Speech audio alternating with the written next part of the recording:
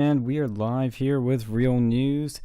Just wrapping up a Trump rally in Georgia, where the president's now dancing the YMCA as he ends every rally with, which is the most awesome thing ever. And I mean, who could not want 4 more years of that? That would just be amazing. But Yeah. it looks like we are seeing Trump pushing people to vote for the Republicans in the Senate race, but we're seeing a bit of a divide here in the party, which we're going to dive into. Is there are some people, a lot of people that are in the MAGA or bust camp, and then there are a lot of people that are in the let's just hold the line, let's stop the Democrats from doing any more damage than they already are going to. So hmm that's the showdown we're in right now. We have the people like Milo, Nick Fuentes, Rogers. No, sorry, um, Columbia Bugle, who's a Twitter personality, all in the MAGA or bust type camp, and then you have people like Roger Stone, Trump, and a few others in the let's hold the line camp. So it's an interesting divide because I think everybody kind of respectfully has different opinions on this. Some not so respectfully, because some people are showing their true colors. But what do we think? Um, I think, you know, like personally, if I was in Georgia, I would try my best not to have the Democrats, take the Senate because it's one thing, and it will suck ass if Trump doesn't survive this, you know. But hmm it would be even worse if the Democrats have both houses. hmm That's kind of like my opinion of that matter. I technically, on most normal cases, would agree with you. I am currently in the MAGA or bust camp only so that it pushes the GOP to hashtag fight for Trump. We're seeing that trending on Twitter right now because this to me was a key moment from the ride when he brought up, I think it was Governor Kemp, or was it Purdue? They're all the same, honestly, and not just in terms of their politics, but who they're really fighting for and what type of Republicans they are. But it was actually Kelly Loeffler and Purdue. Yeah, I think Trump pointed them out, and people started shouting, "Fight for Trump! Fight for Trump! Fight for Trump!" It was the loudest chant at the rally, and it tells you how the people feel. And I personally am in the MAGA or bus camp. I want to push these people to actually fight for him because they got to earn our vote, and if they want to win, they need to earn it. So hopefully that makes them actually get their act together and get something done down there. Yeah, Yeah. and I can understand that too. That's a good point. And if I did live in Georgia, I don't like. It's hard to say because we obviously don't live in Georgia, but in the end, I would probably end up voting for them only because I always feel like I gotta vote, hmm and it's a tough one. But like I said, I would still be MAGA or bust all the way to the polling booth. hmm So, okay. We had this conversation, Sean, on Periscope. So I have, you know, I lived down in Georgia for I lived down in Georgia for close to about 6 years, and I still have quite a few friends down there. And I'll share this. A couple of them were at the Valdosta rally. Nice. Yeah, because I mean, they were like, "Well, we're not going to if this is going to be the last Trump rally we go to, we're not missing it." Yeah. So, I mean, and of course they are in Georgia. So, I asked them. So they're on the side of those the a lot of the friends are like they're on the side of I guess MAGA or bust, because they felt like Loeffler and Purdue weren't fighting for Trump. They weren't fighting for him, and they passing that bill, passing that fucking bill, the high skilled immigration bill, or pushing it through, that did not help. That did not help the situation either. Um, So yeah, they're in the scene of like, look, we've we the MAGA crew have given the Republicans really everything they wanted, right? We've voted them in the Senate, voted them in the House, given them the passed all the stuff that they were looking for, all like and now when the president needs them most, they appear to just like kind of distance themselves, so it's like, well, no, like they think we're just going to keep giving to them because we have, right? For up until right now, we have, right? So at this rate, just let's hold their feet to the fucking fire and see how they react, right? Mm-hmm. And I think that Linwood rally really sparked something. It sparked something. Like people were like, "Oh, that what? Linwood's onto something, right? Let's just like, no, I mean, they're like, vote for us, and we get that if we lose the Senate, then it's it could go, it could get real crazy with a quickness, but start fighting for us, right? And it's not a tall ask, right? It's not a tall ask. Like, for fuck's sake, just like say something in Congress, or even put out a fucking tweet, right? Just do something, like do anything, right? And we feel that they feel like they're not getting anything. And some of these people might actually vote for the freaking Democrat candidates just because they're that fucking pissed off. Do I think they will? I don't know, but I doubt it. But at the same time, I'm like, well, shit, I'm not doing shit. You've got until January 5th, the runoff, right? Yes. Yes. So these fuckers got until January 5th to get to do something. To do anything. Because really, I mean. Well, actually, they only have technically 9 days, because in 9 days, the Electoral College meets to vote who's going to be president. So they really only have 9 days. Yeah. Like, it's now or never. Yeah. You think if they let that shit go without a fucking fight, you think they're gonna? Like, I'm telling you, there's a slice. As it stands right now, there is a slice of the MAGA crowd that will not vote, even though Donald Trump is telling them, hey, we need the last line of defense. There is still a slice of the MAGA crowd that's like, nope, we're not fucking voting until we see something. Yeah. Right. Until we see something. And I just got a text from one of my friends that was at the rally. Oh, I nice. asked them. So I asked them, and I talk to them a lot. They're good friends and all that. And I asked them, hey, did the Donald Trump rally change your mind at all? And one of them replied, not a fucking no way in hell. So there you have it. There you have it, folks. Wow. Yeah. Because here we go. Here, let me read. I'm part of me, YouTube verse. I'm reading these tweets in real time, or not tweets, texts. I'm reading them in real time. I don't care. I don't care what anybody says. These fuckers have to give us something before we start voting for these assholes again. Yes. Okay. All right. There you go. There you go. Right.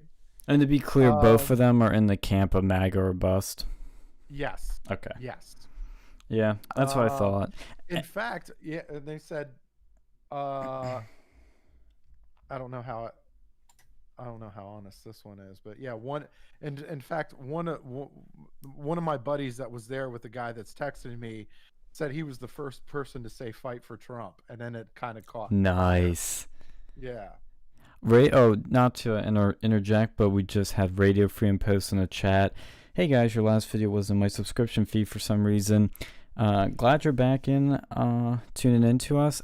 YouTube is very, let's just say biased with, Yeah, they don't like us. they don't like us, and they've done that to Sam's show. They do it to our show, where I will schedule a stream. We will start streaming just right off the bat, and it won't come up on anybody's sub boxes. So that's why you got to hit the notification bell. Make sure you're subscribed, you're liking the videos, you're sharing them. I try to share them out. We're going to be setting up Restream soon, and hopefully that will, I think that has a function where it automatically posts in our Discord and on Twitter and everything, where everybody can easily be notified that the stream is starting. So things will hopefully be better with that. But let's go back to the subject at hand. And that's how you lose elections, is with splitting your base, splitting the voters. You need unity. Unity is strength in elections. I mean, it sounds like some 1984, but look, in an election, you need as many people out to vote, and you win. It's that simple. Yeah, somebody else tweeted, and then somebody else, and I think I tweeted this out before, right? So you have two senators. That are seeking re-election. And they tell us, the majority of the media and all the fucking social media personalities and YouTube, the YouTube personalities, whatever, telling us that we need to do this to save the republic and all that. And I'm like, and my response, and I tweeted this before, the onus is not on us to vote to re-elect them. The onus is on them to convince us that they should be reelected. Yeah. Okay. And so far, they haven't done it. So far. I need to see something tangible before they get before they start getting my money and shit, and I start supporting them. Like, they need to start showing me something. I haven't seen anything, and time is ticking. So. Yeah, so what's going on with the elections, though? Like, I heard that this week there was some actual evidence put forward, like significant evidence. Well, maybe. The reason I say maybe is because we had videos come out showing, allegedly, people in a Georgia voting place. I think it was an arena, the State Farm Arena or something, and they had CCTV footage of election workers counting votes, and then you see people leave the room, and supposedly it was poll watchers that were told to leave, and then once they left, they rolled out these briefcases and started bringing out votes. Now, none of that is confirmed. I want to make that clear, because despite what witnesses are saying, or supposed quote-unquote witnesses, and I'm not trying to delegitimize them, but I think it was witnesses there. That's what they thought those people were. But I will say, from my personal experience, there's a lot of people that have no idea what a poll watcher technically is and what the other people technically are. And there are some people that are debunking this video, saying that those weren't poll watchers, they were actually envelope cutters, and that's why they were told to leave, and that there were still poll watchers there. Neither of which is confirmed. But I can just say I'm skeptical at this point. I initially was like, holy shit, we got something pretty good here. I'm in the skeptical camp now. I'm not saying it's debunked. I'm not saying it is what the right is saying. I'm kind of just like, I don't know. I'm not. I'm not sold. Well, no, I am sold. So I was skeptical at first. So at first I was kind of like, oh, that's odd. No, maybe because I always try to rule things out. I'm always like I'm always kind of a benefit of the doubt kind of guy. And then, but seeing that, and then seeing the graph of the votes jumping, like, that's not a coincidence. That's not a coincidence. Like they pull out these they pull out what looks like bullshit ballots, and then you look at the timeline graph of votes, and you see it kind of coincides with a spike for Biden. I'm like, I don't know, dude. So that's why I'm I'm like, skeptical, is because there are sides I can see from so many angles on this that yeah. I'm inconclusive on it. I could, and before I saw that graph, the spike, right? Mm-hmm. Before I saw the spike of votes going for Biden, I was like, well, you know what? Maybe they're handling ballots, or they're handling some of the old stuff that was coming in from somewhere else, or maybe they were handling. I was trying to get, like, I was in my head, I was thinking that, but I was like, okay, the press wasn't there, the Republican poll watchers weren't there, and this all of a sudden, this is what looks like resulted in a spike, and like, and there's a number of machines, and they were all running, and they can run at like Mm-hmm. 3,000 votes an hour or something like that. Yeah, it's something like that. Yeah, I mean, that's enough. That's enough to flip the state of Georgia. Like, Which is why it should definitely be looked into, you know, without doubt. Mm-hmm. And again, like, I'm only skeptical because I've heard too many cases of people screaming voter fraud, screaming basically boy who cried wolf, and it turned out not to be, because there's missing information, they jump to a conclusion, and it happens. And I'm not, look, it was stolen. Believe me, it was stolen. I know it. I was on the ground. I saw the support. It was stolen. There's no way he lost. But is this the smoking gun? I don't think so.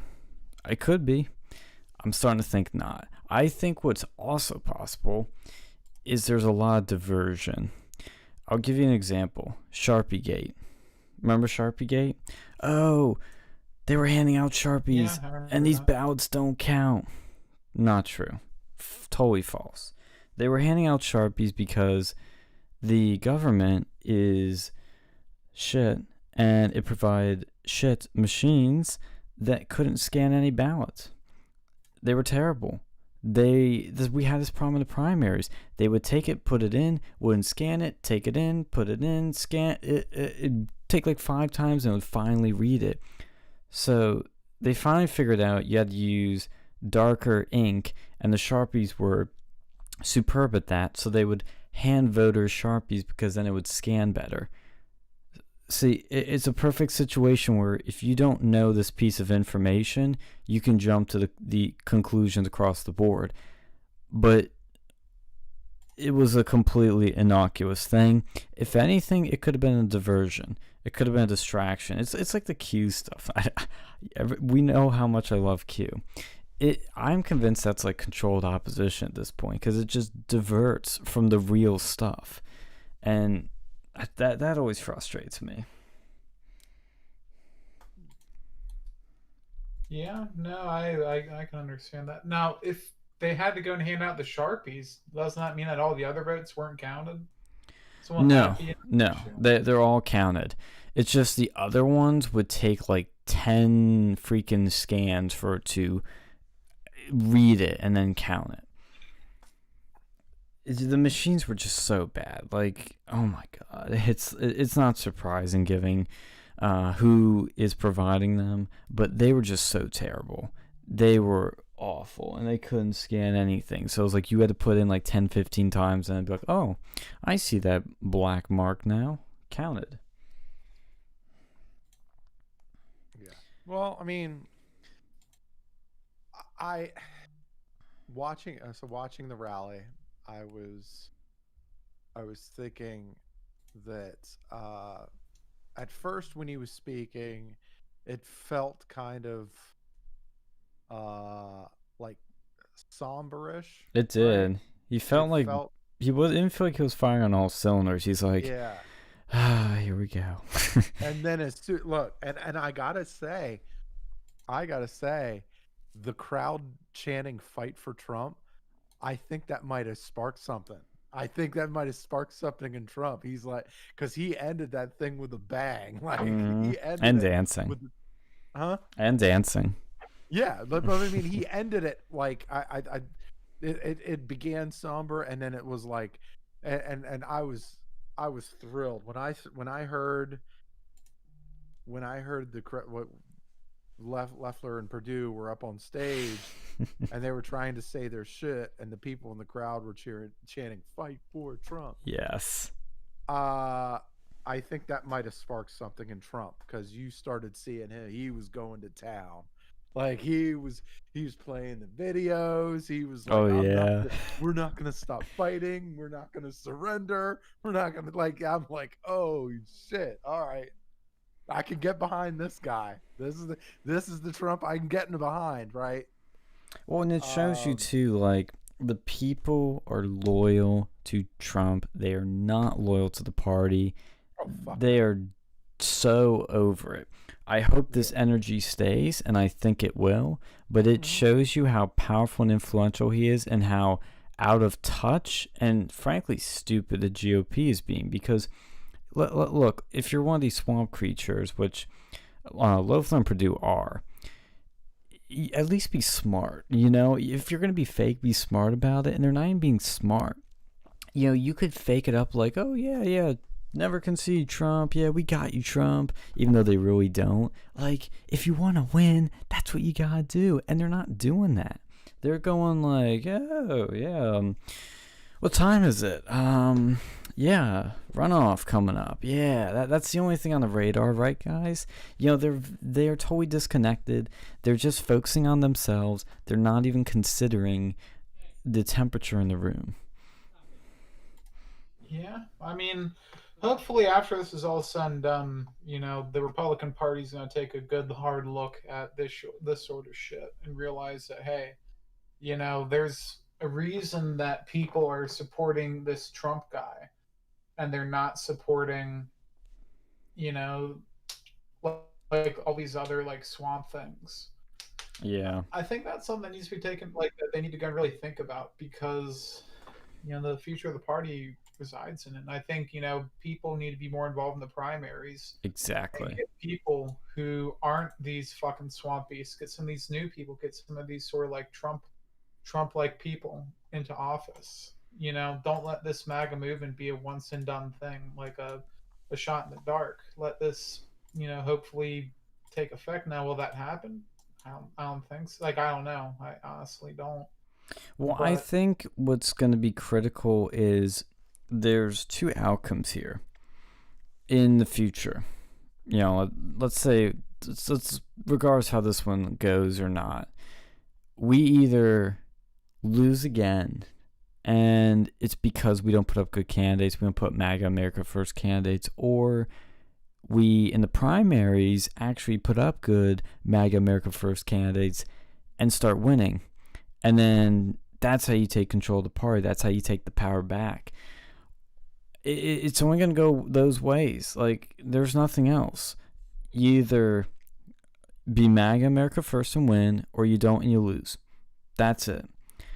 And if it goes a third way, which is we win, but we're not MAGA First, MAGA or America First, that's still a loss. That's still going back to the same old crap. And the people don't want that. It's clear. It's so clear. And I mean, it feels like the party is like still 20, 30 years backwards. yeah, like honestly, I think that a lot of the reason one was Trump was one of the first real people who, on the Republican side, who fucking use social media. Oh, yeah. Social media was revolutionized this time.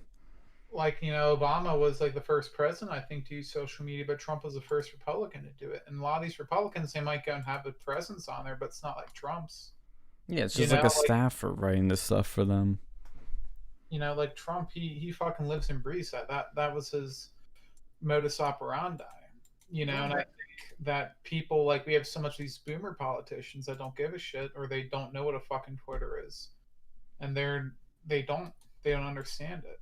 And I Yeah. think that's a problem for the future Republicans. You need to start like paying attention to this shit because that's how you win and lose elections is by Yeah. the fucking tweets.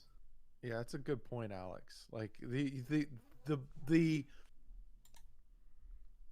the Team MAGA, and going back to what you were saying too, Sean, with Team MAGA is not with the GOP. Like is not really lockstep with the GOP at all. Like if in fact, I mean, like because they don't like the GOP doesn't understand that that they don't like Team MAGA doesn't really give a shit about them. Like it's if you're not, it's more like if you're not with us, you're against us.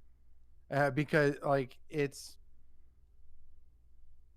you've got you even have a slice of tea. You have a slice of Team MAGA that's not even conservative, really. Like you have, if like they have this. There's a chunk of Trump's base that may go back Democrat. That may be okay with, that may be okay with Bernie or may be okay with AOC, Yeah. right? They believe in Donald Trump. They don't believe in the GOP. They don't really necessarily believe in, I'm not a Republican, right? But I believe in Trump, right? I believe in Trump, and there's a lot of people that feel the same way in the Trump camp. So don't so these people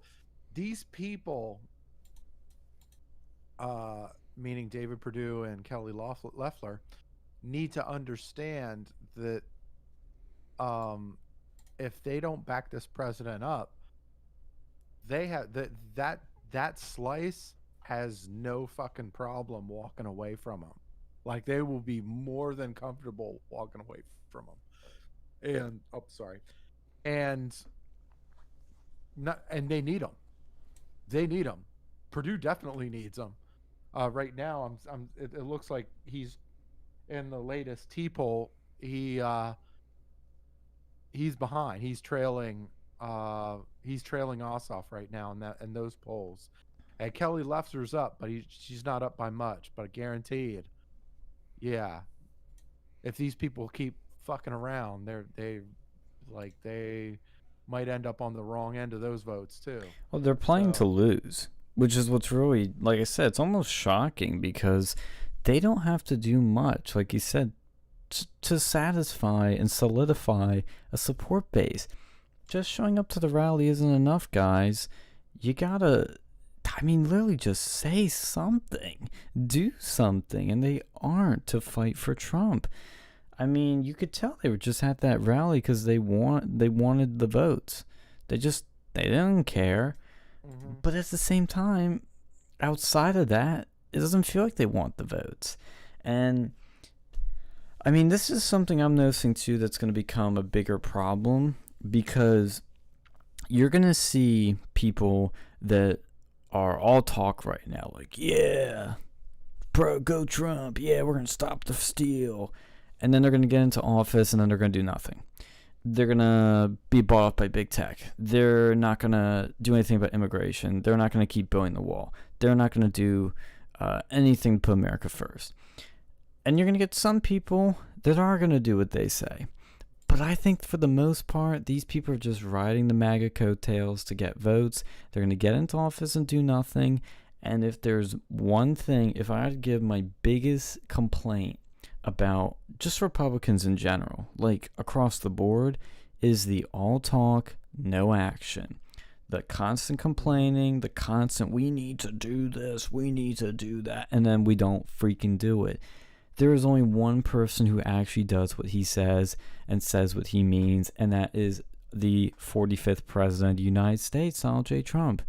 Everybody else is just puffing air, puffing smoke. I don't know what else they're doing, but they don't do anything. And I see these people on Facebook and Twitter, they're like, oh, we need to do this. We need to mobilize. We need to register. We'll go out and do it. Like, the lack of action and the excuses that they bring up is just, it's really annoying. Mm-hmm. Emerald Robinson, who I absolutely, fantastic fantastic reporter for Newsmax, uh, tweeted out earlier. She was like, "The GOP is now engaged in a game of high-speed chicken with its own voters in Georgia. Does it want to keep the Senate? Yes.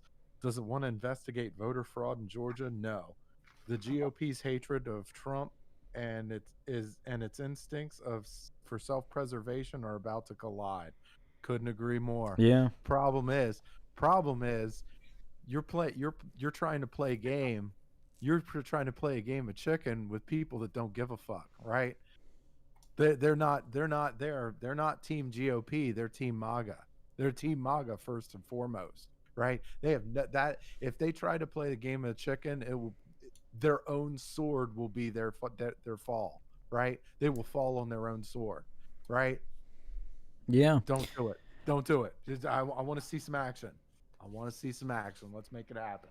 Yeah, because it's really I think the catch-22 that the loafers and Purdue's are in is that shit. So to get our votes and to keep our power, we need to support Trump, but we don't want to support Trump because he's going to change things and strip away my power and money, and I don't want that. So what do I do? You know, that's what they're kind of thinking. I think that's why maybe they're trying to ride the middle road, which is stupid because that's not going to get you anywhere. Let's paint this shit in simplistic form too, right? Because I know we tend to talk a bit, next level sometimes. Okay. Or some people are just stupid. I don't know. Anyway, Trump is arguably the most anti-establishment president we have ever had. Okay, he's anti-establishment. The establishment hates Donald Trump, right? So if the GOP keeps playing this game of fucking chicken, right? Just know that the entire country sees them as the establishment, right?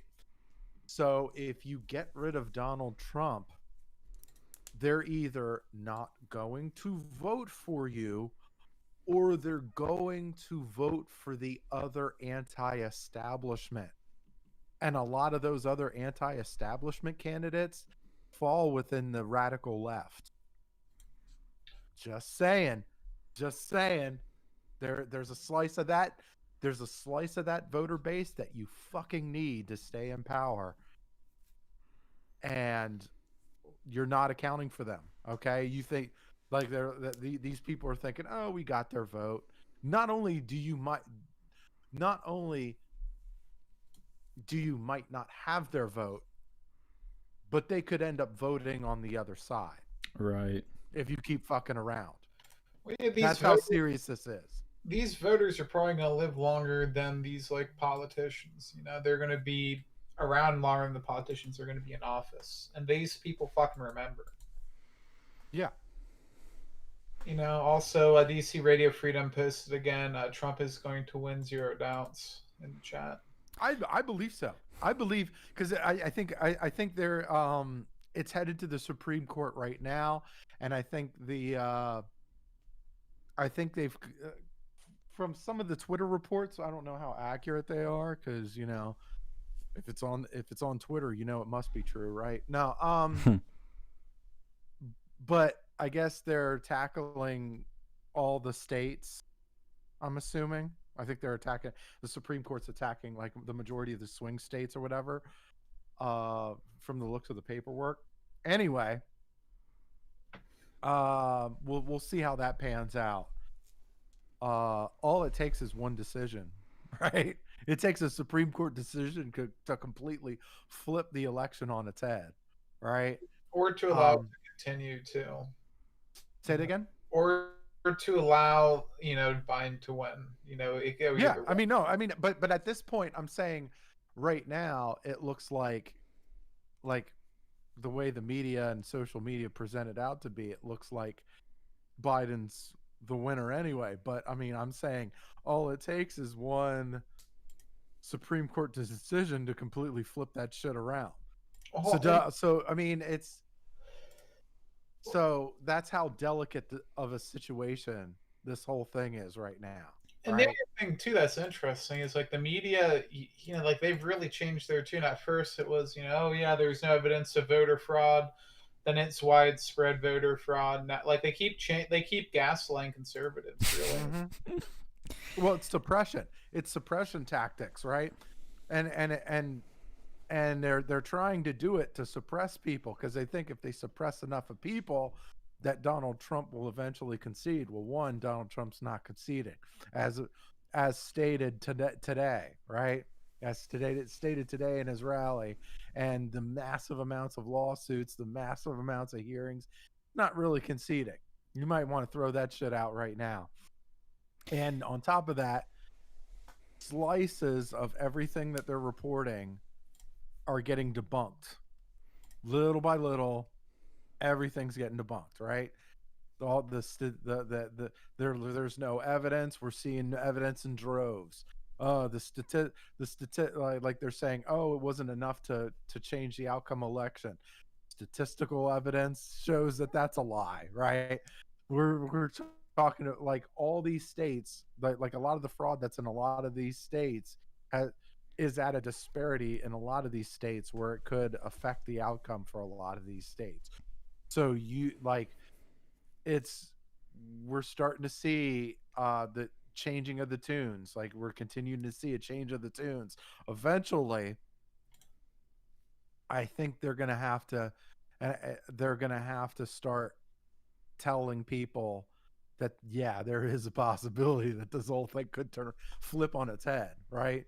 They're not saying that right now, but eventually they're going. And in fact, I think CNN, Fareed Zakaria, I think he dropped something that said, "Oh, maybe it could happen or whatever." It's some, and he tried to sell it in now outlandish fashion, but like, there's a pot. I mean, look, eventually the media is going to have to say, hey, there's a possibility that all of this shit could just flip. Like the script could completely flip on us. Yeah, I mean that's going to be interesting if that, like, if Trump does somehow win. That is going to be very interesting, and I wonder what's going to happen because you thought it was bad in 2016. I think mass unrest. Which I think that would be glorious just to go and see all these people all flip out. All these. I also think there's going to be like if this thing flips on its head and Trump is considered the victor, he's gonna go gloves off. Like I think he's kind of. He can't though. Doesn't have a House and probably won't have a Senate. Well, he won't. Well, he won't. If he wins, he won't need a set. Like, yes, he does. He'll have the 50 vote. He'll have the 50 votes. I mean, other than Ron, I think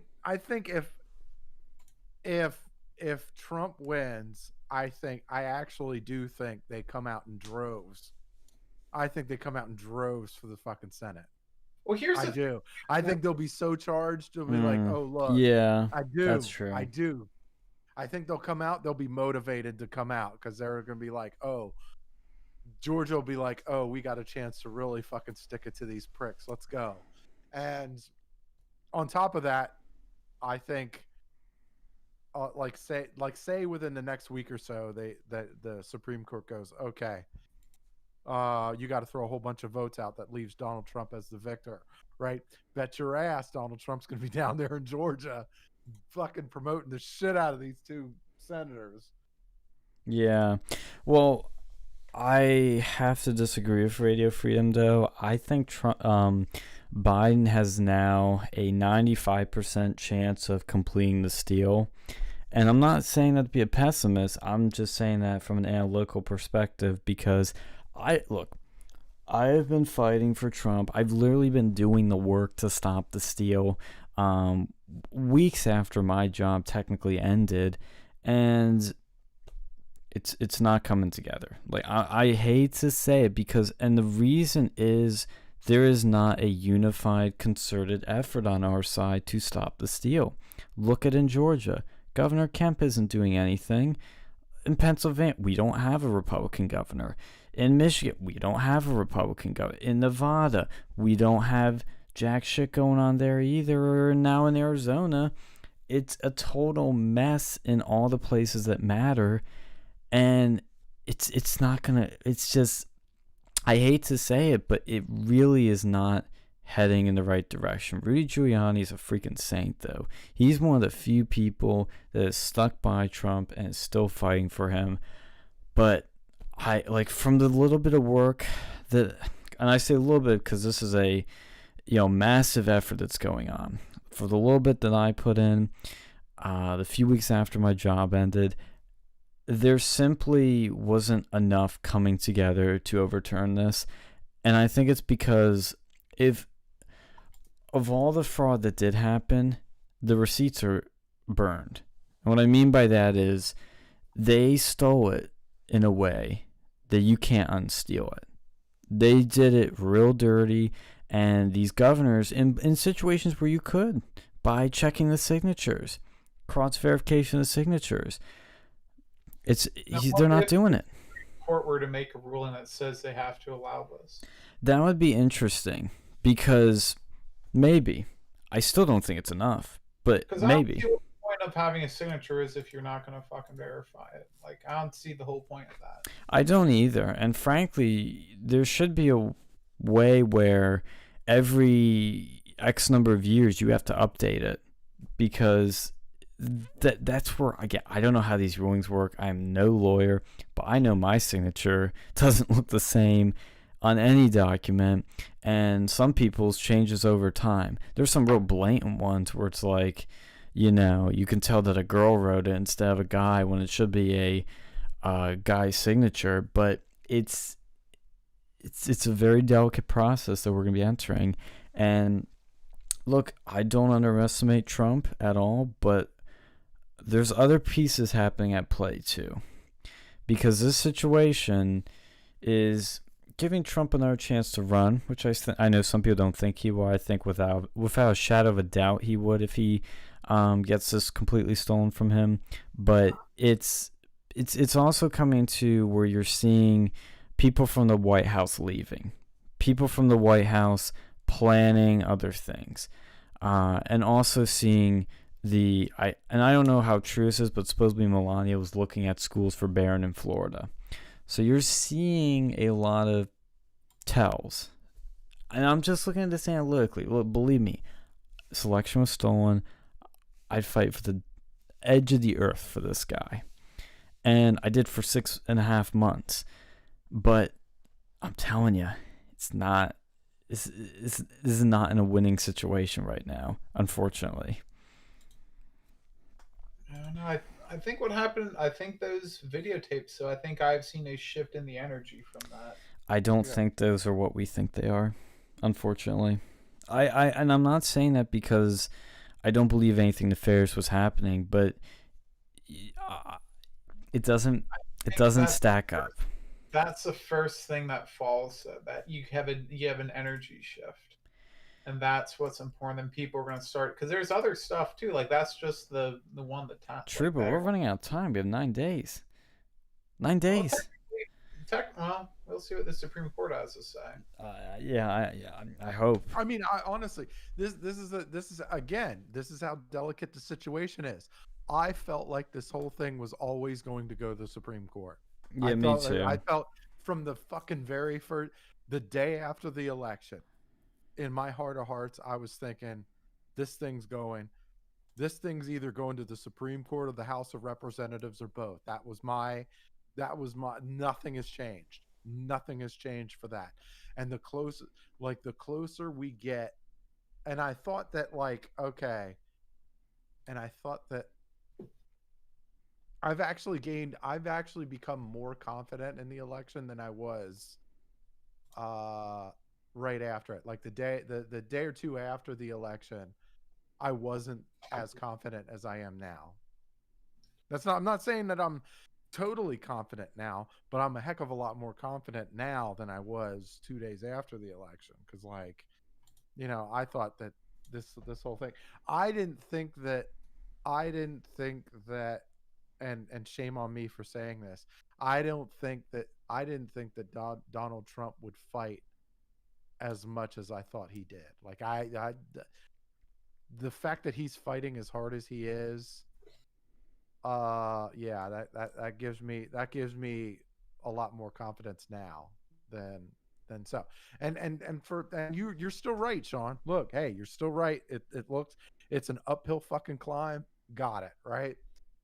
But look, I'm at the same place that I was with, and we knew that the Democrats were going to try to run out the clock. They were going to try to bury shit. They were going to try to, like, you know, we knew all of this shit 2 days after the election, even the day after the election. I was thinking, like, yeah, this is what we're up against. But you know, we'll see. Yeah, we'll see. And I'm gonna mention two things, but number one is I just want to keep in mind though that, like, look, I'm so optimistic. Regardless of how this ends up, I am so optimistic for the future, because if Trump stops the steal and is sworn in, awesome. That's what I want. That's my number one priority. I am so happy. It is what we've been fighting for. Fantastic. If the steal is completed, yeah, I'm not saying he's losing anymore, because I keep saying that, and that's not true, because he has won. It's just it's getting stolen from him. But if it does get stolen from him completely, the energy you're seeing at this rally is a perfect example that the energy that we've created since 16 as a movement is here to stay, and it's only going. And look, the numbers show it.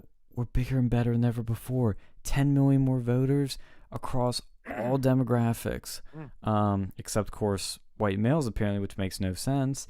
But the gains are amazing, and it tells me things demographically in the country are going in the right direction. We are seeing people shift towards the MAGA movement, and that is inevitably, like I said, no matter how this goes, is the best thing, because it's a trend. It's not just a one-off thing. It shows that this is a trend. This is growing, and that is the beauty. That's what makes me really excited for whatever happens in 9 days.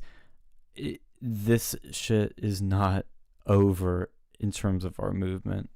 I would say what happens in 9 days, that's not the important thing. What happens on is. November 20 or December, January 20th is the thing that matters most. True, but what happens in 9 days pretty much seals the deal. The only thing that can undo is a Supreme Court ruling, and it's not going to happen. That's we've been saying Supreme Court the whole time. Yes, you know? But what I'm saying is the Supreme Court would have to do something extremely dramatic to undo that. That's what they do. That's literally the job of the Supreme Court, is to do the drastic. But they've never done it to this degree. This is what they do. This is what they're in for, right? They're there to make drastic shit happen, right? That is the whole thing. Versus Board of Education, that was a pretty dramatic shift. Literally, yeah, everything but look, damn near the evidence is not coming up. It's not coming up, and we don't have a lot of time.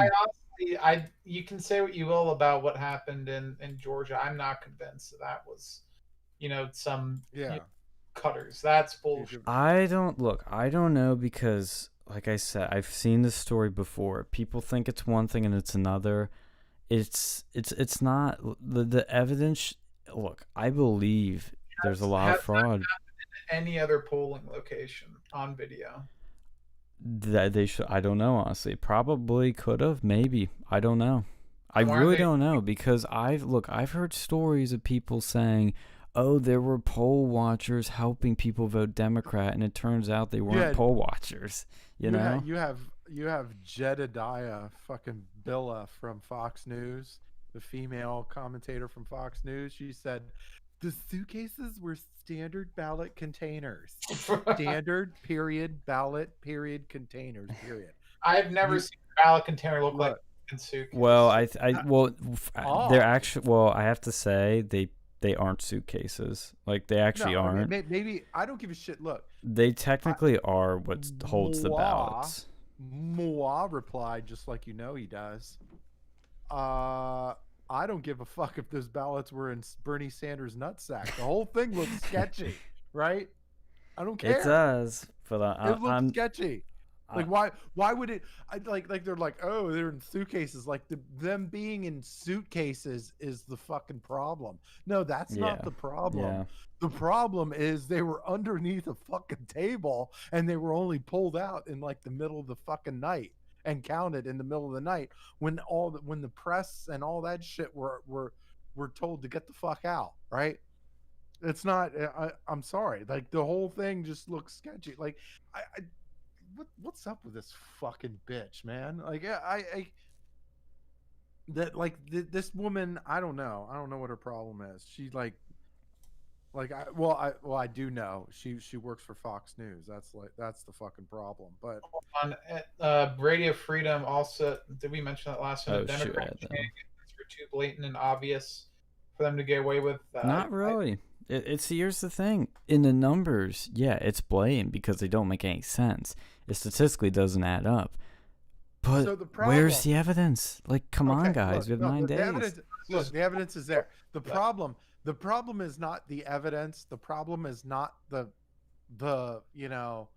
do we have enough information? Do we have enough information to an evidence? We have enough evidence to at least warrant a deep investigation. The main fucking problem is we don't have enough of enforcers, right? That's the problem. We like, because if this was flipped in reverse, and Joe Biden was getting fucked over, you bet your ass there's going to be a whole lot of fucking bullshit happening, right? The problem is on our side, we don't have enough enforcers, right? That's the problem. Well, kind of. I mean, because it's honestly, it comes down to the quality of these poll watchers. Because, like I said, a lot of them really, they got little training. They really don't know what's going on, and that's what I think happened here. That is such horsecock. They fucking the FBI investigated a fucking noose at Talladega Speedway, right? And that which we all knew was bullshit. Everybody, Helen Keller could see that was bullshit. Like the fucking like there's enough evidence to at least grab the attention of going, hey, let's dig a little deeper into this one at the very least. No, I agree. At the very fucking least. But we're not. Nobody's enforcing shit, right? There's enough evidence. There's enough evidence in Georgia. There was evidence in fucking Pennsylvania. There was evidence in Michigan, right? Like statistical fucking evidence, statistical anomalies that were like impossible to fucking ignore. Oh, I agree. But what I'm saying is it's enforcement. But that's an enforcement issue. Well, that's an enforcement issue. That's not do we have enough evidence? No, that's an enforcement issue. Yeah, but what I'm saying is when I say we don't have enough evidence, like this suitcase gate is not good evidence. And the reason I say is because those are official ballot boxes. And if the initial narrative was, oh, these are suitcases, they're being pulled out when poll workers were told to leave, and that's not looking to be true. And look, it's still a little shady. Your mom's box, okay? I know. You have to count, but I don't think these are going to be. It appears that way. But what I'm saying is, we're looking at video with no audio, nobody, like a mic in the room hearing what's happening. We don't know what's really happening. What are you gonna expect out of a mic? Oh yeah, let's do this illegal shit. Like no, it doesn't matter. No. Because like I said, one of the things that they did do was tell the cutters to leave. I would love to get a full investigation to confirm that, but that seems like a likely case.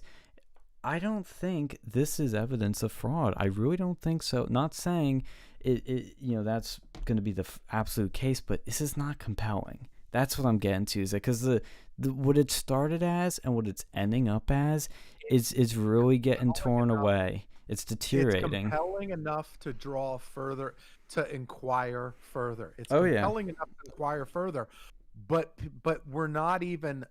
They're not even like the DOJ, FBI, and even members of Congress and the judges and all that shit.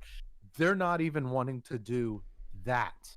I know, and that's what's frustrating. That's an enforcement issue. That's not a fucking an evidence issue. That's an enforcement issue. Well, We got I think it's two enforce the shit that parts. we already have. Well, the reason I'm saying it's also an evidence issue is because if this is the big smoking gun, like, Jesus, we're screwed.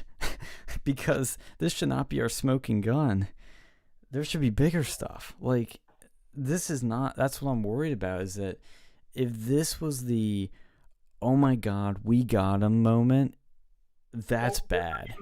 Gather the evidence. They're not letting you match the signal. Well, no, I mean, it's. And that's what I'm smoking gun- saying. This is not where we smoking should be gun- looking. The smoking gun was not just the film. The smoking gun was that the film what connected the other sworn affidavits. Like if you have video and you have sworn affidavits, that is evidence. That is hard evidence, right? Well, that Like doesn't mean it's film accurate. The film itself, but no, but I mean, if you have film and you have sworn affidavits that corroborate what the film is fucking at least appearing to show us, that's hard evidence. Well, my thing too is like you can see the narrative shift going on right now. If this was nothing, if there was nothing going on, they won't be shifting the narrative to not enough votes to throughout the whole election. There's a reason why there's like a paradigm shift going on with their, like with their arguments on the media. Right. And look, I'm still very skeptical of the suitcase gate because despite everything I just said, there is fishy shit like the fact that supposedly they said they were done counting for the night and they kept counting. That sort of stuff is, to me, the more compelling stuff. But again, it's like it just does not feel like anywhere near enough. And that's what's concerning me, is it feels like every time we bark up the wrong tree. First it's Sharpie Gate, now it's this one. It's like we're not getting to it. Widespread incompetence going on during this whole election, which I think is important. Well, that shows like, hey, this needs to be seriously investigated. These are all things leading to more investigations that need to happen into. Yes. Yeah. But I'm sure there's other video evidence that you don't have access to that needs to go through courts to get. I was telling Sean that last pet. I bet you Giuliani has some more shit. I was saying that I am willing to bet within the next. I'm gonna say I tried to say within the next 48 hours because, like, obviously the 24 hours is like the Trump rally. I don't know if they're trying, but like the next 48 hours, I bet they got some other shit too. Like I'm telling you, there's probably some other shit they're going to be releasing here soon too. I think so, but I think it's going to disappoint personally. It's because this is just like has yet to be discovered because we don't have access to the ways to discover them until we get a court order allowing us to do discovery. That's an example of what I'm worried about, which is that again, the steal happened at a level that we're not going to get the receipts, and that is the problem. And well, that's why the verification is important because that's what was that? I can't hear you. That's why signature verification is important. Yeah, I know. And they're not doing it. Well, because they don't have a court order forcing them to. I know. That's what I'm saying. Like the places. Look, these people are like, especially in like in Pennsylvania, right? They're disobeying their own fucking constitution, right? They're disobeying their own constitution with this shit. Like, and the only reason and it's an enforcement issue because the fucking the PA Supreme Court is heavily Democrat, and they're circumventing their own fucking constitution to help out their Democratic buddies, right? That's it. And I'm telling you, like, Philadelphia, like PA, is ripe for a Supreme Court overturn. Like it's ripe. It When is ripe for no. it's happened before too in PA. Like remember with like the COVID stuff, like the PA Supreme Court said it was allowed or whatever, and then it had to go to the U.S. Supreme Court. Yeah. Yeah, but Like, they haven't overturned an election. That's a way bigger deal. I know, but it's these incremental things that need to take place, and once they do, well, that's when you can get to these like bombshells. Yeah, it's just, and I'm not saying to be pessimistic because I'm looking at this just from, again, analytical perspective, and it doesn't feel like it's going in the direction it needs to. It feels like we're always in the wrong areas where it actually was stolen. There's like nothing coming out, and that's what I'm saying. This because I'm concerned. I'm worried it's not going to be stopped, and I don't like that so much attention is getting thrown at things that end up going nowhere and feel like they're going to go nowhere and do go nowhere. I mean, Sidney Powell too. Look, I lost a lot of faith in her because like some of the claims she was making, and apparently some of the stuff she was saying, like QAnon, like originating in the QAnon world, and I'm just thinking, like, what are we doing? This is not where things should be going.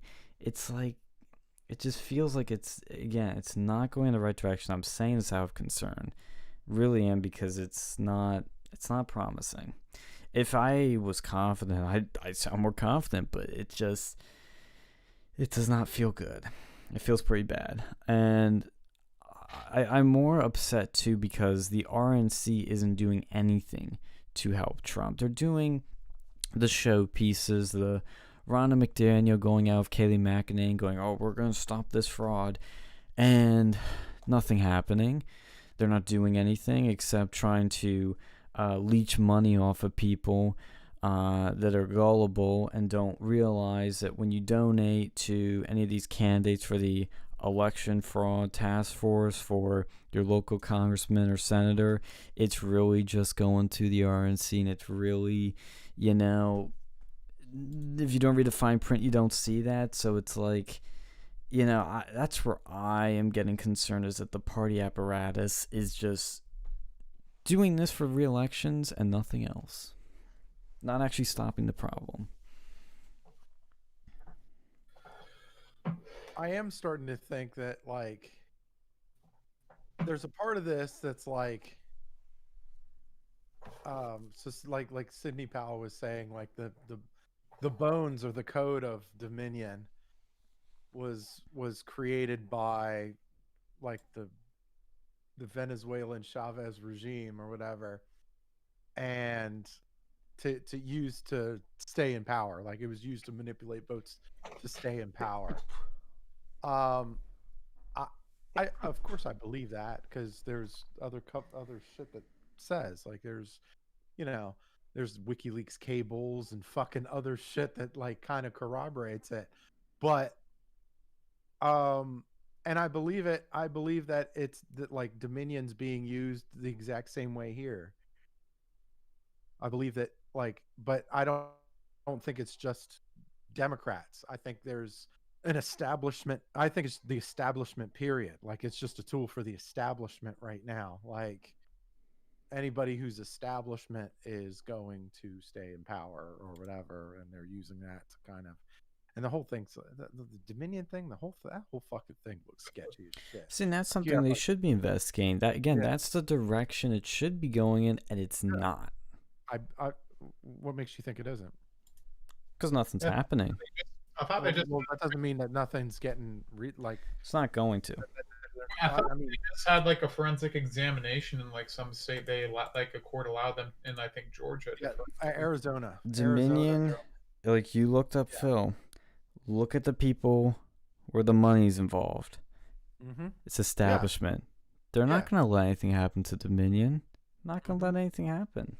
Nothing's going to happen. And like Bill Barr, look, other thing to keep in mind too, our Attorney General, it's supposed to be so great. It's supposed to be one of our guys, says there's no widespread fraud. This is where I'm losing faith. Fucking Bushes, he's totally establishment. I thought initially not, because he came out of retirement basically to do this. And so looked like a sincere thing, and that's what a lot of people were saying at the time. That part, that part is 100% a fucking. That part is 100% like it.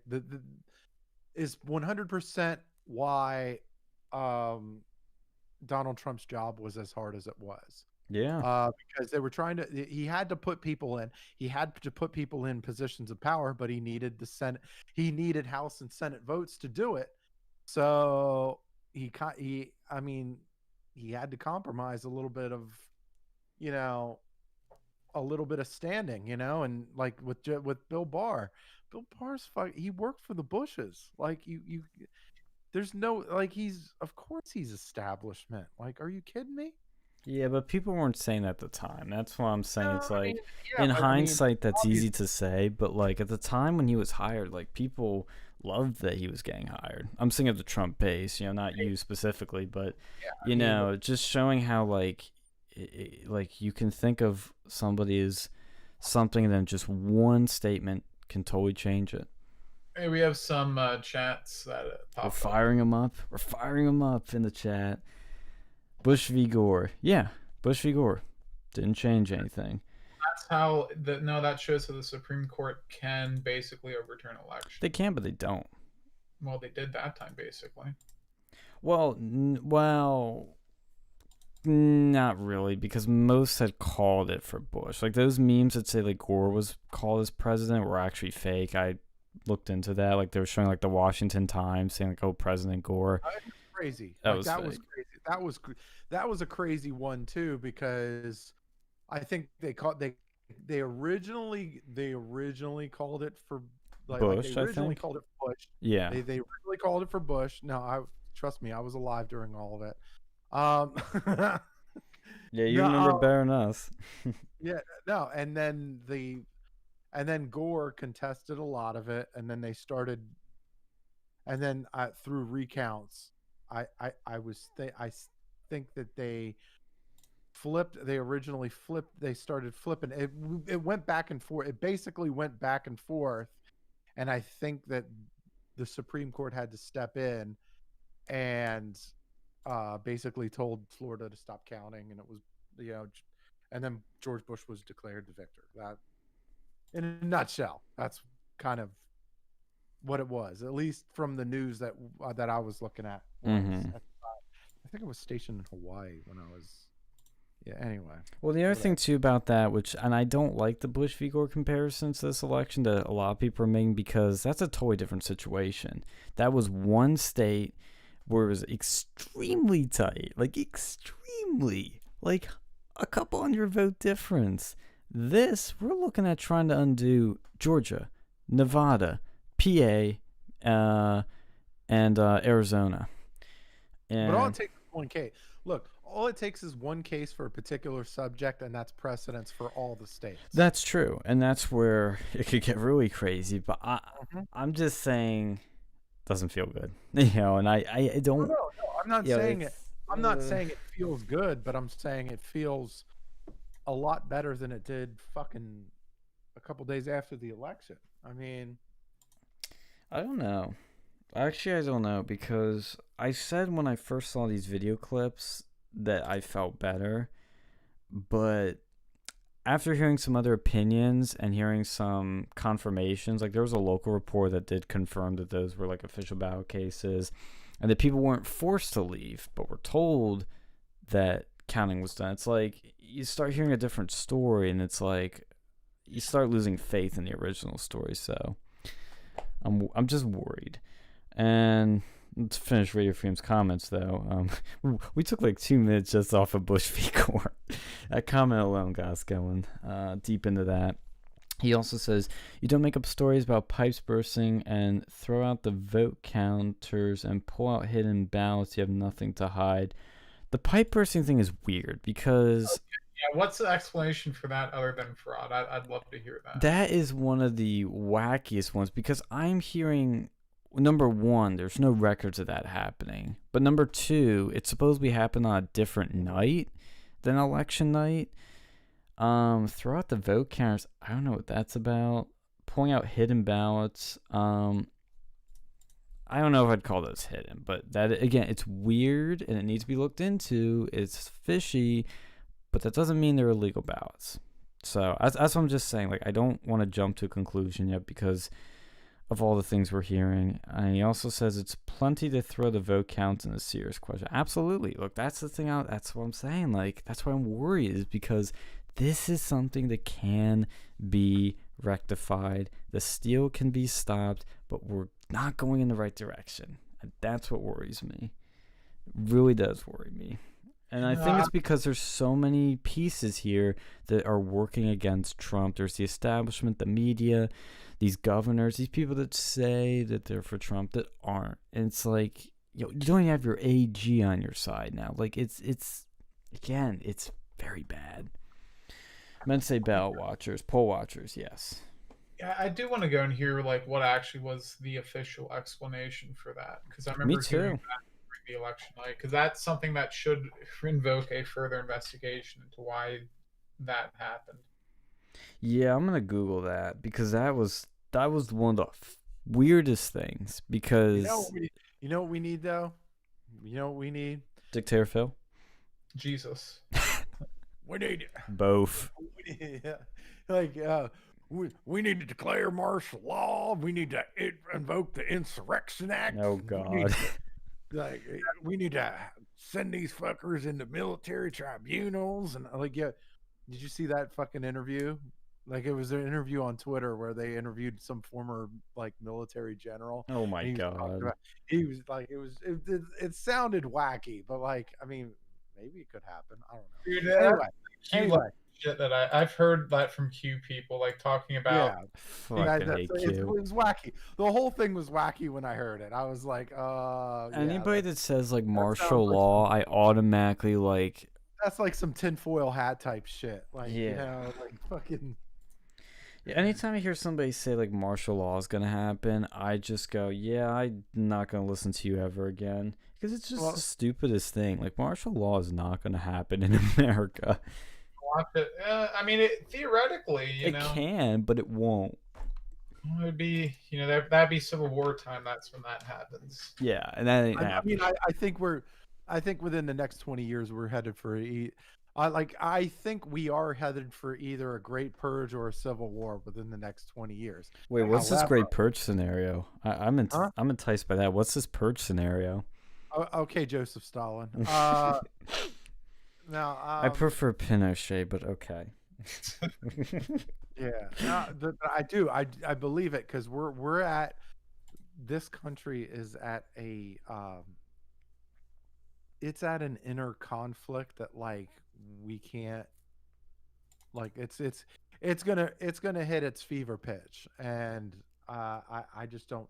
I think the only way is we either have a civil war and we kill each other in mass numbers, or there's going to be like a communist regime that kills a whole bunch of people, or a dictator that kills a whole bunch of people, or something. Like, there's going to be something that happens where a whole bunch of people are going to fucking die. And let's be real here. When was the last time we had a civil war? It was like, what, like 150 years ago, some shit like that? 1860s, yeah. Yeah, so I mean, it's about time. It's about time. I know, right? It's about time. Look, we got to start killing people, man. There's enough of this shit. You know, I get what you're saying, but like, I think it's bound to happen at some point. Now, I think depending on the way things go in the next few weeks, it'll be sooner or later. I will look. I mean, I think in my lifetime I will never see a civil war. I think the percentage of it happening now is like 0, because I think it's in the like. And people say this during everything, like during the Floyd riots. They were like, "Oh my God, it's coming, the Boogaloo, the Civil War." It's like, no, it's not. It's not. It's not. I mean, people have lives and money and shit to lose. They're not gonna start picking up guns. So did people in communist China. They had lives too. Well, yeah, they didn't have anything to lose, though. yeah. Trump. If Trump wins, the Democrats will think that he literally, like, and he goes to the Supreme Court. They're going to think that he's basically a dictator. They're going to probably try. They will probably form some sort of like group. I don't know to what level, but they will probably, they'll probably form some sort of whether underground militia or something. What you need to do, though, like if you're gonna go full dictator, right? You gotta have you gotta have a statement kill, right? Where basically you Sounds have hot.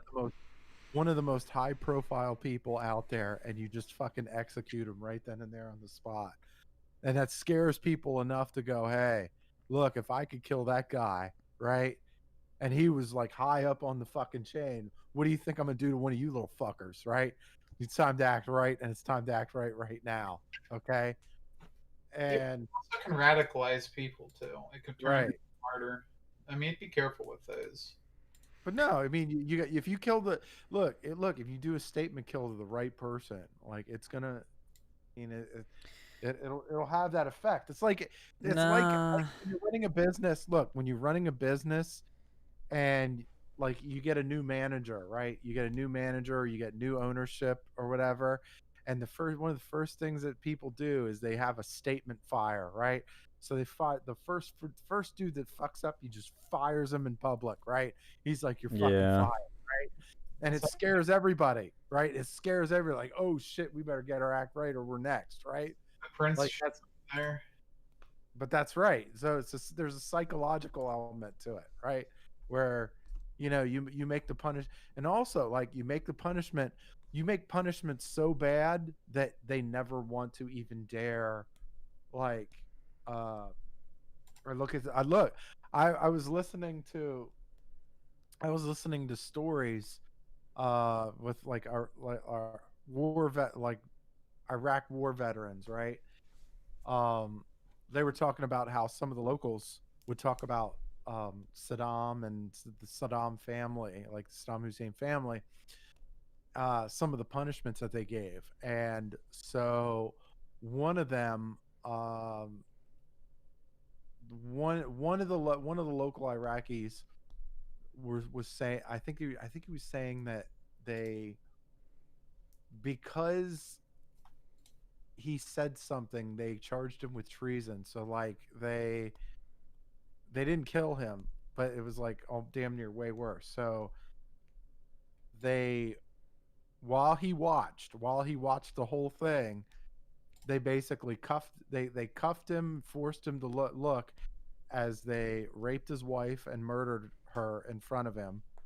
They raped and murdered his 13-year-old daughter in front of him, and then like beat the shit out of his son until he was like dead, right? And then I think they broke both of his arms and legs, like, and then let him live. Jesus Christ. Yeah. Well, that makes sense though, because if you want to get like if you want to stop terrorists, or like insurrection, you can't just go after the people because then it'll be like martyr thing. You go after the families, and that'll stop those people. Right. So Because you got to make it so fucked up. You got to make the punishment so fucked up that they will never, like, no family will ever fucking dare go against you, like, ever, because they know they're gonna end up. They know they're gonna end up buried in a desert and forgotten. Like, that is a terrifying way to go, right? well, that's what So Chinese did too. Like in Imperial China, like before the communists took over, they had like if you did something so fucking bad, they will not only just kill you and your family, they'll go like I think nine places back. There's or seven or something. Like to that level of relation. So like your cousins and shit, they'd be gone. Your yeah. grandparents, they'd be gone. Like it was so fucking Yeah. ridiculous, and that's why for the longest time, they were able to maintain power. Not So this, you know what? any of these are good things. These are terrible human rights violations, but Oh, that's of course. But if you want to know how to keep power, there you go.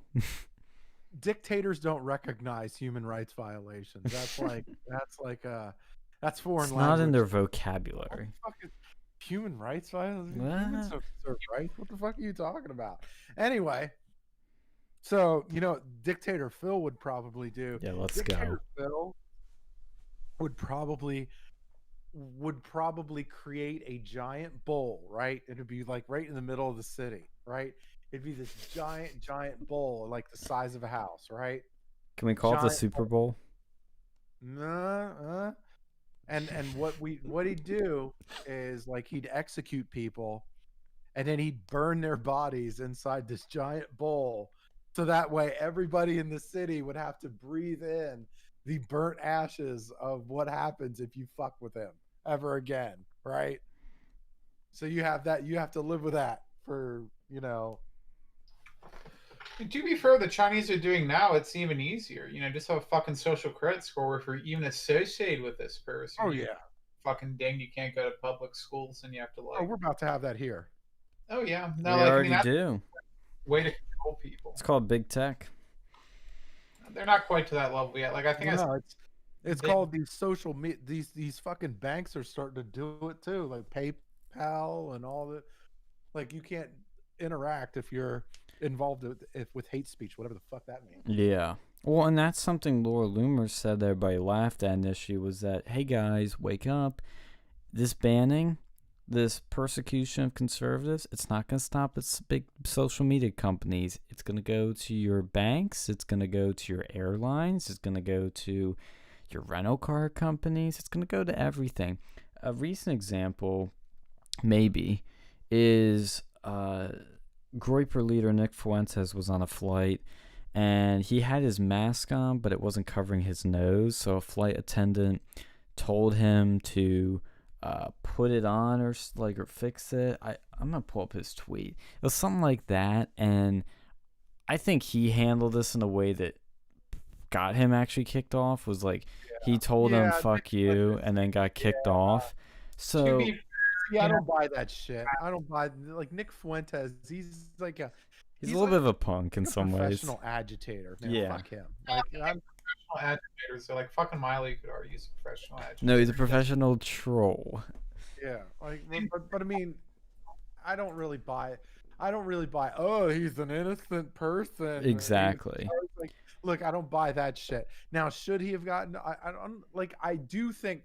So my thing is, I always feel like, and my biggest gripe with Republicans, my biggest fucking gripe with Republicans is they don't want to pass any legislation. They don't want to pass any legislation at all, right? Which I think there needs to be legislation. And we had Jack Posobiec that on our show, and he was talking about like, yeah, we should have legislation passed that codifies our constitutional rights, like, because shit's changing all the time, like, you know, with big tech and all that shit. Yeah. There needs to be some kind of legislation that does solidify protection of our constitutional rights. But Republicans and Democrats don't want to do that shit because it's a power game. They want power. Like the establishment wants power. That's their game. And if the legislation of that sort means a loss of power for them, and they don't want that. They don't want to give up that fucking power. They want more power. Mm-hmm. Like And we all know the right thing to do would be to fucking have like a political, like a political discrimination type shit, like something like that, to where you could go after banks and go, hey, you can't discriminate these fucking people because they believe in something politically different from you or whatever, like, you know. And which everybody's like, oh, it's called the Constitution. No, it's not. Like, you gotta make sure that you pass legislation that's like that codifies it, like modern legislation that codifies. No, and I agree with that. That's the biggest problem with like Republicans is they are reactionary. They don't try to produce anything. They just try to oppose shit, and that's, you know, one of the biggest issues with establishment is that they don't try to actually do anything with their fucking like lives, with their jobs, with anything. They're just fucking lazy. Well, speaking of Nick, actually, because I'm trying to find that tweet I was mentioning, apparently Charlie Kirk was hosting an event.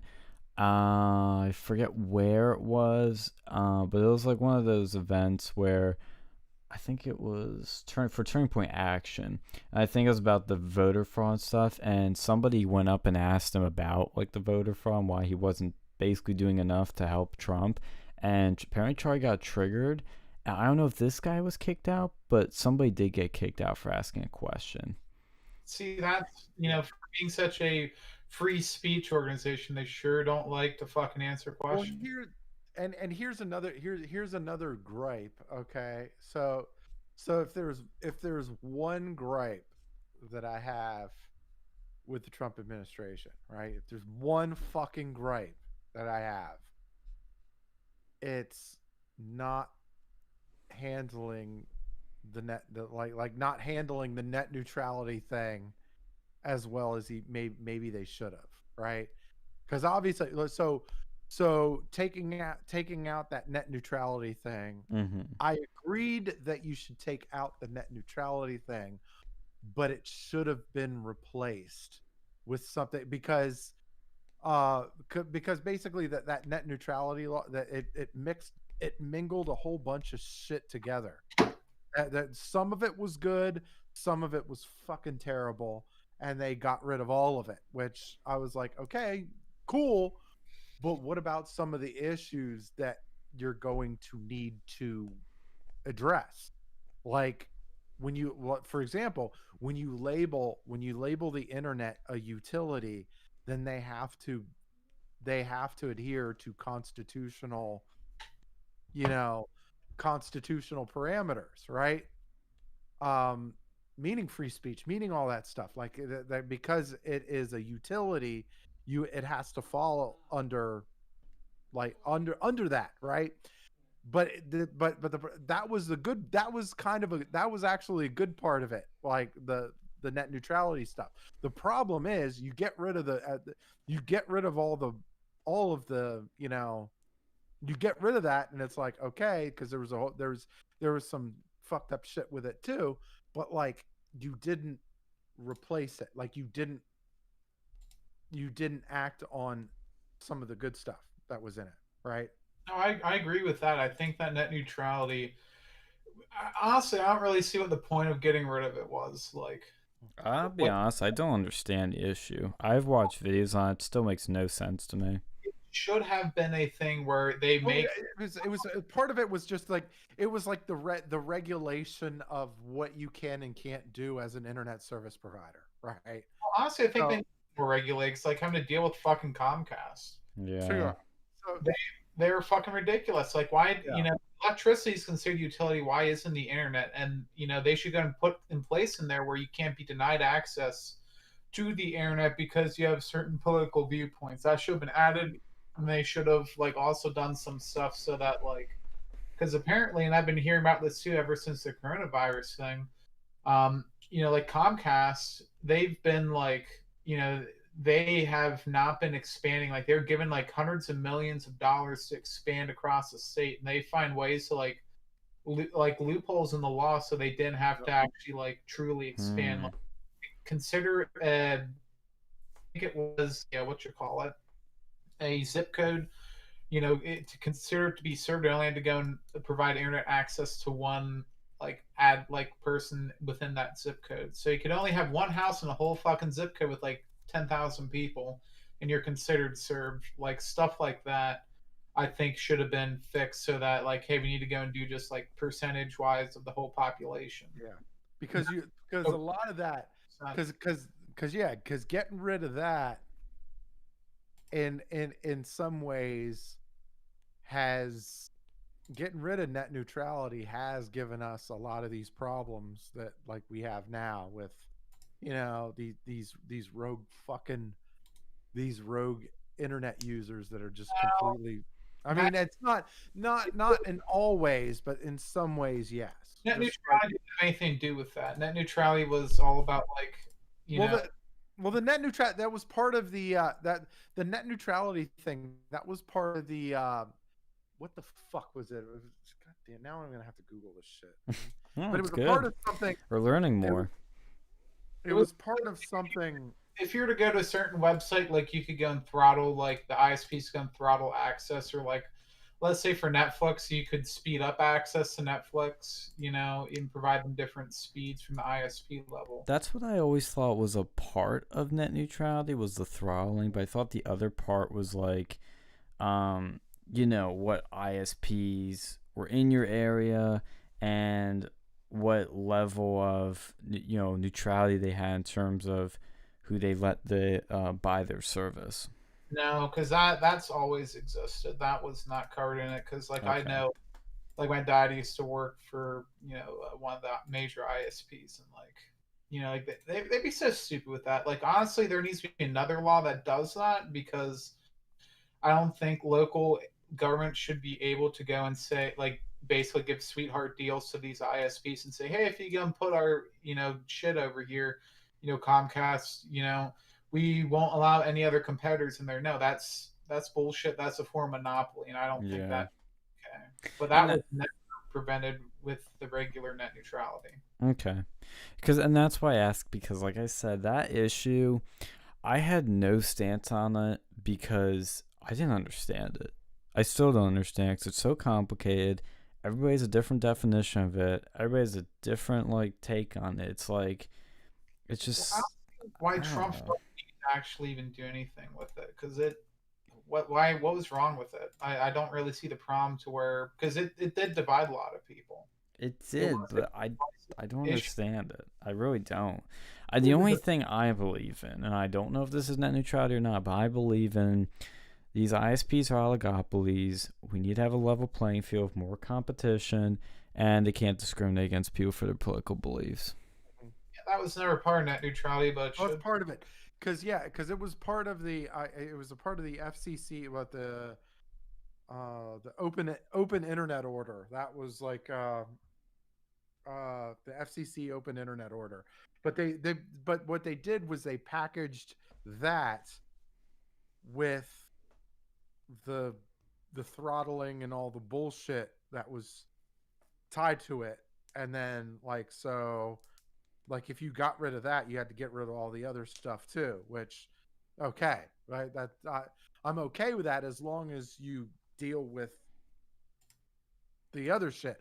Like there's certain shit that you kind of got to take care of, because like if you just say, "Oh, we're just going to slice this fucking thing," it's like, well, what happens to some of these other people? Because it seems like some of these people are going to get dicked over, which some people did get dicked over, right?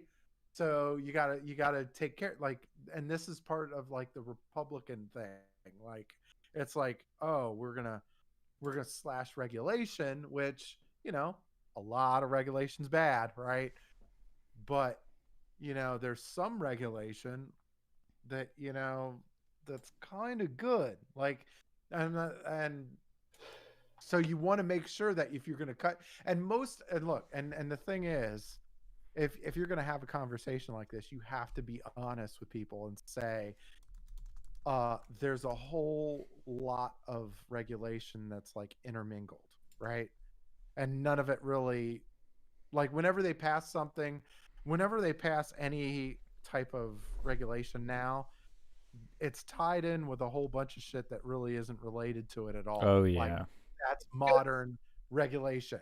So Look at like, the marijuana bill that they were like trying to yeah, pass. Like there's so much, like I think a lot of people, if they just said, okay, we're going to legalize marijuana, right, and if you Well, this were is about decriminalizing. right. well, yeah, But like even criminalize it from the federal level, like a lot of people would be okay with that. Let Yeah. states deal with that shit. A lot of people would be okay with it, but no, they have to go pack in all this other bullshit in there, and that's when you get people to be upset as a way to be like, oh well, see, Republicans didn't want to go and support legalizing medical marijuana. Well, no, it's because it wasn't just about that. Well, what was in the thing? Are you talking about the thing that was happening today about decriminalizing marijuana? Like yeah, there was apparently some stuff in there like for I think it was like for we're gonna help like some race shit. mm-hmm. And you know Yeah, what that yeah, there is? was, That there comes was, from, hey, I need your vote. I don't know. Could you I don't know. I don't really know if I want to vote that. Okay, what do you want? I want some racial funding thing thrown in there. Okay, we'll throw that in. Yeah, we got your vote now. That's what happens. Well, mm-hmm. it poisons the whole bill, and I Yeah, think you said as a way Absolutely. to say, oh well, see, Republicans don't want to help out, like people don't want to legalize marijuana. If you vote for Democrats, they'll legalize marijuana. Yeah. You know, because like honestly, Republicans, I know they would never do it, but they should propose their own bill that just fucking, you know, if anything, just fucking legalized it, and with no strings attached to it. Yeah. That would be a good counterplay to it, because that's the other part of it. One part of it is like people throwing in stuff because they, want something. The other part of it is a total, sabotage tactic. Like you said, they know Republicans won't vote for tax hikes, so we'll throw tax hikes in there. We'll raise some taxes. How about that? Yeah, like it was supposed to go. Like I was talking to some people. Apparently, it was supposed to like fund some sort of like gun control studies in a fucking medical marijuana bill. Stuff like that. At least it's just a study, though. It's stupid, yes, unrelated, but like your federal money going to the same shit they already did. So it's not only is it wasting money, it's going against your interests. Yeah. Well, the government sure does like to squander money, doesn't it? I was seeing I saw a like back in the good old days. No, just back a couple years ago. I had there was like a flyer that I saw for when I was in Vegas, and it was for the heart. It was called for the heart attack grill. Which has anybody? I've heard of that. Heard of it? Oh, right? I've seen pictures of it. Yeah, it's a really cool concept, by the way. But I mean, they got some hot nurses. Yet, huh? I'm glad it exists, but I'm surprised they have not been sued by someone who got a heart attack. It's in Vegas. I think it's a part of some casino or whatever. They're not fucking like, if it's a part of a casino, nobody's touching that shit. Anyway, anywho, so one of the I was reading it was part of this paper thing, like when I was first in one of my last was it first? Yeah, well, probably one of the very first times I was in Vegas.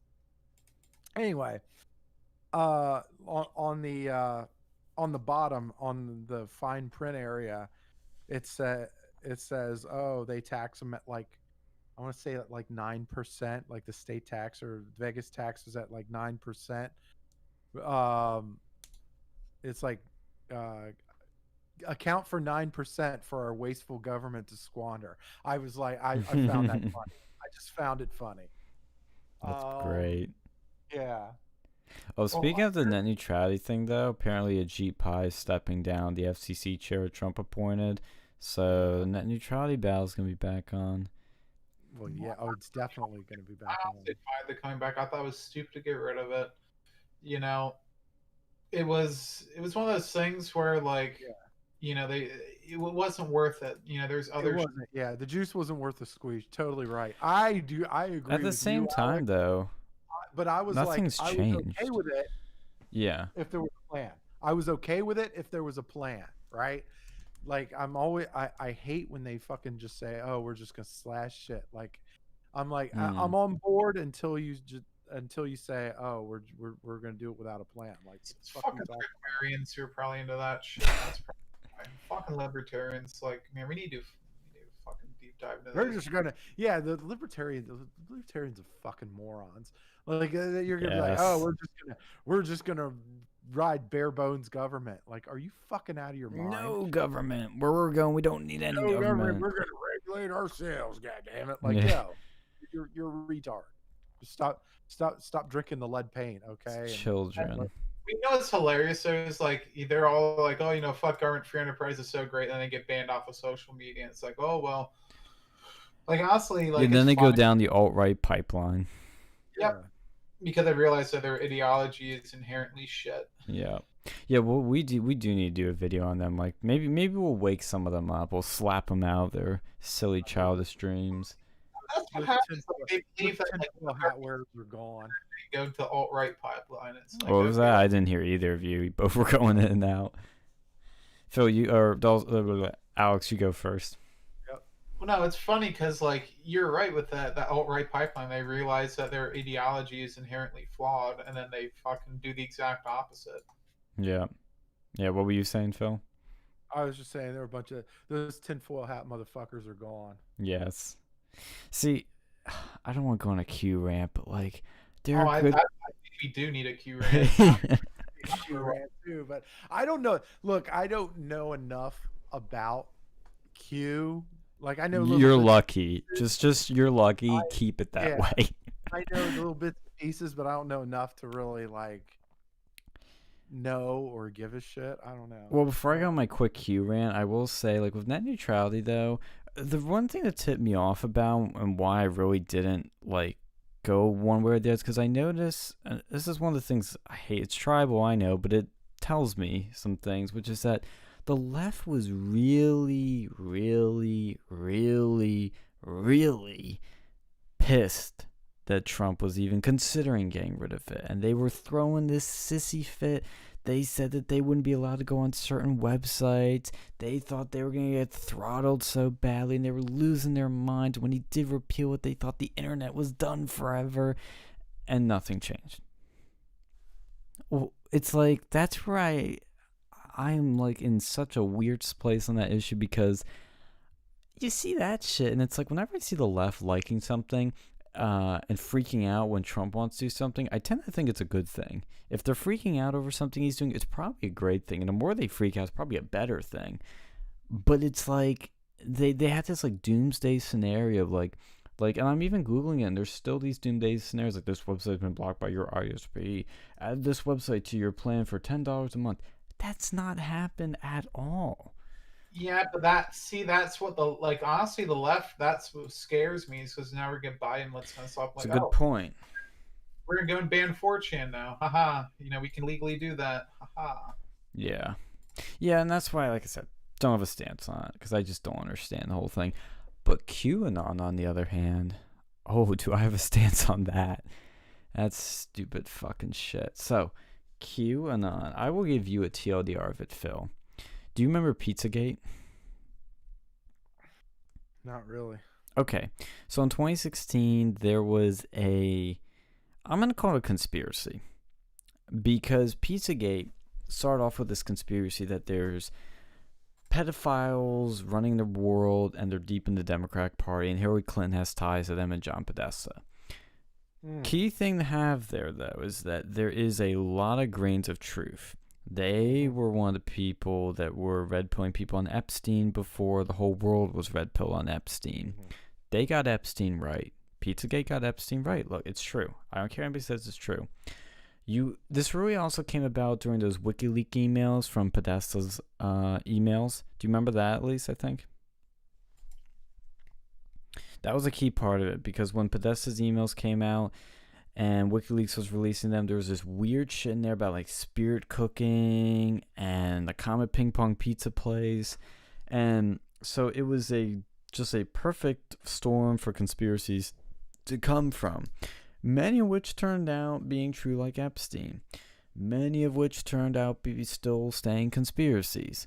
So it's like Pizzagate was like, it's a mixed bag. I mean, if you want an honest take on it, it's a mixed bag. The left says it's all BS. Some on the right will say it's all true. It's really a mixed bag. I'm not saying to be a cucky centrist, but it really was just a mixed bag. QAnon is what I call a Pizzagate spinoff, because it's one of those things that came from Pizzagate, where there was this guy on 4chan. It got spread around to other places, called QAnon. On 4chan, a lot of people are anonymous, so just like anonymous 85972 in their name, or people shorten it to Anon. And one of them was QAnon, and he was claiming to be this like CIA insider that was, one of / our guys on the inside that was blowing the door open and revealing the big secrets as to what was going to happen. And it's a bunch of bullshit, and it's probably started by a troll. It's probably multiple people, and I'm actually convinced now it's controlled opposition. It's one of the stupidest fucking things, and every time I hear somebody mention it, it literally triggers me. Like, because it's just dumb. There's good conspiracies. You want them, you go to InfoWars. I love InfoWars. I love Alex Jones. QAnon I freaking hate, because it's just so stupid. I'm on Wikipedia right now, and it has some examples of like their stupid predictions. They said that a storm would take place on November 3rd, 2017. There was no fucking storm of like some big thing that was going to happen. They said a Yeah, major there event. was there was a storm. Yeah, in like Florida. Yeah. Yeah, so they're right. See, and that's the thing. You You weren't actually very specific. You weren't very specific when you said storm. No, I'm just no, see, you know, you joke, but that's what these people actually think. They like it. Q makes like a bajillion like I think of claims. Trumpy Bear. Trumpy I think of Bear. Trumpy Bear. I am the storm. I think it's really good to go with the Trumpy Bear. Yeah, I need to get one of those. It's a wannabe Nostradamus thing too, because like you have to fucking decode his like drops, and there's like at least there used to be apps out there like for the QAnon Oh drops. God. Where do these drops come from? Like, oh, Sam's in the chat. Hey, Sam. Yeah, we are on early. We're actually on a normal time for once. Boomers love QAnon. Yes, and that's the next part of my rant, but we're getting there. Like they're like, I think Milo worded it best when he said they're basically horoscopes. Like, you know, people, those sort of people that like have a horoscope that's very vague, that can be right if you look at it one way and can be wrong if you look at it objectively. Because like some of the other things they say, like they said that they said McCain will resign from the U.S. Senate. He never resigned. They said that Zuckerberg would leave Facebook and flee the United States. Last I checked, Zuckerberg is still the CEO of Facebook, even if he is a cyborg. They said Jack Dorsey will resign. Last I checked, he may be a cyborg, but he's still there. And they always say like something big would happen next week, or that here's another one. There would be a bombshell revelation about North Korea in May 2018. There was nothing notable that happened. Like, it's just stupid shit. Like, there's even like crazy. Okay, here's actual like big claims that the CIA installed Kim Jong Un as a puppet rule. Okay, that's not too crazy. I can see it. Yeah, I can see it. It's probably fucking true. Yeah. Well, okay, this says a March 1st, 2018 apparent suggestion that German Chancellor Angela Merkel is Adolf Hitler's granddaughter. It's like, what is this shit? Well, they said he was going to be on the Grand Tour, like QAnon or something. Oh, God. I'd watch that episode. Yeah, that'd be funny. Say he's a CIA agent.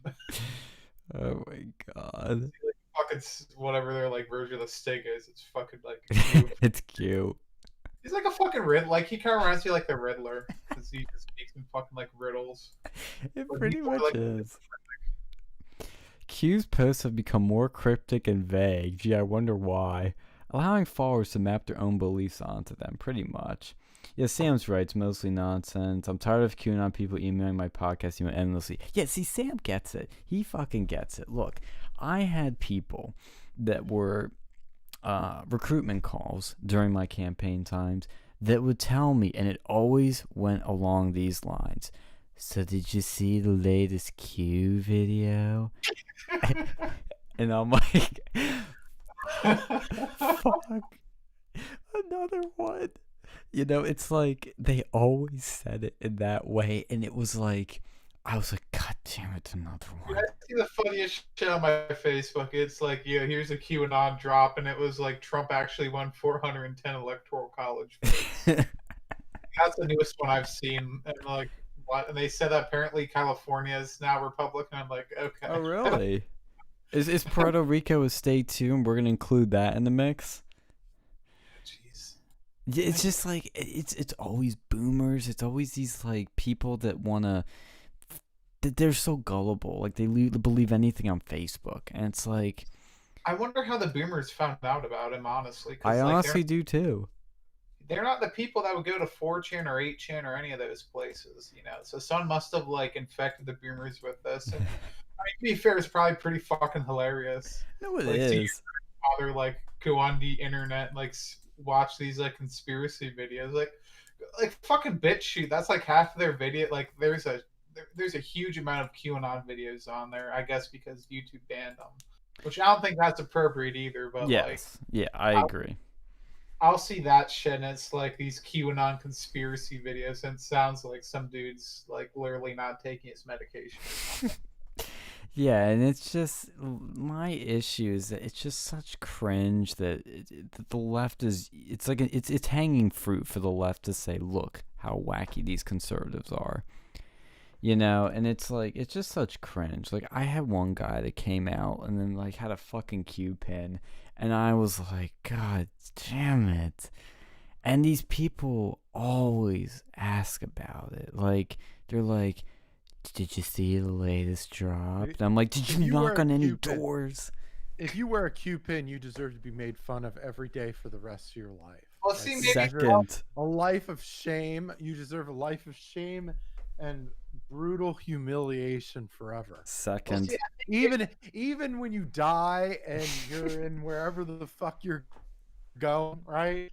Eternity. Like, you deserve an eternity of absolute shame well, see, if you're gonna wear that gay Q pin. Anyway, go ahead.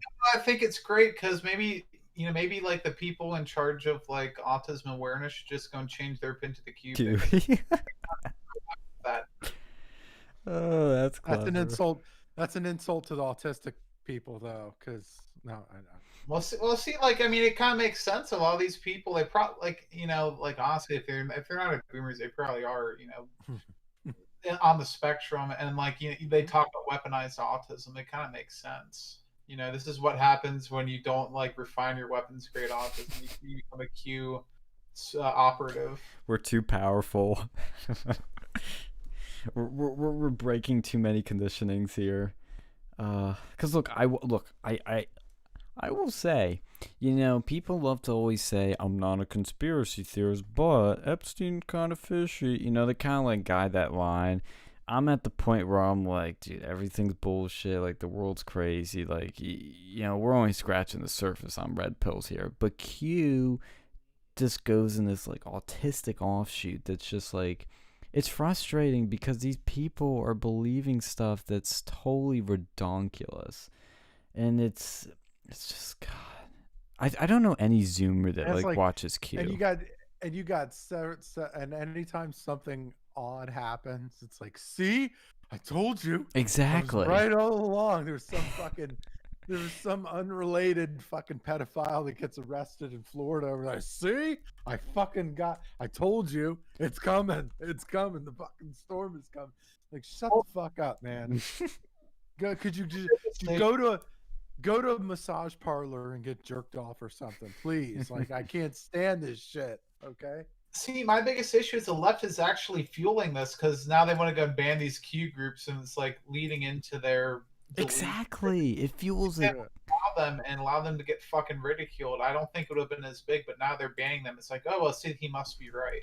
This is why I am the biggest proponent of free speech, because even bad ideas should be out in the open for people to critique and ridicule. When they're kept underground or when they're censored, people go, it must be true, because why else would they subvert it, The only reason people like me can have a sense of humor that I do is because of people like them. So we need them. We need them at all times, right? Yes. Yeah, it's just, God, it's something that I mean, look, pre my job, I thought Q was like this fringe thing, and it still basically is a fringe thing, but I was like, who believes in this? Like, I haven't talked to anyone that does. Well, after I did, it really, really cemented my hatred for Q, because I didn't give a shit. I went from not giving a shit about, from being annoyed by it, to like hating it in like 0 to 60. It just, in like 3 seconds, it's God, it's just so dumb. Friends don't let friends watch QAnon. Yes. Oh God, there's like I love how on the Wikipedia page, like the picture they use is like about Q is like Mike Pence is meeting with some sheriffs and one of them has a fucking Q badge. Oh my God. That's actually pretty scary. They had to make that wild fucking connection. Oh my God. They had to try to make that wild fucking bullshit. Like, how do you feel if like you get you're getting pulled over by the police, you're speeding, and then you see him with a Q pin? I mean, I actually be pretty, because if you can, if he can believe in QAnon, he can probably believe in a bunch of other bullshit. What's the other badge there with like the fucking scythe and the axe? Is that like a RuneScape badge? Oh, hold on, let me see this. Look at this shit. Oh my God. Scythe and the badge, where is that? See to the left of Sheriff? That like a communist symbol almost. It looks like it's a Pseudo communist. Dude, that has to be a gag. Like, yo, you're telling me, like, they probably have like, because I know, because like in the military, like, okay, so when I was still in the military, we used to put patches on our shit, like stupid patches on our shit, just to see if people noticed it, and if they did, like, what we were always trying to garner a fucking reaction or whatever. I wonder if this is like the same A thing. troll. Like they put, yeah, like an ultimate like gag. I don't know. Because He's it just of the doesn't seem. age to be a Q guy. No, I mean, nobody's. You could be right. You could be right. Nobody's too old or too young to put a gag on somebody. Like That's true. You know, that's. What were some of the best That ones that happens you at all guys ages. did? What, gag? Yeah, with the badges. Oh, the gags. I didn't really do it, but I used to see people that like there was people that one guy had like it was like a patch with like a naked woman on it, and it was like and they put it on the sleeve, so that way like when somebody looked at it, like it was just funny. It was fucking hilarious. Like but I mean, it's like, oh, sorry, I was distracted. No, but it was just something like, and then you had others that wear patches that say like, "I fucked your mom last night." It was like, it's like, oh, I didn't. And then you have the one douche leader that's like, oh, I didn't know it was part of the "I fucked your mom" battalion. Like, you gotta let me. Like, it's like, but the whole thing was like, it was one of those things that like you had to like. You wore these patches. You wore the patches, and if nobody like if you walked by, like a high-ranking person, like whoever walked past like the highest ranked person throughout the day would like, we'd buy him like his meal or some shit like that. Like if we went out to like McDonald's or something like that, we'd like cover it or whatever. That was back when we were still poor. Okay, so like that McDonald's actually mattered back then. But no, that was it. Like so you'd get people wearing stupid patches, and then they'd walk by. Like, but obviously, if you wore it, like the wrong leader could really fuck your world up. Like if you wore something like, you know, naked lady. Yeah, like or I it'd be fucked like, your mom. There's one patch that it had like "silly faggot dicks are for chicks," right? And it was like yeah, if you walk by a full bird colonel with that shit and the wrong one looked at it, you would be done for. Like that's like a walking sexual harassment complaint, and of like a fucking, it's just an EO complaint. Oh my god. But yeah, somebody should make a but t-shirt that's part of it. that. But that was like part of it. Like you walk past people, and it would be like if they got a like if you got away with, like if you walked by somebody and they didn't see it, or they just like, that was like points. Like, and whoever had 10 points to Gryffindor.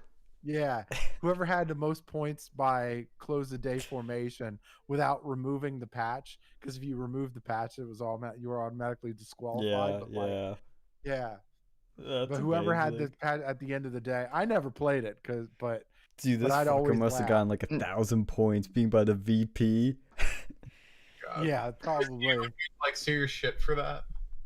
No, yeah, no, you get in serious fucking trouble if you wear like the wrong patch. Like especially. Like you're definitely, I mean, the wrong lead, you could get in trouble wearing patches, period, like that, period, because you're not allowed to wear anything unauthorized on your uniform. But if you wore something that had like a set of female tits on it, like, yo, you're like, but that's like, you know, you're like, it's offensive to like other people, like you're getting more trouble beyond that. Like there's. Yeah. Well, no. I was asking, did you see anyone, like, do you know anyone personally who got into like some serious shit for that? Yeah, I went. We were in Thailand when they Of did that shit, course. and then and one of my friends, he wore something with like a dick and balls on the patch, right? And like, and the there was like a Marine gunnery sergeant that saw it, and he was Oh just, shit. yeah, and Hey Sam. like they made him Great do timing. push-ups, sit-up. They made him do push-ups, sit-ups, and all that shit. Like they smoked the dog shit out of him. Like it was Oh, bad. God. I felt bad because it was Thai heat. It was like 110 degrees out or something Ooh. like that, and he was doing push-ups and sit-ups and flutter kicks or whatever. It was bad. Like by the time he was done, like I don't know how he fucking survived that shit, but it was funny. I mean, it was funny, but like, you know. Well, it's funny you mention all that because there's some context here to this photo. It says you. Well, What was that, Sam? are we still talking QAnon? Yes, Because we I've are. got Well, I've I was got about to go and say that guy's wearing that fucking Q pin. He's probably getting all the fucking McDonald's we did from like fucking Pence. Well, like I said, there is some context here. It says on the photo here, on like the description, it says U.S. Vice President Mike Pence with members of the SWAT team of, wait for it, Broward County, Florida, which is where that school shooting Parkland happened. shooting. Yeah, Yeah, that's right. Parkland And it's shooting. had a bunch of shady election shifts. So of course it's Florida. You're welcome, Sam. On November 30th, 2018, the man on the left of the image is displaying a red and black Q patch, used by believers of the QAnon conspiracy theory. The photo was tweeted, removed, and then substituted in Pence's feed. So this dude got on a fucking Mike Pence's Twitter with this picture. And the plot thickens. It says, detail of the photo showing the QAnon patch. The black and white patch to the left has been reported to be that of the SWAT team. Regulations forbid wearing either patch, and the deputy was reprimanded and removed from the SWAT team as a result. Yeah, like I mean, I don't know. My guess. No, man, it just feels out. It feels too out there to be like not a gag. Like I just feels too out there to be not a gag. But then again, you know, I'm like a normal person, so for me it doesn't. How dare like, you? so here's the thing with That's Q. a lie. I'm not normal at all. But go ahead. None of us are. So here's the thing with Q in my experience. This is why they piss me off so much because when Q first came about, I was like, I had like a very open mind. I'm like, okay, can someone tell me what Q is? Oh boy. And the thing it is you ask people what Q is, and you'll get like three or four different fucking answers from various people. It's not consistent at all. That's And because then, Q's probably multiple people, posing as Q, well, and they find different fucking pieces of it, so the puzzle is different. okay, well, to that argument, I would say that like, the Trump base consists of different people, and yet we can all pretty much give a uniform answer as to what, MAGA is about, right? Even That's though we're true. all There's other stuff too. Like you could talk about like Gamergate or something. Like you talk to different people, and everyone probably have a different fucking response. yeah, exactly. Well, I mean, but even Gamergate has some consistency around it that QAnon doesn't. And but here's the best part about QAnon, Oh, right? I'd love to hear this. So I used to get like about 2 years ago. For some reason, I was, and so now this is gonna fucking happen to you guys. So you're welcome. But I went on the same QAnon rant like 2 years ago that you guys are going on tonight. So a bunch of QAnon people started emailing me, Oh no. and one of the things that I consistently got was, well, Sam, believe it or not, you're QAnon. You're Q. It's just like The cult I of mean, Q. it's just like a scene straight out of like the Matrix when like Morpheus is trying to tell Neo that he's the one, you know, and he doesn't believe it. They were trying to do the same thing with me, like, you know, that like I was somehow Q and I didn't, you know, You didn't even or know it something. yet, man. You were secretly the Q operative. You were the chosen one. You failed. Fucking So, Yeah. th right, that's where we're fucking at.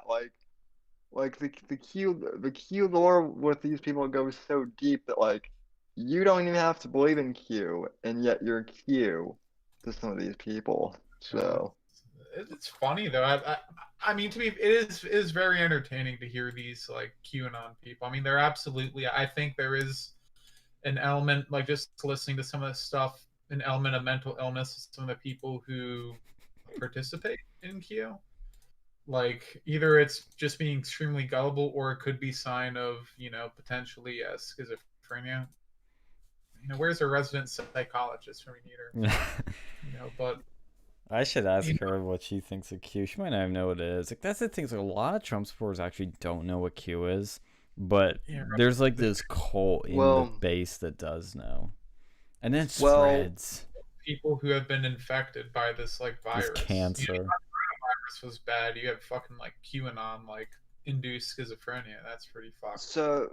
So my stepdad is 67, and he's a pretty smart guy. And now that he's retired, like he's pretty conservative, just like I am. So now that he's retired, he has started like finding out what conservative YouTube is, and I've kind of had to guide him a bit, you know, as to like what channels to subscribe to and whatnot. Good. And all that stuff. And so he started to kind of stumble around Q, and I was like, fuck. And I told him, I said, you know, John, you know, so we watched a few QAnon videos, and so my stepdad is like an English. He's not an English professor. He was a carpenter, but he had a degree in English. So he's a really smart guy. So I was like, so I had him watch the video and then like give his analysis, and he started pointing out like all the holes, you know, in QAnon, and I'm like, well, exactly. But a lot of people your age, they just buy into Q because it sounds good. Like one of the videos we watched together was that JFK was still alive somehow. Oh my god, just send my mom a fucking Q video to see if I can. I'd love to see if she actually believes in that shit. That'd be fucking. There was this video and the footage was of like some old like World War II veteran, and the guy was like 94, right? And I guess like in this video the guy like he could have looked slightly like JFK, right? Like if he had like, you know, gotten old.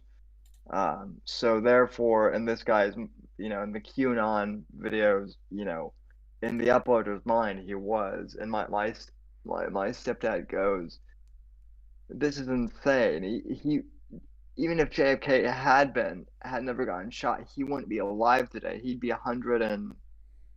like 110 years old. There's no way. Maybe he's with Elvis, you know, smoking weed in you know, San Francisco in a bunker. He's in a nursing home in New Jersey, man. I swear to God, I saw it. Dude, I'm telling you, like, we need to go make a fucking video for BitChute, because I know YouTube won't let you play, I think, QAnon. But, like, not for debunking it. We should make our own video, like conspiracy theory video, just like all kinds of shit, and just be like, listen, man, I got the latest scoop of what's going on. Well, I think Alex actually has some idea the other night when I was talking to him. He said, like, we should make our own Q, you know? Yes, I'd say we do like a video reviewing these like bullshit like claims. Dude, and you're stuff. gonna Like, make me like quit the channel, like delete the channel if we do that. no, I say we do it on fucking BitChute because YouTube. Yeah. Yeah, but I'll Yeah, we still could do it on delete some that weird. chunk. It's so Yeah, that would pissed. be. Yeah, we would do it on like BitChute or Or that something that. fuck you, Dude, like you. do it on Rumble. Do it. Rumble, Yeah. yeah. Do it. Rumble.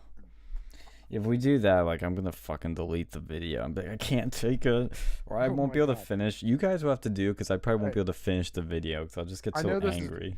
I know this is totally random, but do you want to hear another fucking conspiracy? Thailand story? I love those stories. You can make your own fucking channel with your with all your Probably. Before you do that, I want to quickly add to the JFK thing because apparently Q followers think that not just JFK's coming back. There's an extra layer to this. JFK Jr. is coming back on the 4th of July, and he's been an avid Trump supporter that's been hiding in Pennsylvania for 2 decades. Yeah, he apparently he sewed up his insides from that fucking plane crash or whatever, right? Of course, he just swam to shore, fixed himself up, and he's just just chilling.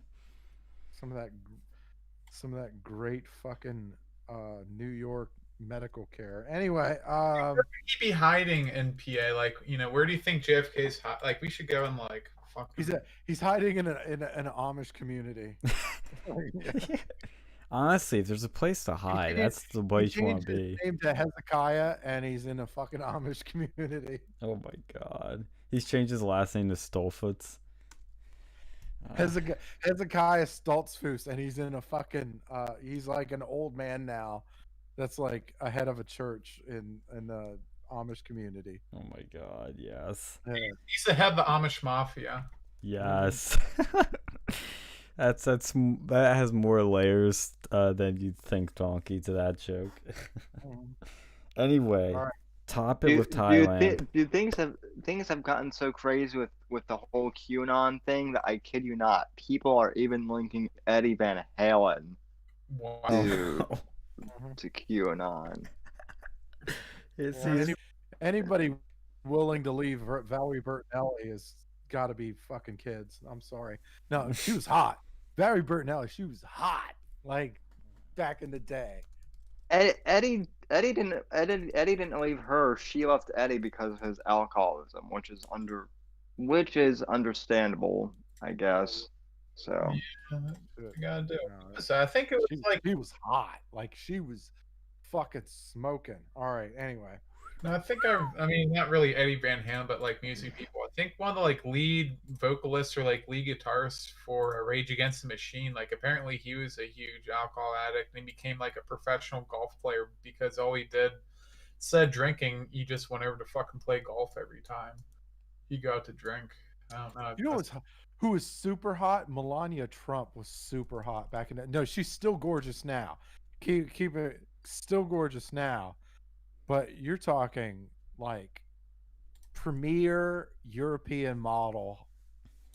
Like just. I will say, I've top. been like less than 3 feet away from her. The pictures only show you so much. She's probably better looking in person. I'd believe it. Oh my god, the old school picture. Holy god, oh my lord, that is like just not. Contain yourself, Phil. You don't need a. I mean, like, no, and you know what fucking started this? It was some asshole said that Michelle Obama was more attractive than Melania Trump, and I laughed. And once I got done laughing, right, I was like, in what fucking world is Michelle Obama even close to being as attractive as a fucking former European model? Homosexual Holy male, shit. and you were looking at women, you'd probably think that Michelle Obama was very attractive. If you're into dudes, you probably think Melania Trump, or you probably think that Michelle Obama's attractive. That's Like, what I was yo, gonna say. dude. I mean, Michelle is hot for a dude. I'm just saying. Mm, Just saying. I've seen better. Yeah, I did. Look, there's better, but beggars can't be choosers. I've seen better, man. I mean, Jesus Christ. You silly little boy, you. All right, look. Let me get. Can we go to Thailand now? Let me get to my story though, because I don't know how long Sam's gonna want to be a part of this mess. And So- my show is always a clusterfuck, so I'm happy to be, in another one. Okay, well, look, Sam. We're always happy to have you. We're happy to have anybody because it's just a good time. It's just a good fun. We're just three people just fucking off and having a good time. And when you only have like 264, we lost a few subscribers. You take anything you get. Well, no, I mean, we don't give a shit. We just don't give a shit. If we're having fun, we're talking about important shit, but most importantly, we're just three fucking people having a good time. Anyway, one time we were in Bangkok one Of time, course. and we were getting trashed at this club, and Of course. we took a taxi back. We were taking a taxi back to the hotel, and everybody was just fucking blasted. Like I don't think I ever remember drinking that much in my life. Like it was just like anyway. So so it was like three of us and like two girls, three dudes, two girls. Bad ratio, man.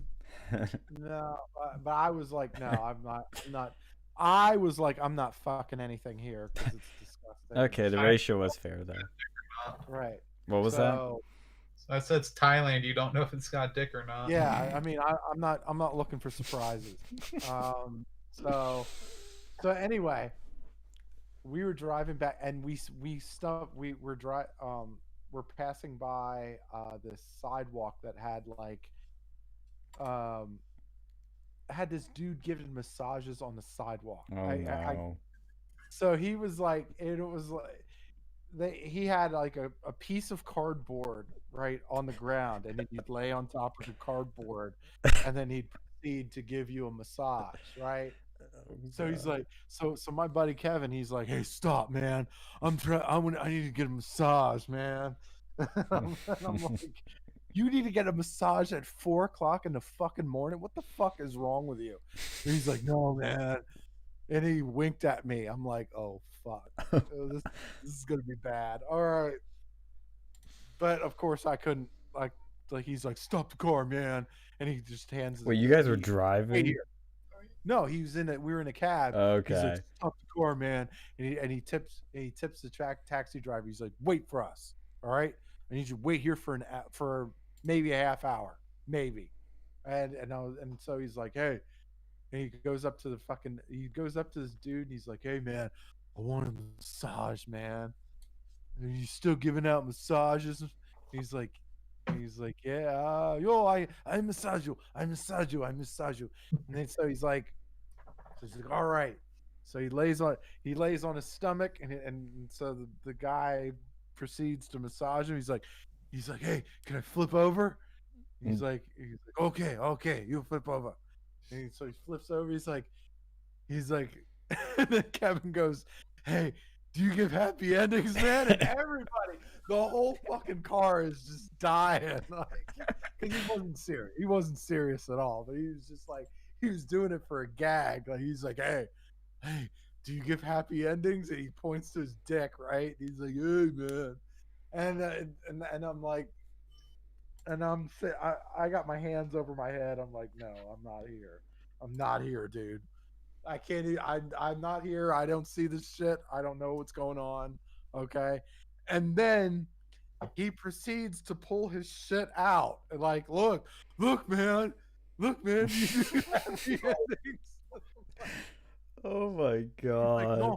He's like, no boom boom, no boom boom, no boom boom. And I'm like, he's like, come on, man. I'll tip you extra. He's like, look. He's like, I'll give you $20, man. He's like, look, I bet you only make that in like a fucking week, man. Oh no. He's like, no, no, no, no, no, put pants on, no boom, boom, no boom, boom. No boom boom. You know, we're all like blue in the face from fucking laughing. Like, it was just incredible. And then I'm like, Kevin, get in the fucking car now, you motherfucker. Because like me, I was thinking, because you know, if you do that shit in the United States, you're now a registered sex offender, basically. Like, yeah, That's true. so me, I'm thinking like, dude, if you don't get in this car, we're gonna end up in the fucking scooping our own shit in a Thai prison. Get in the fucking car now. Like, so yeah. So that was my little story. And one of my friends just fucking reminded me of that. That's why.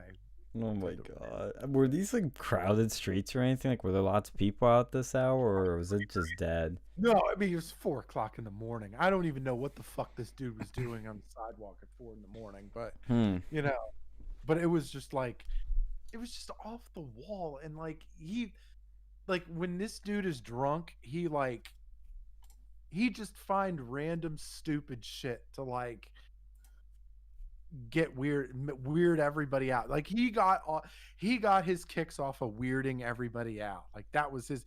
If Borat was a real life human being, it would probably be this guy minus the accent, of course. Like, yeah, so like he'd be like, I want to go. I want to go to a bar. To one taxi driver, he's like, "You want to go boom boom? You want to go boom boom?" And you know, boom boom is like a whorehouse basically. But like, he's like, "Yeah, I want to go boom boom, but I want to go with little boys." And like, and everybody's fucking dying, right? Because like nobody takes him serious. But this guy gave a straight answer, like where he had a normal look on his face. So he went over a couple back alleys, and he parked us right next to this fucking bar that had like boys like dressed as like whore massage like it's like fucking nuts. And we're like, no, drive away, and we were like, oh, it was fucking nuts. Oh my god. And Why is and the whole time Thailand we were like this? huh? Why is Thailand of all places like this? It's like the #1 like boy pussy capital of the world. It is the number one. It's like it just has every perverted thing that you could possibly think of. Like I can't even think of any I can't even think of things that they have. Like I can't, like there's nothing, like I still get stunned at many of the stories that still happen to this very fucking day. Our surprise is literally around every corner there. Yeah.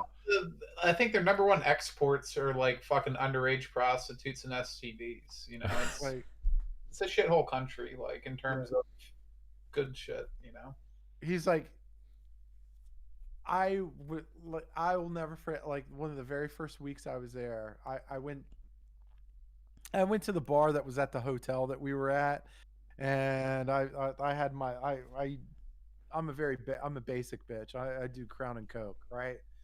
But like, so I'm there, I'm drinking, and you know, I'm watching, I'm watching whatever's on television. I think it was a soccer game or whatever. Anyway, my buddy gets back. He's like, he's fucking blasted, right? He's like, you'll never believe where I was at, man. He was like, I was at this bar. I was at this bar, and the chicks give blowjobs, man. But it's crazy. They give blowjob. They stick ice cubes in their mouth and then they blow you. I'm like, oh, fuck. I don't know if that's what I'd call a blowjob, but yeah. I'm like, you got problems, dude. I'm like, I looked at him. I'm like, you got problems, okay? Dr. Phil couldn't unravel your fucking shit, okay? All the shit that's going on up there. Yeah, there's nothing. You couldn't hire a Chinese engineer to put your shit back together again. Okay, like I just like, and that was like the first week I was What? there. Oh, What's sorry. up? No, not with you. That was and that's the guy I went to.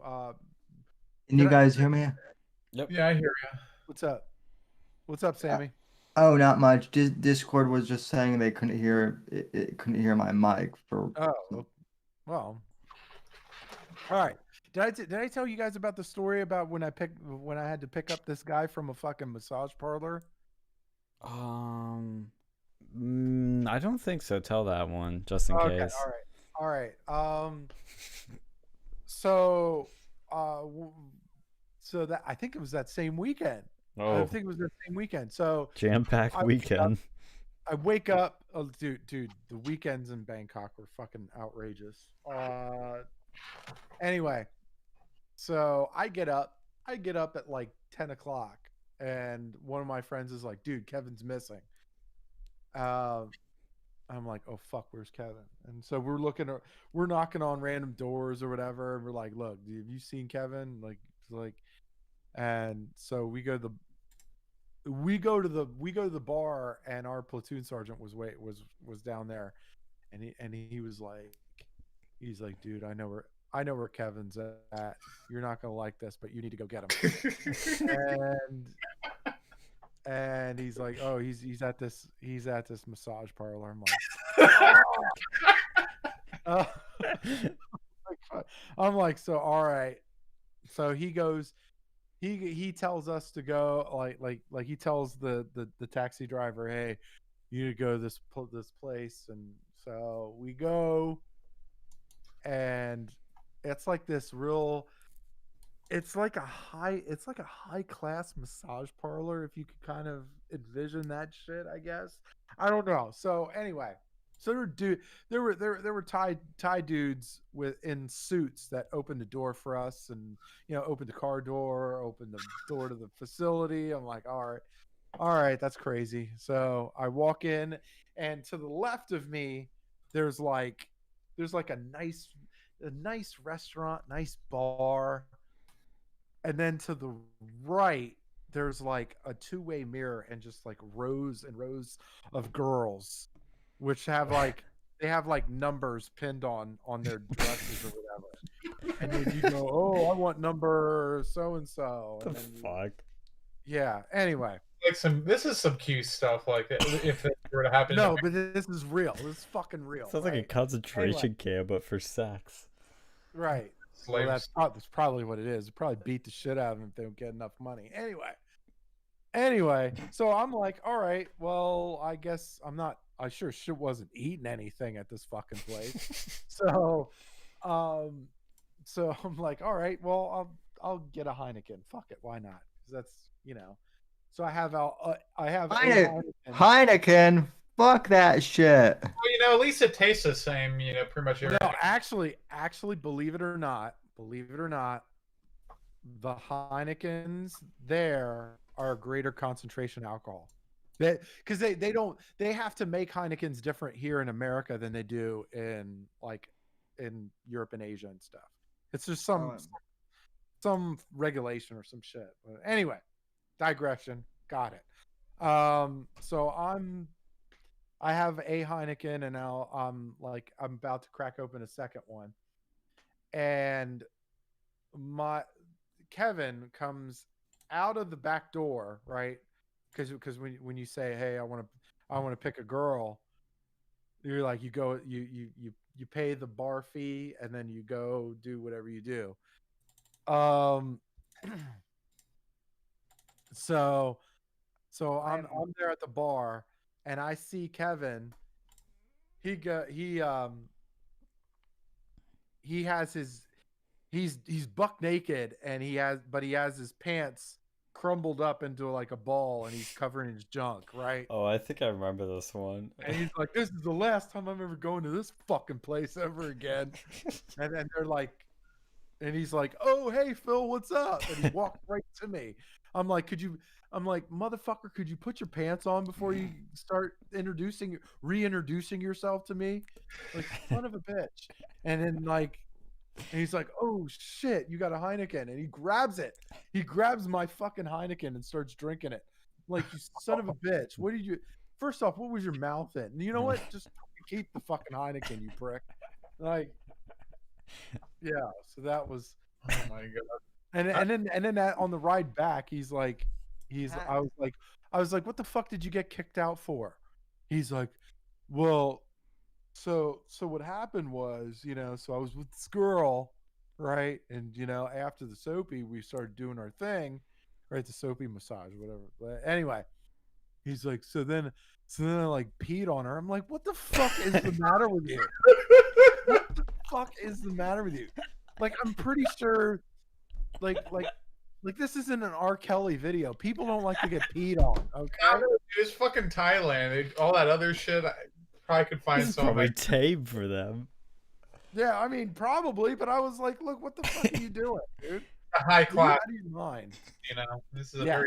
The answer is yes. The dude's out of his mind, obviously, but People Yeah. wonder what people wonder why the and the army wonders why people think they're degenerates. This is the fucking reason why.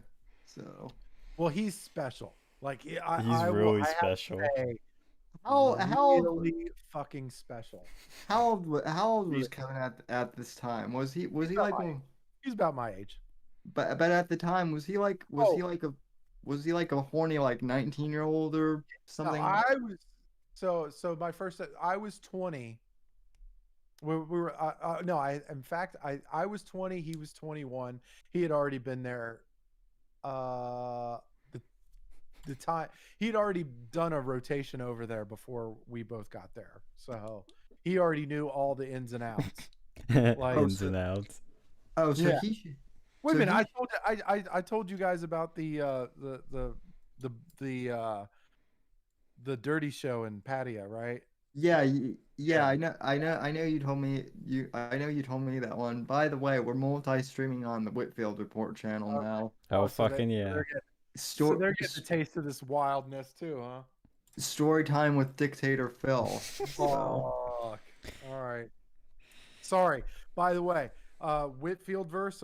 I apologize in advance. If you're looking for not perverted stories, I apologize in advance. we just talk up how much I like boobs on the show now. So It's better than the other subject that you like talking about. what? Yeah. Well, I'm really. not gonna say his name. What Big Bird? And that's what we're calling him. I was gonna say.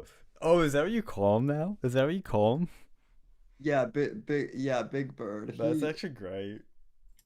So.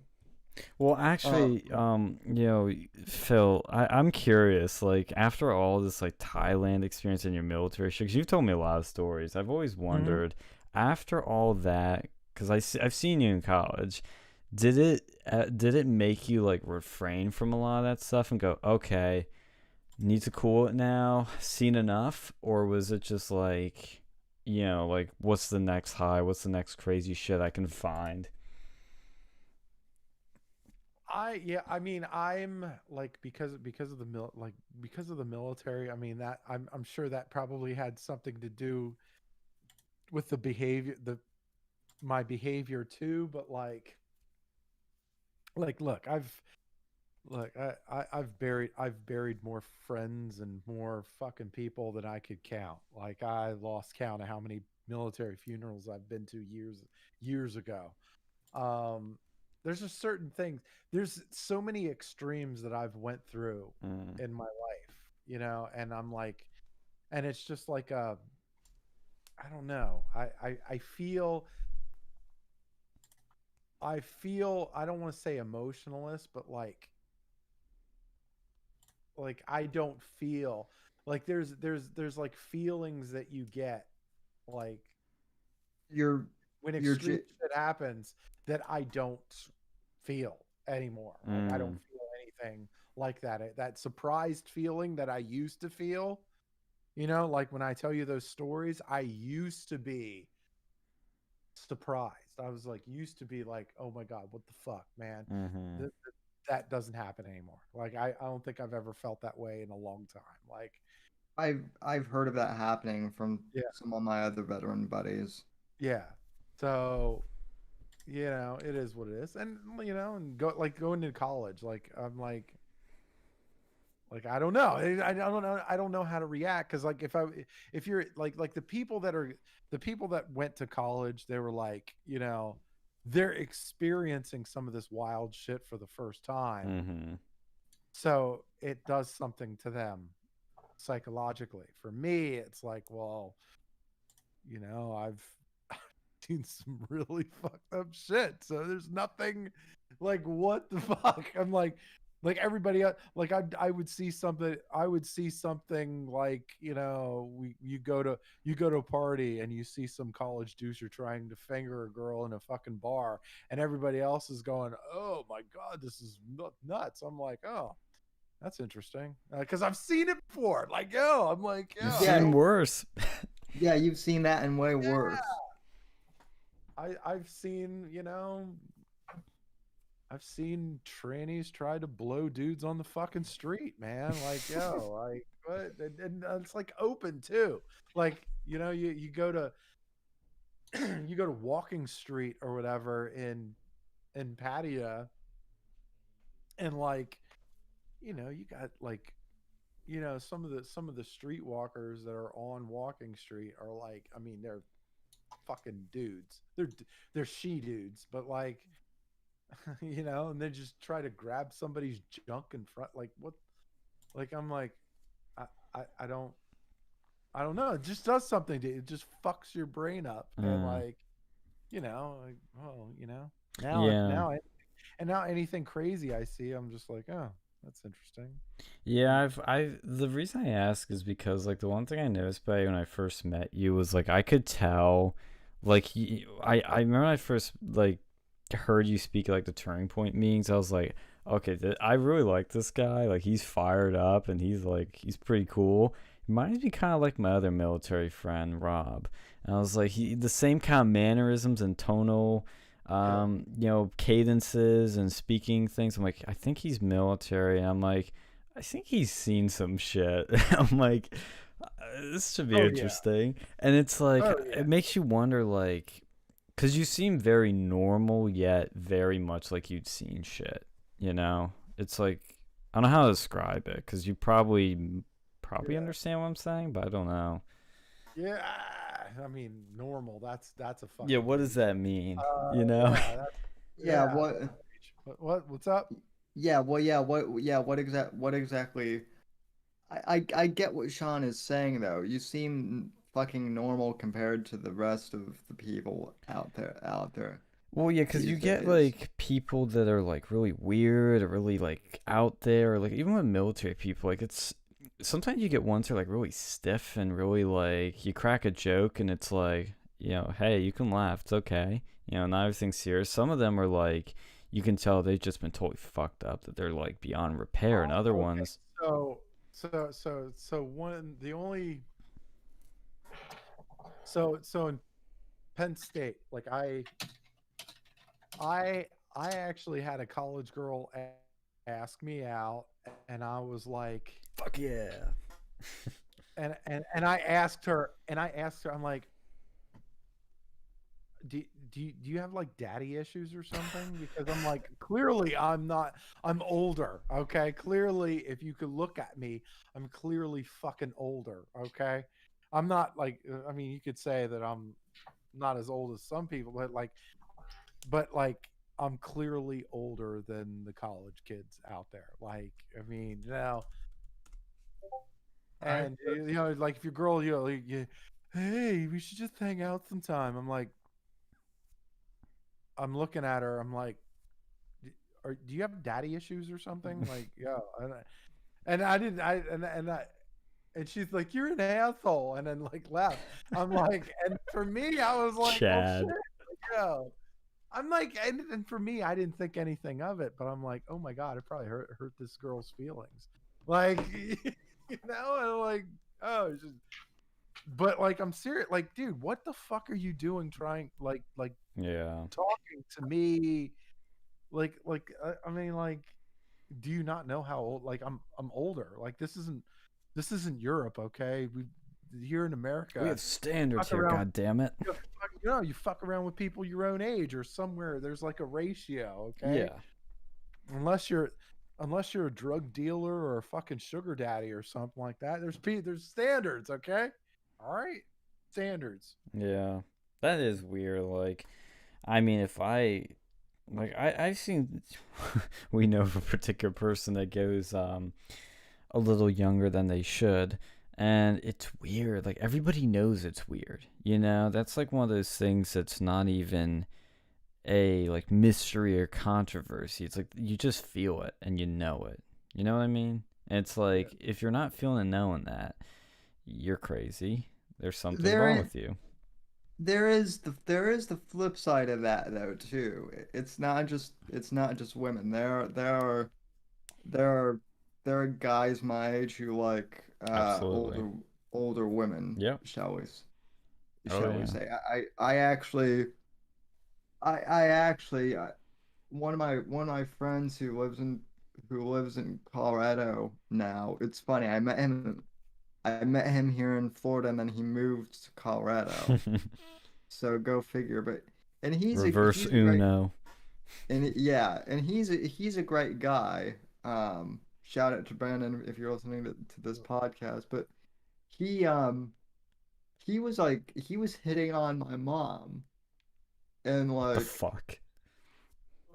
Oh, well, and like my mom is not an unattractive woman, but like clearly, like my mom's in her 60s, and you know, like she's clearly old enough to be his mom too, and it's just like one of those things that's like weird. With that being said, I don't want to be too hypocritical because Uh-oh.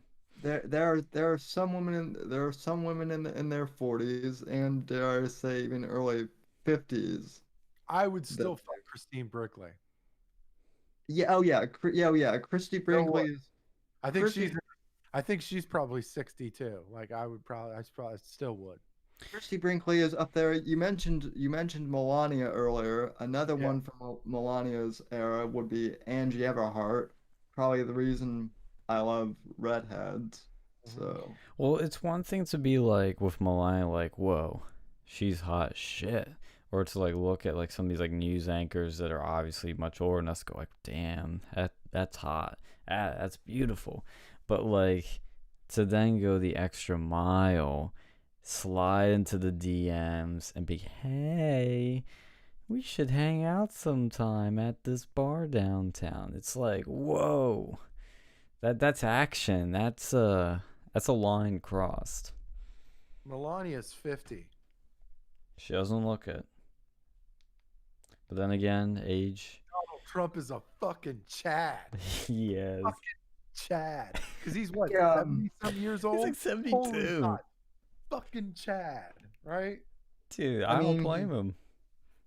he got with Stormy. he got with well Stormy was a No. low point, but he got with Karen McDougal when she was in her prime. So Mhm. I bet Sean doesn't even know who I'm talking about. She's a porn actress, isn't she? I know Phil. No, she was Playmate of the Year, and there is a difference. Oh, is there, Sam? Well, it's Oh, I do know recognize the name from all like the allegations that were thrown at him, but I think what's crazy though, to be honest, is like when you get to his level of access in the world, where you're around the people he's around. I mean, I gotta admit, like, how could you not be single? And how, like, look, you could be the greatest guy, but it's probably gotta be really tempting to stay loyal and committed in marriage when you have all these like hot asses and tits around you. I'm not saying you should do it, obviously it's wrong, but the temptation's gotta be insane. It's like, it's almost unsafe to be married at that point. That tells you what kind of fucking awesome woman Melania must be, though.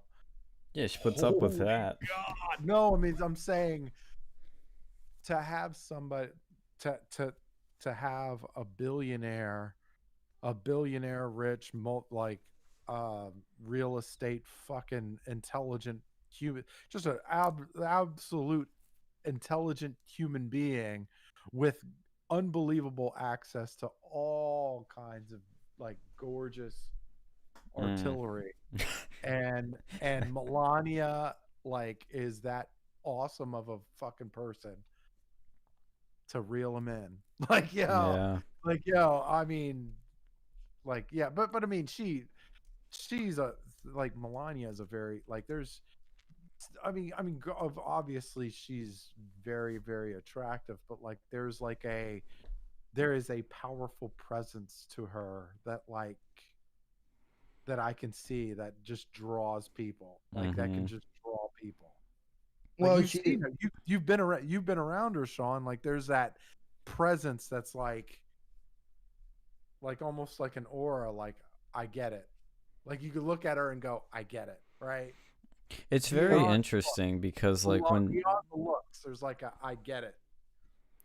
yeah, it's really, maybe it's because I mean I was in the campaign mode, so take any of what I say with a grain of salt, but like I was first like there's a little element of surprise because it sounded like she was going to be the one coming, and I kind of expected it, but when she walked out of the basement and came to where we were, it was really just, it was kind of,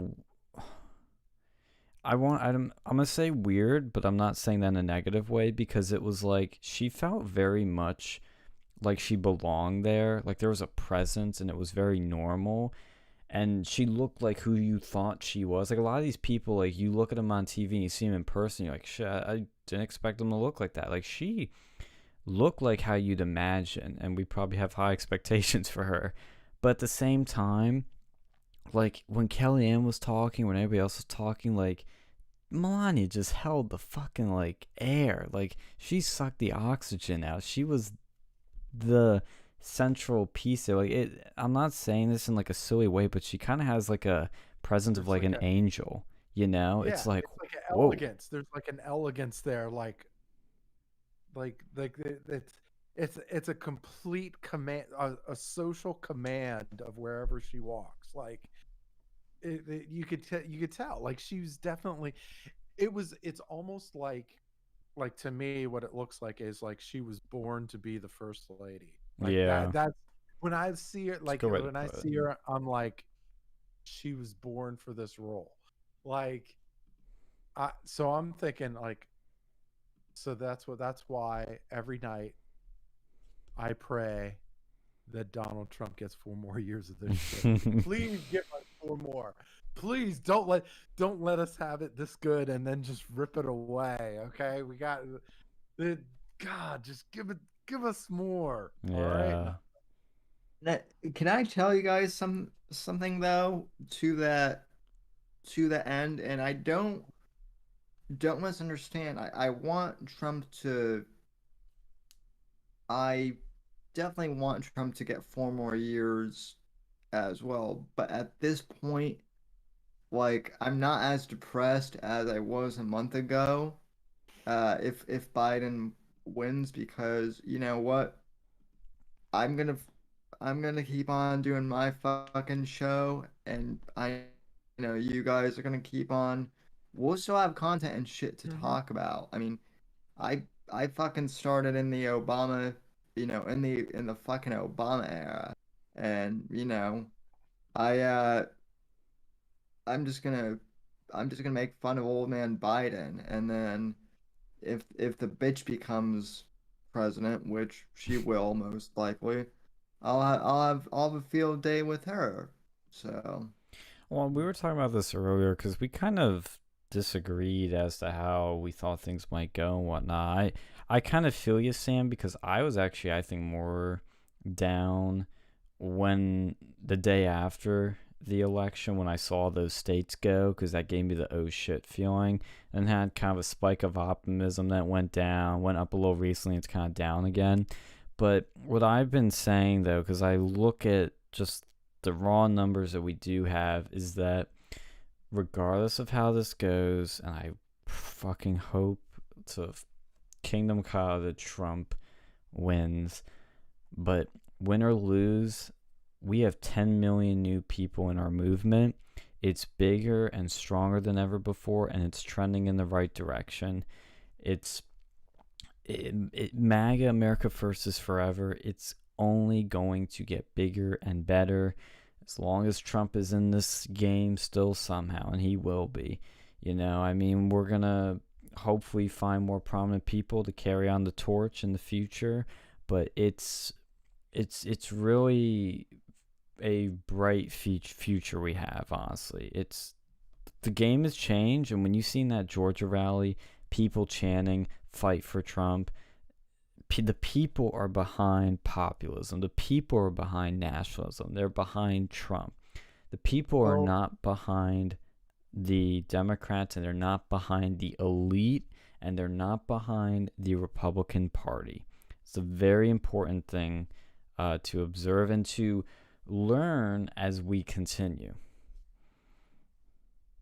Mm-hmm. Well, here's what I said, and by the way, hello chat. Sean is actually younger than I am. He's not an old guy. Did somebody call me old? Who thing, in the I'm chat old called one, me I'm old? sorry. Look, I'm the old one. Here's the thing. Sean and I both sound a lot older than I am. I'm 25. Sean's 22. You're close, very close. I turned 23 a couple months ago. And then Phil, Phil, I just found out you're 40. So happy That's right. happy belated. And I feel 45 after 2020. So we're even. Feels like, nah, man, you haven't seen shit yet. Oh geez. If this shit continues to go downhill by the time I'm 45, we're in trouble. But We've got anyway. problems though. I mean, we got the one thing that really kind of bothers me with the whole political thing, and you know, and anytime somebody says, "Oh, well, we've had bumps in the road before, we've had ebbs and flows and all that stuff." The thing I always think, like, the one thing for me is we've never had a fucking opposition like China before. Like, China has gotten stronger, they've gotten more they've gotten richer, their military is stronger, their military tech is stronger. That is true, but I feel like this shit is. But at the same time, Phil, like I kind of feel like in regards to China, I'm not disagreeing with you, but I kind of feel like I feel like this was bound to happen anyway with China. Like we were going to have to confront them eventually anyway. I mean, they've been they've been in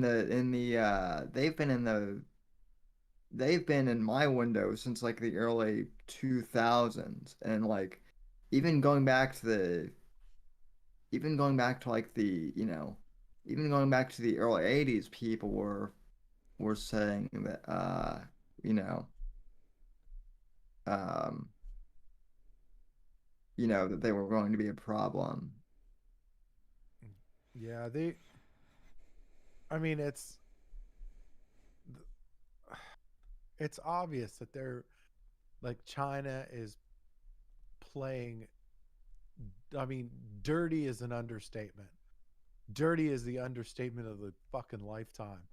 Well, like you're talking about, you know, the ridiculously predatory trade deals with other countries, the fucking the mass slave labor force that they have over there, the um it's just the IP theft, the like it's insane. Like it's just insane what they have going on over there. And like but it's nothing new. That's my point. Is all this all this shit has been going on in China for decades. We've just never had to pay for it. We've just never had to be aware of it. So mhm. I mean, I don't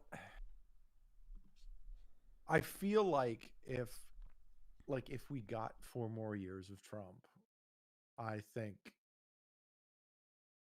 stuff changes quickly.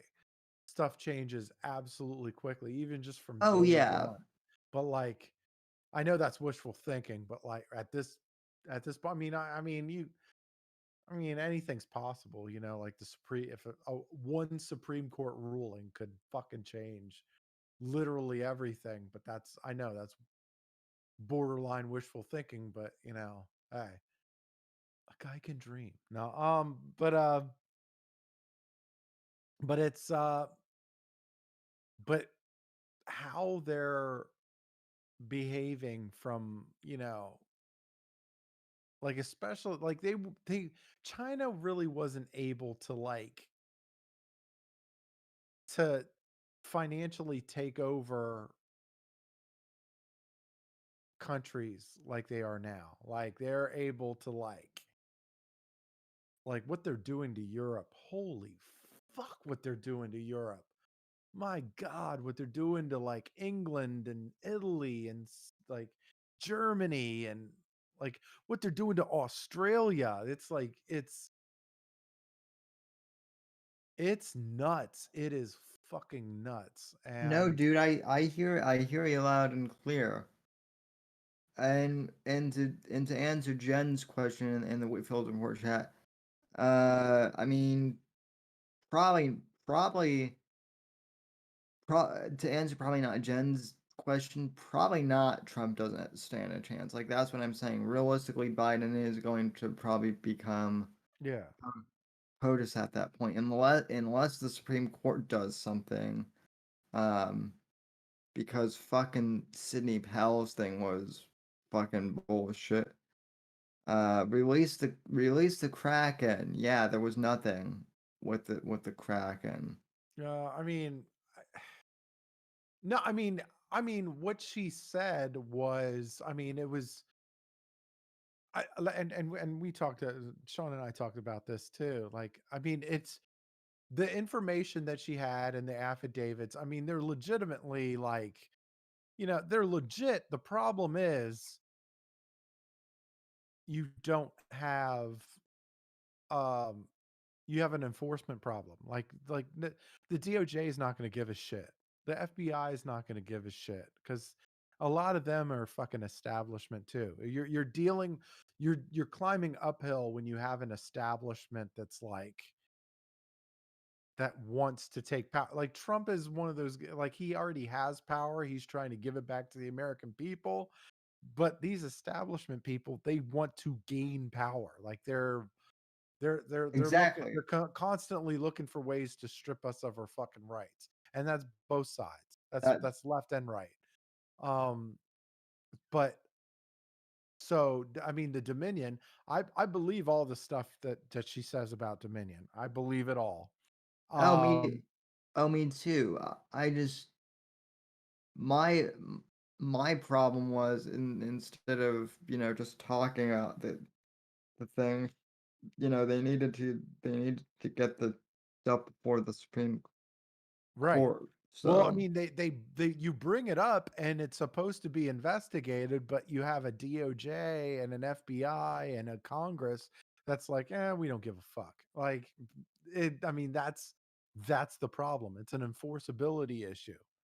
Like people that they're supposed to, and the problem is because there's an establishment class, um, you're not going to get the same treatment. Like President Trump's getting fucked because like really, if the roles were reversed and Biden was the one that was getting hosed, bet your ass there's going to be fucking investigations up the wazoo. right? We saw that with Donald Trump with in the first time, the first fucking term. They never let that shit go. Like they had investigations up with Russia collusion all up the wazoo. Bullshit investigations. And like the level of probable cause for that shit way lower than the fight what we got right now on Joe Biden. Like way lower. And nobody's giving a shit because it's the establishment. The establishment's like, well, fuck you guys. Like, you know, they want to get, and this is part why I'm like, people are like I was telling Sean that that I have friends down in Georgia. I lived in Georgia for almost 6 years. I have plenty of friends in Georgia. Most of them are like, if Senators Perdue and Loeffler are not, you know, if they don't do something to support Trump, some of them are not only not going to vote for Perdue and Loeffler, they're probably going to vote for Warnock and Ossoff just out of spite. Like, and uh, uh and they that opinion hasn't changed. Like, even they said that a couple days ago, and then I just recently asked them after the Trump rally, and I was like, oh, has your opinion changed? Is like, not in the fucking slightest, because like, no, it's about time somebody holds these people's feet to the fucking fire, because like Team MAGA has given them pretty much everything they want. They've given them, you know, they've voted for them. They've, you know, embraced all their, you know, embraced everybody, gave them everything they want. And it's like, and now that we're at a point where Trump needs them the most, it's like, we're distancing ourselves from this guy. It's like, well, all right, I guess we're going towards socialism. You know, just to try, and it's, and you hear GOP people saying, oh, well, that's dumb. We got to save the republic and all that. I'm like, I have no problem saving the republic as long as they do their fucking job, right?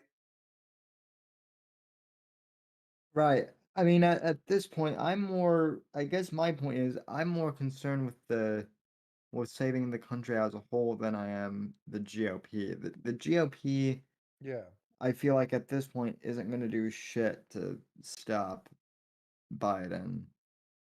Well, I mean, I like I like the idea. I mean, as much as do I think do I think that I think some of them are still going to vote. I mean, I think some of them are still going to vote for Loeffler and Purdue, but like, but I do love the idea of holding their feet to the fire and holding them accountable. And if that means you got to put your fucking vote as a bargaining chip, hey, do it.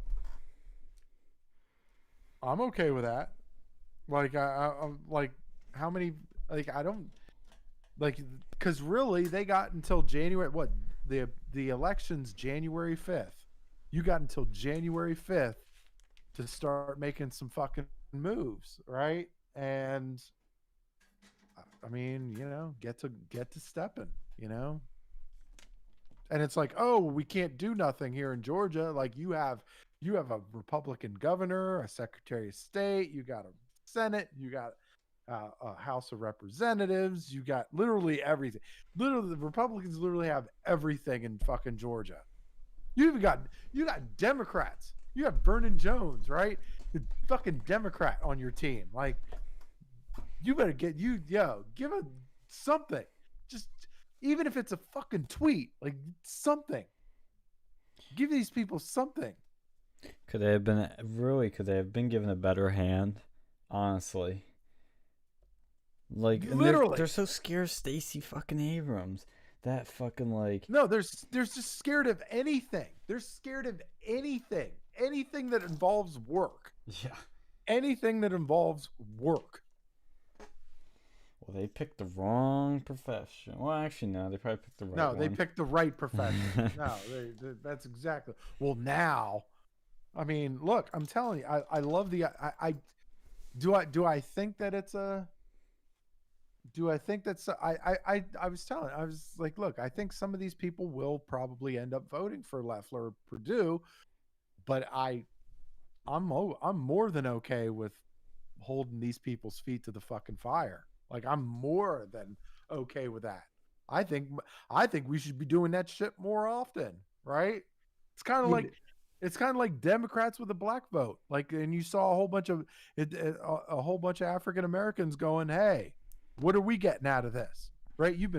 We've been voting for y'all for fucking decades, and we ain't got shit for it. What are we getting out of it now? I think there's a similar sentiment with the MAGA vote, right? Yeah. Look, we've moved mountains for y'all. What the fuck are we getting out of this? Very similar sentiment.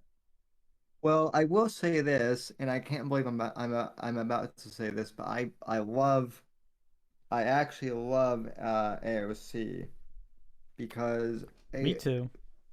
AOC has driven a lot of like moderate Democrats to the becoming, I wouldn't say like hardcore conservative, but she's driving people away from the Democrat Party Yeah. because of how Yeah, because no, of how agreed. That and well, you look at Trump, right? Trump himself, he's got a slice of his base is moderate. Is not really Republican. Like you have a lot. You do have Democrats that embrace Donald Trump. You have hell. You have people that would probably otherwise be socialists that embrace Donald Trump because part of the thing that attracts people to Donald Trump is he's anti-establishment. He's probably one of the most anti-establishment presidents that we've ever had. And so it's like they're not tied to the GOP. Like the team MAGA is not tied to the GOP. In fact, they would have no qualms going to vote for the other anti-establishment candidates, which a lot of them are on the Democratic ticket. You know, you they have no problem going that direction.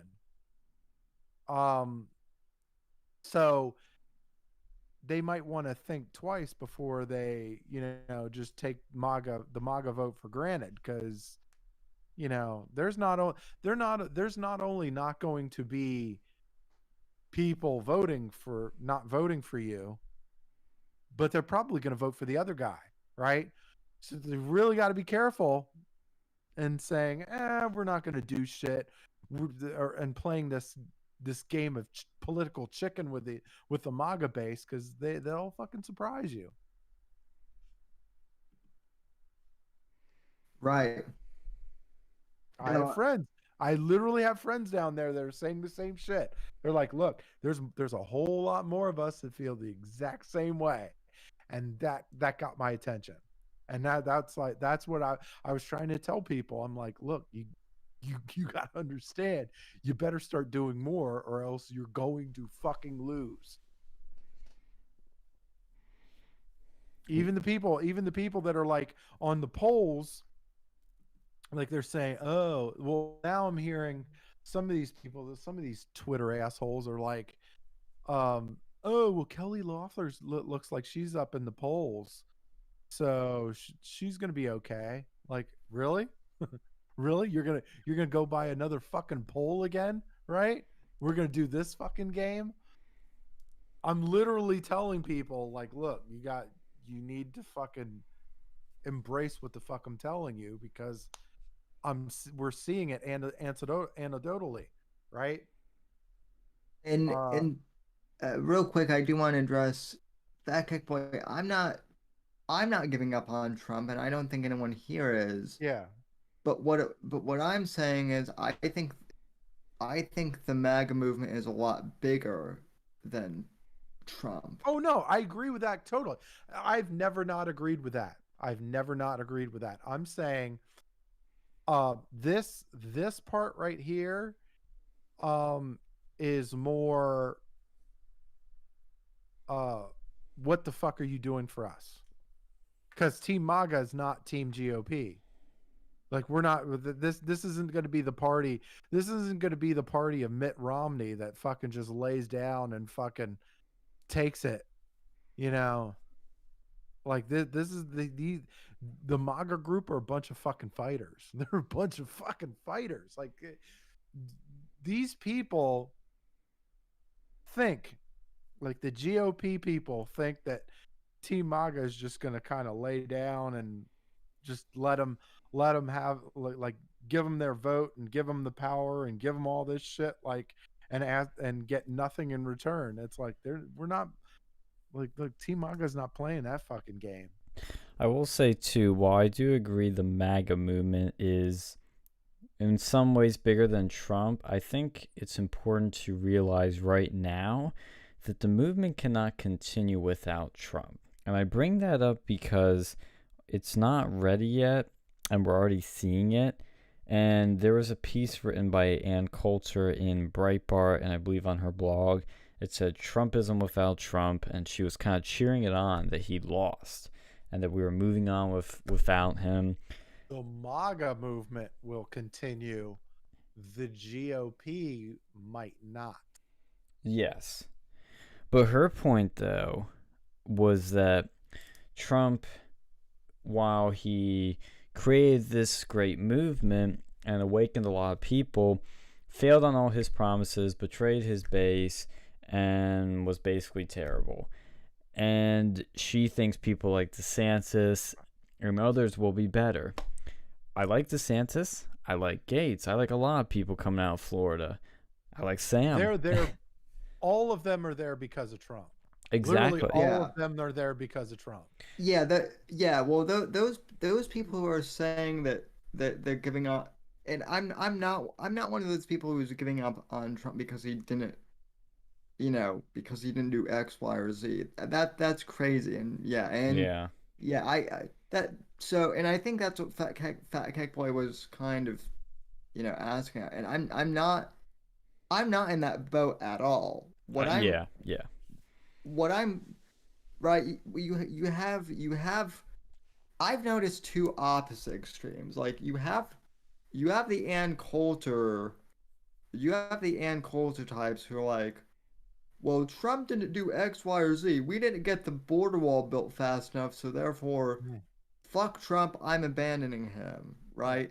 You know how that's stupid. You know how hard it is to build a fucking wall, a 2,000-mile wall. What the fuck is wrong with these people? And it was never going to be a 2,000-mile wall. It was going to be where we needed it, and he pretty much did that. I'd say about 85%.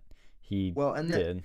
The wall, the amount of wall that's been done has been nothing short of fucking amazing. Especially considering how much he's been blocked. By not just Democrats but also Republicans. And this is where, and I want to be clear, I'm not throwing you in that boat, Sam, but I know where you're coming from, but I think still, even when saying things like that I do agree with, we need to be careful, because what Ann is totally wrong about is that Trump is, people, again, like I said, people are loyal to Trump and they follow him and they listen to him. When he's gone, we're lost. Okay, maybe us three aren't, but like the movement's lost because they don't have a leader. Trump is the leader of this movement.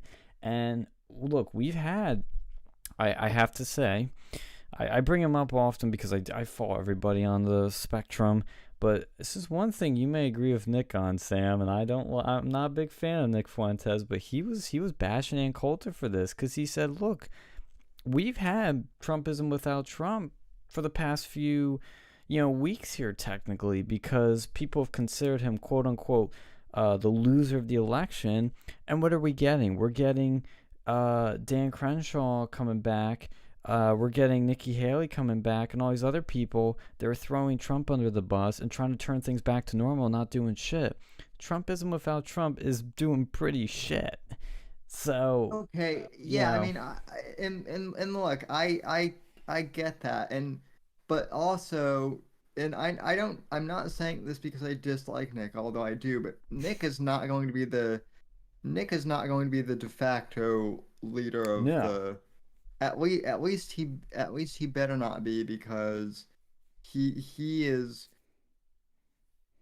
I will say this, he's he has kind of toned it down a bit to where I can like to where I don't completely hate him as much as I used to, but I do like how he's kind of I won't say matured, but like you said, toned things down. He could become a very valuable, effective, well, asset to this movement if he keeps going in this direction.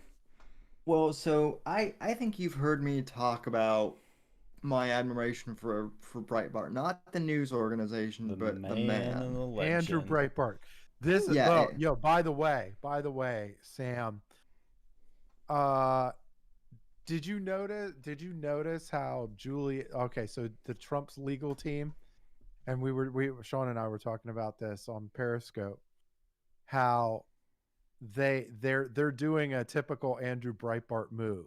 Like, to me, what they're how the legal team, like Giuliani and Ellis, how they're handling the legal stuff is very Andrew Breitbartish. It's like they're they're dropping information, they're letting the press and politicians react to it, like they're trying to debunk it, and then they're releasing more information to debunk their shit. Like, it's just like, that's the typical Andrew Breitbart move. Like, Andrew Breitbart used to do that shit. Like, he'd used to drop a story, and then when the mainstream media would try to debunk it, or like, where's the proof? Oh, you have no proof. There's nothing like that. Then he dropped the proof, and then to make them look like total shitbags. Like, that was, it was like, it was such a genius move by Andrew Breitbart. Mm. And like, it was like this psyop, like it's this press psyop shit. And I could see it with Giuliani and Ellis. Like, I see some of those same qualities. And that, to me, that, like, because I know you were a big Andrew Breitbart fan, and so like I had to kind of see what you thought about that, see if you thought anything similar, or like. yeah, I mean, so here's what I will say about Breitbart. If Breitbart were alive, MAGA, if Breitbart were still alive, MAGA would have happened way earlier, like back in 2012. He was laying the groundwork for Mm. MAGA with his CPAC speech. Yeah. The the the the problem is, and I'm not saying that like I'm perfect, but the problem is that we either have these people who are like really, they're either like really um they're either like really well spoken, but they're kind of like, a little too posh or a little too pushy, Mm-hmm. pussyish, right? And they're ineffective because of that. And then we have the people like Nick who are effective, but they end up burning the whole fucking house down in the process, which is not what you want either. Yeah. Breitbart struck the perfect balance of like being pithy and cool. That's what I'm trying to do with my show, and why I like you guys. And also, um, I mean, sadly, we're about ready to we're about ready to lose Dennis Miller this coming week because he's retiring. Oh, Uh, really? yeah, Hmm. he's retiring. Well, I don't want to announce anything quite yet, but seeing as how he's probably been my biggest influence in the podcasting sphere, besides Rush, I might see if he'll come on the Whitfield Report down the road, but no guarantees because I know that he likes his privacy as well. Yeah. But um, That'd be awesome, though. I don't know.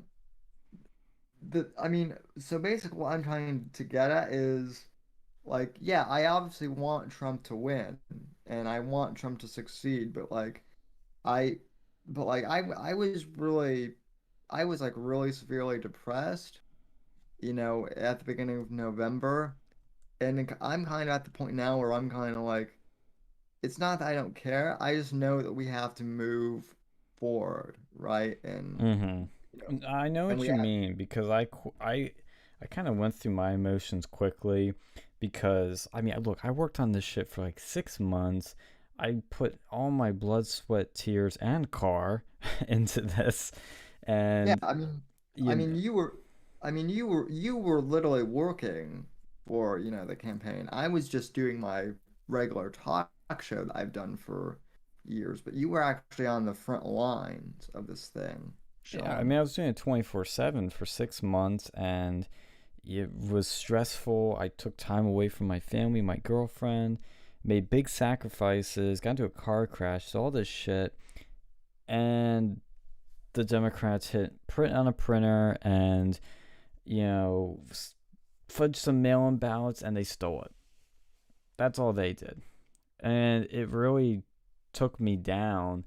But I think with the one thing the campaign kind of, and also my time in college, kind of like re-engineered in my mind, kind of rewired my mind to adapt quicker. I've gotten better at it.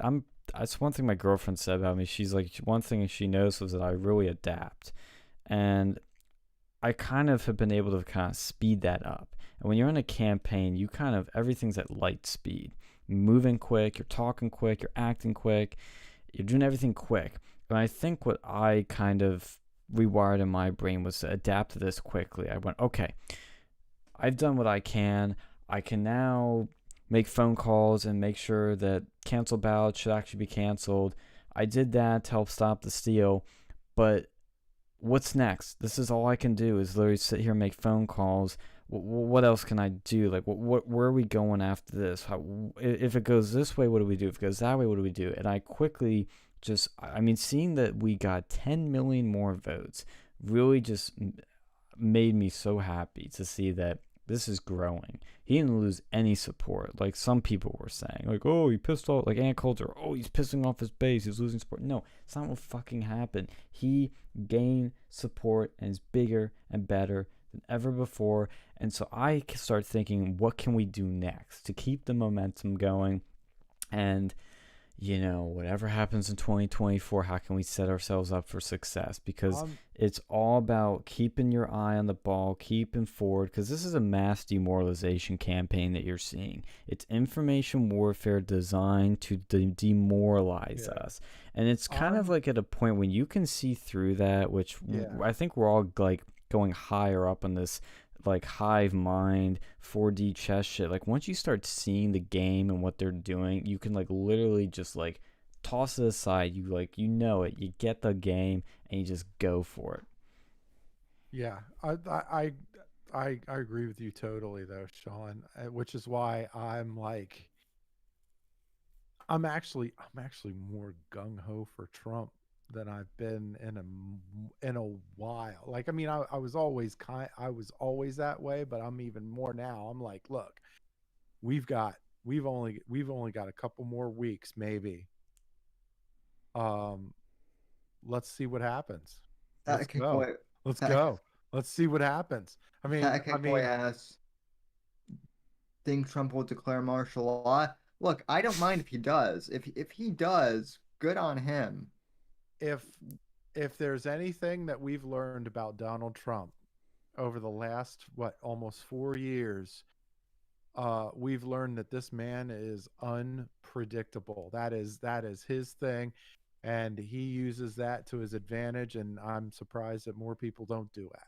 Like, more people aren't as unpredictable, because predictability in the political world is a terrible fucking thing. Anyway. So yeah, I wouldn't rule it out. I mean, I of course you're gonna have those weird people that are like we were talking about, like we were joking about the cute people. We're gonna do military tribunals and fucking like Insurrection Act and start shipping people to Guantanamo Bay and no, I'm like, is that's a fantasy, but like, but again, I can't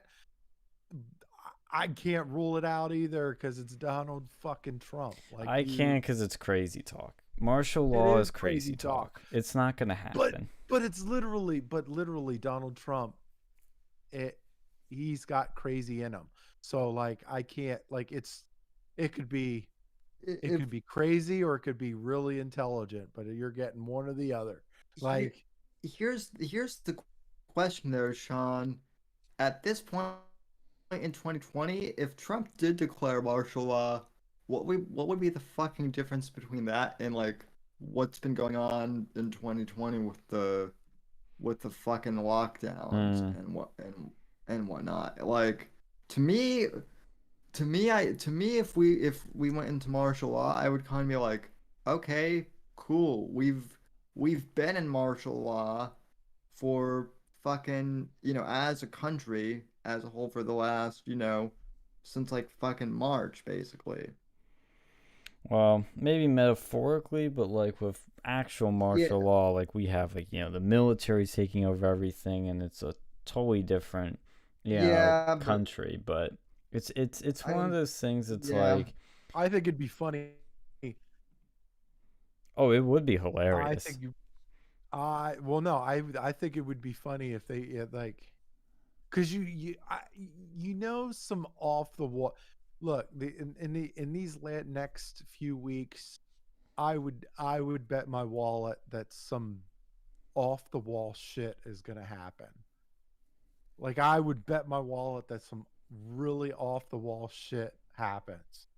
Like some unpredictable shit that none of us would have maybe predicted could possibly happen. Like I think that's possible. I still think the most likely thing is we're going to be disappointed. Because like hype levels are getting like even higher than Cyberpunk 2077. This is unreal. I'm saying I'm saying the off the wall meaning like we've probably never thought of some shit. There's some shit that he's probably going to pull that none of us thought he's going to pull. Successful or not, I think that there's going to be some shit that he's going to pull.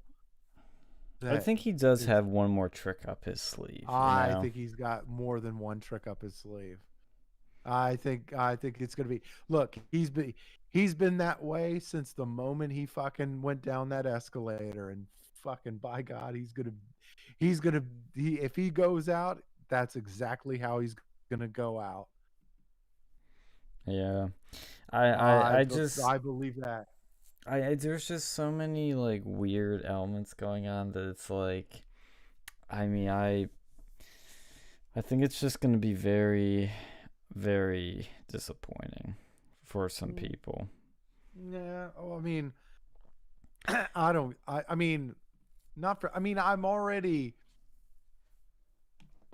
feel like I'm at a stage where I've already, I don't want to say I've accepted it, but I know that this is kind of the reality right now.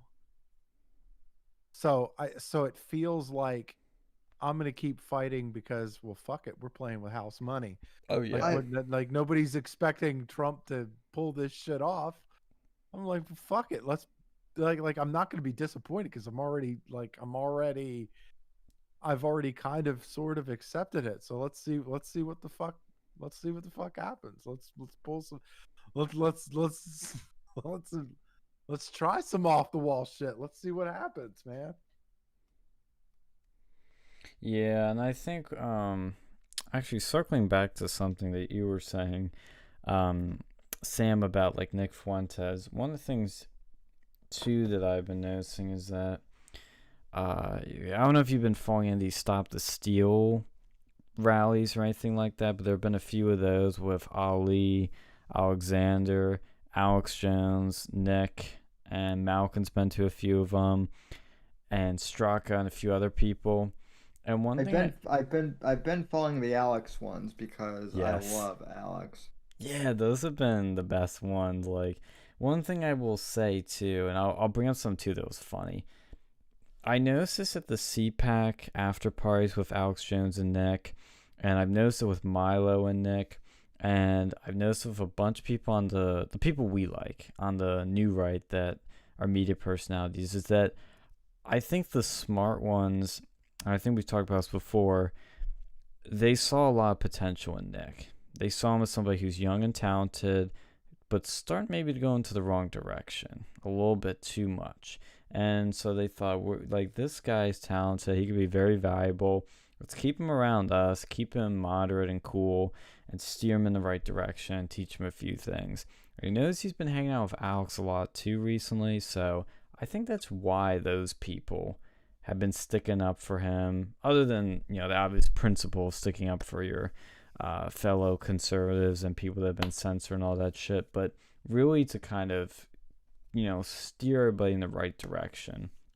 And what's funny is, like, on the contrast of that with Turning Point, they had another event today where somebody asked Charlie a question that he didn't like. They kicked him out. And when Charlie did do like a Stop the Steal, whatever the fuck he did, this was going viral because I thought it was hilarious. Like, Nick actually was somewhere where Charlie was, and he fucking was confronting Charlie. And Charlie gets into a getaway car. And what is it? It's a fucking Prius. Prius. Like, how could you be so God. uncool? That is Well- like the universal. Like, if you're fired, like, yo, if you say you're a conservative and you drive a Prius, you're fucking fired. Yeah, you're out. Okay? You're You're out. fired. I think I'm about to. I'll have to talk with my friend, but I've told you guys the story off air about what I know about Charlie, Yes. but I think it's time for me to finally tell my story Oh, By the about way, is it at all related to the post that I made on Instagram? I don't know. Maybe well, So So you're okay. trying to no, say no, that Charlie now I- Kirk is a closet homosexual? Is that what you're saying? I'm saying that I made a post not too long ago. Disavow. I don't even That I need to made hear a the post post. not too long Disavow. ago. Right. So look, I'm trying to explain. Explain the yourself, situation, Phil. Okay. No, so I can there pull it was up on the there's screen a if you picture, want. There's a picture of Charlie Kirk weirdly proposing to his To Miss Arizona. fiancée? I don't know. This is Miss Whoever- Arizona, and they're in the middle of a fucking like a fucking photo shoot room, like a set. It's the weirdest looking shit ever. But anyway, so Moa writes on his Instagram page. Yes, I weirdly stated myself in the third person. I was like, wow, this is amazing. I'm so thrilled. Charlie Kirk is straight. All this time, I thought he was a closeted homosexual, but this totally convinced me.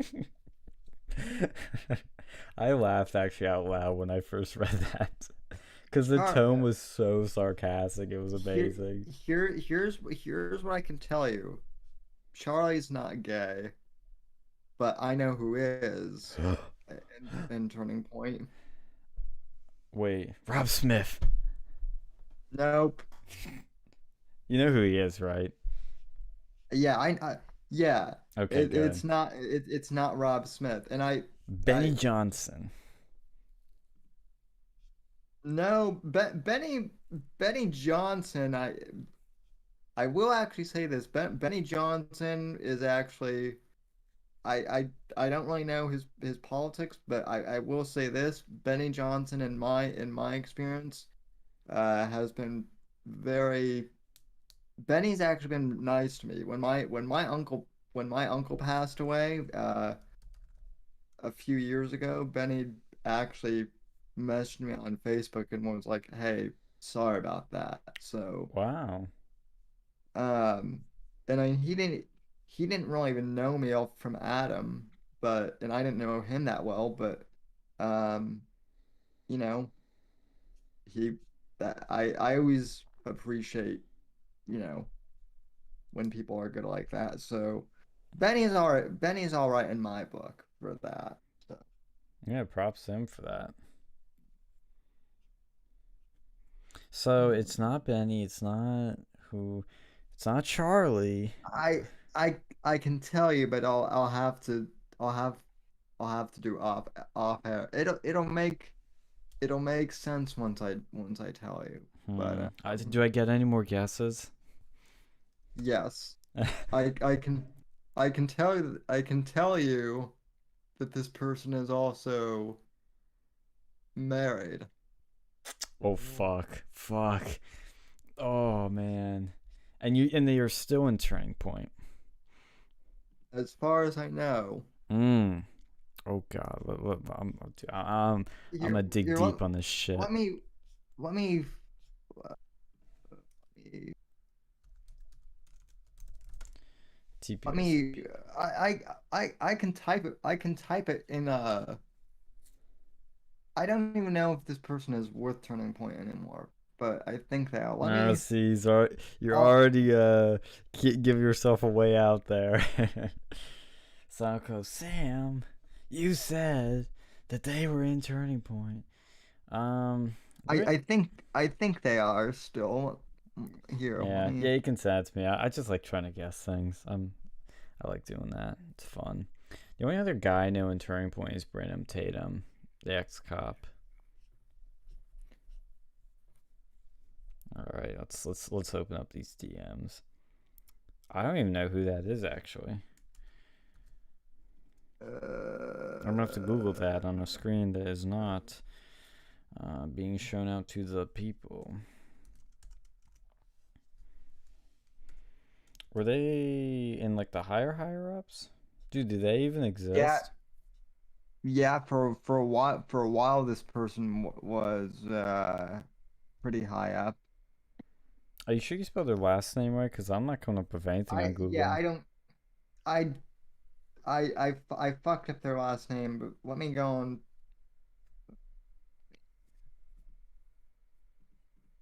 Uh, hold on, folks. Dead air. Sorry about this. I'm going in. I'm actually going into my address book, which I never use. So Dude, my content. Oh, are you talking about a physical address book? no, I'm on my phone. Oh, okay. Because I was gonna say I use my address book all the time. Man, if I lose that, like, there's so many contacts I'd lose. And the thing too is like, look, I have nothing against gay people. I am totally fine with it. Doesn't bother me. But what bothers me is when you are dishonest, when you're disingenuous. Milo is open and honest about it. Like, he is extremely open about it. And it's cool, it's funny, it's fun the way he does it. So he's very likable and very real. Whereas other people, when they say they're X, Y, and Z and they're really not, it's gonna rub you the wrong way. I mean, I can understand if you're in the closet and all that jazz and you're scared to come out, but like, it's 2020. It's not exactly the scariest thing to do. But it's interesting seeing just like the contrast growing with Turning Point and other people. I mean, that's why we've always talked about making that that third option to your CRs and Turning Point, and we're gonna work on that because the world needs it. I mean, honestly, I want to start, and I know there are several podcast networks already out there, but I want to. This is all I wanted to do was to start like a big podcast network and have me and have you and have other people do shows and just, you know, we would do our own thing and fucking like make it work. Oh, I found this guy now. I think he's looks like he's still with them. Uh-huh. Oh, okay, I see what he is. Yeah. Yeah, it looks like he's still in that position. Yeah, he's worked his way up the totem pole for sure. Yeah. No pun intended. Uh, yeah, he's the other thing I've noticed is like a lot of, is like groups like Turning Point and the Young Republicans, like the college Republicans, Mm-hmm. like they're college organizations, but a lot of them act like high school students just with the drama and whatnot. Yeah, I know what you mean. Well, the thing is, like the MAGA movement, again, I keep telling people, like, there's a large chunk of the MAGA movement is anti-establishment, because you look at Donald Trump, who's the leader of the MAGA movement. It's anti-establishment. He's not a politician. He's a fucking real estate mogul who fucking decided to do the whole political thing. He's not the guy. Like, the establishment is basically career politicians or people who want to make this thing a fucking career. Like, this is their livelihood. Like, the whole a whole lot of people, like, like, we wanted to make a change. Like, we wanted to make a change. You got Alex, Sean, and myself. Like, none of us were poli-sci majors. We weren't even poli-sci minors. No,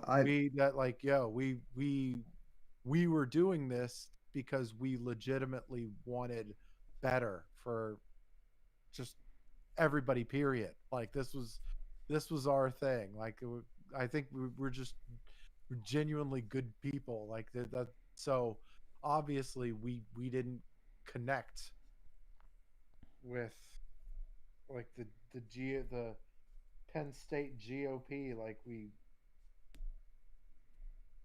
people were. I don't know if people were expecting it or whatever, but, like, yeah, we didn't care about all that. Like, but anyway, I know I just digressing, but that's part of the MAGA movement. And so this is what I was trying to tell people, like, the you know we are, like, if the MAGA movement goes away, don't be surprised if some of these people don't start going to, like, other anti-establishment people, which aren't conservative. Just throwing that out there. Warfus does bring a good point up though in the chat. Warfus says he is the establishment. There comes a point where he became that which people deny him even being to this day. I mean he is the president of the United States, and I still don't think he's establishment, though, because Yeah. the establishment kept trying to fucking derail him at every turn, every day since he's been in office. The establishment is not the presidency. The establishment is the elite donor class that has rigged the system against the people and is actively working in every industry and branch of power possible to fuck over average working class people for their own money and power. Yeah. It's that simple. It's in big tech. It's in immigration. It's in big business. It's in some of these big conservative think tanks and the parties. It's in the donor system, the donor class. It's in the lobbyists. It's in the special interests. And it's in Congress. Yeah. I mean, it's everywhere. But these are people that are naturally trying to gain money and power. And you can't do that in politics without fucking over people. Yeah.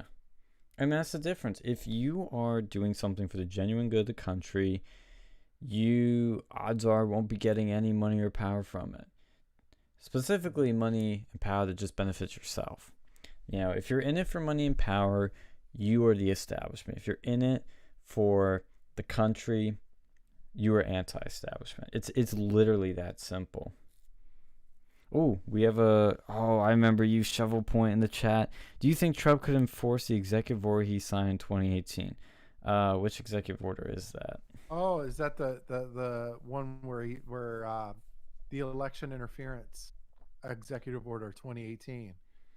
That's the one where it basically gives him the right to seize any property that's involved in any election interference type shit.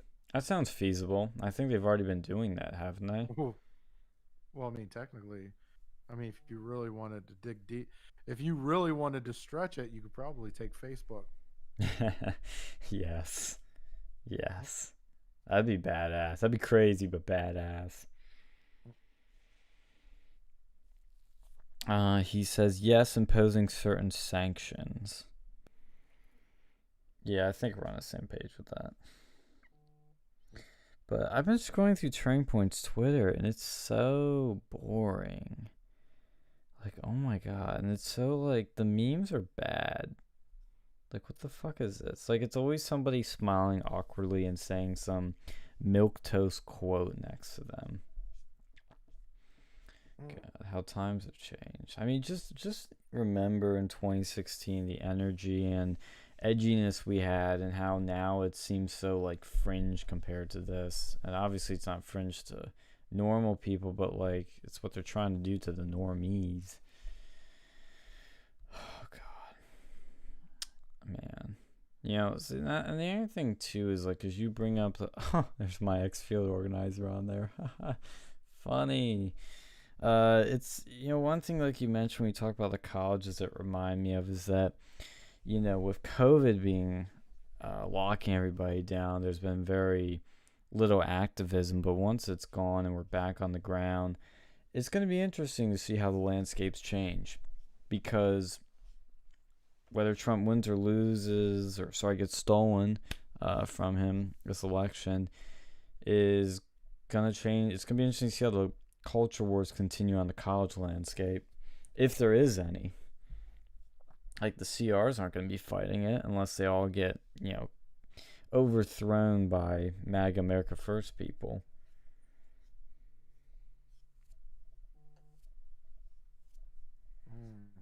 Yeah.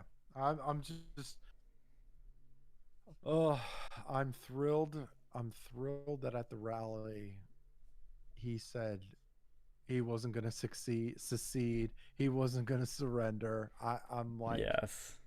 I loved it. I loved that part, because it felt like I was saying before in the beginning, it felt like he was kind of somber. Like, he felt like he was kind of somber in the beginning, and then it was like he fucking just came out at the end and was like, I'm not conceding. We'll never surrender. We'll never surrender this country. Like, oh shit. It's like, I'm like, yeah, he needs to, like, the thing is, he's at the point now where they're like, oh, is Donald Trump going to do anything drastic? I'm like, what options does Donald Trump have that aren't drastic? Like, drastic and unprecedented. Like, that's any option he has is going to be drastic and unprecedented. The word drastic is, I mean, that's pretty funny coming from 2020, because it's like it's like okay, so you people complaining that that Trump was doing drastic shit, like, you guys didn't think that you don't think that masks are drastic, you don't think that absurd social distancing is drastic. It's more drastic as the fucking lockdowns. Exactly. That's my point. The whole COVID response has been drastic. And that's kind of what I've been saying a little earlier, and kind of part of what I'm trying to get at is like And how the mindset of the country's changed, and like after going through all this, like what are people gonna be like? Like what's the attitude gonna be like? What are people gonna want? and by the way, I've said this before. I said this last night on the Whitfield Report stream with Apex. I'm saying it tonight, and I'll say it on tomorrow's stream. I've been saying this for months. But if you guys think that COVID is going to go away because Biden is president, if you think this thing is going to go away in the next year or even 5 years, you are fucking delusional. This is the new 9/11. This is the new Patriot Act, basically. You know, they still haven't given up the power from the Patriot Act. They're not going to. The government is not going to relinquish, you know, the mask stuff or anything.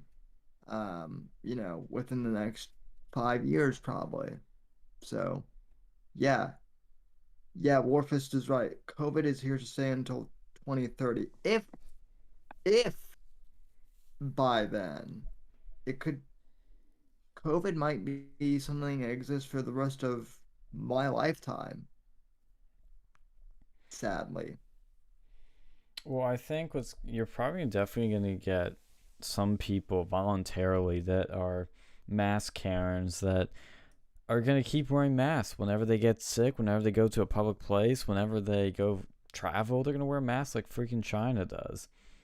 It's at the same time though, every action is equal and opposite reaction. You get those anti-maskers that are going to be like really strongly against this stuff, and I think again, the further physical political divide of the country is going to continue.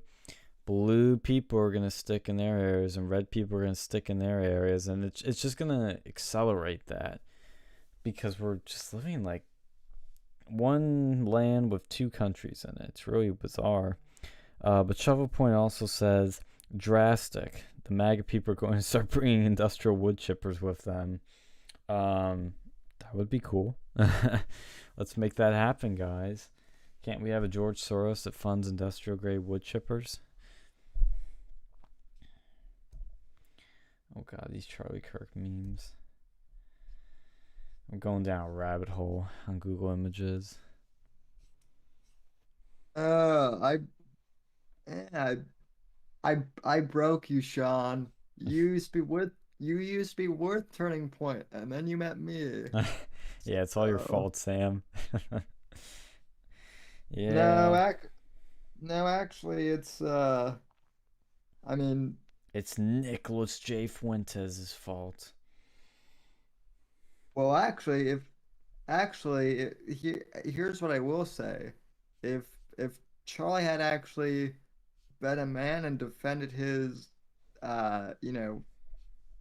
chapters from the gripers, and not let you guys take the brunt, I probably wouldn't be on this. I mean, I probably still would be on this podcast, but I wouldn't have engaged the gripers as much as I did. So well, that's a good point, because it's weird, because while I disagree with the gripers on quite a few things, especially the racial stuff, they at the same time they kind of like fully took me and turned me off from Turning Point, because I'd seen the signs before this. yeah, There's a lot of things, and we've talked about it, where they wouldn't let us bring certain speakers, like Sargon, for example. They said, no, you can't bring him, even though they kind of went ahead and did it anyway. That's one way to put it. Yeah. And they kind of they called it too late, so I was like, haha, we win in the end. But it was that sort of stuff, the disconnect with the chapters, just overall, with what they wanted and what we wanted. They wanted to send us a wrestler that even Phil hadn't even heard of, and Phil followed wrestling probably closer than anybody I knew.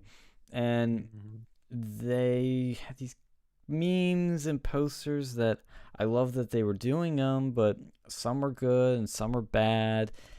Like, the signs were there, and the Don Jr. event where people couldn't ask questions at all, the signs were there, and I kept holding on because not only was I involved with it, but it was the best thing we had. It was the only thing we had.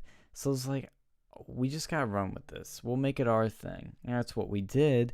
But when the Groyper Wars happened, Charlie Kirk just looked like such a hack and such a phony.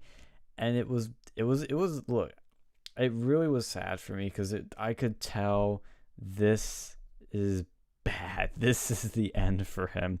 Obviously, he's going to stick around. He's got the money, he's got the status, but you're going to lose your He's got the followers. Prius. Yeah. Yes.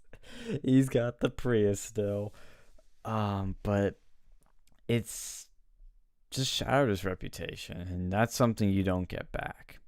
And if you do, it's extremely fucking hard.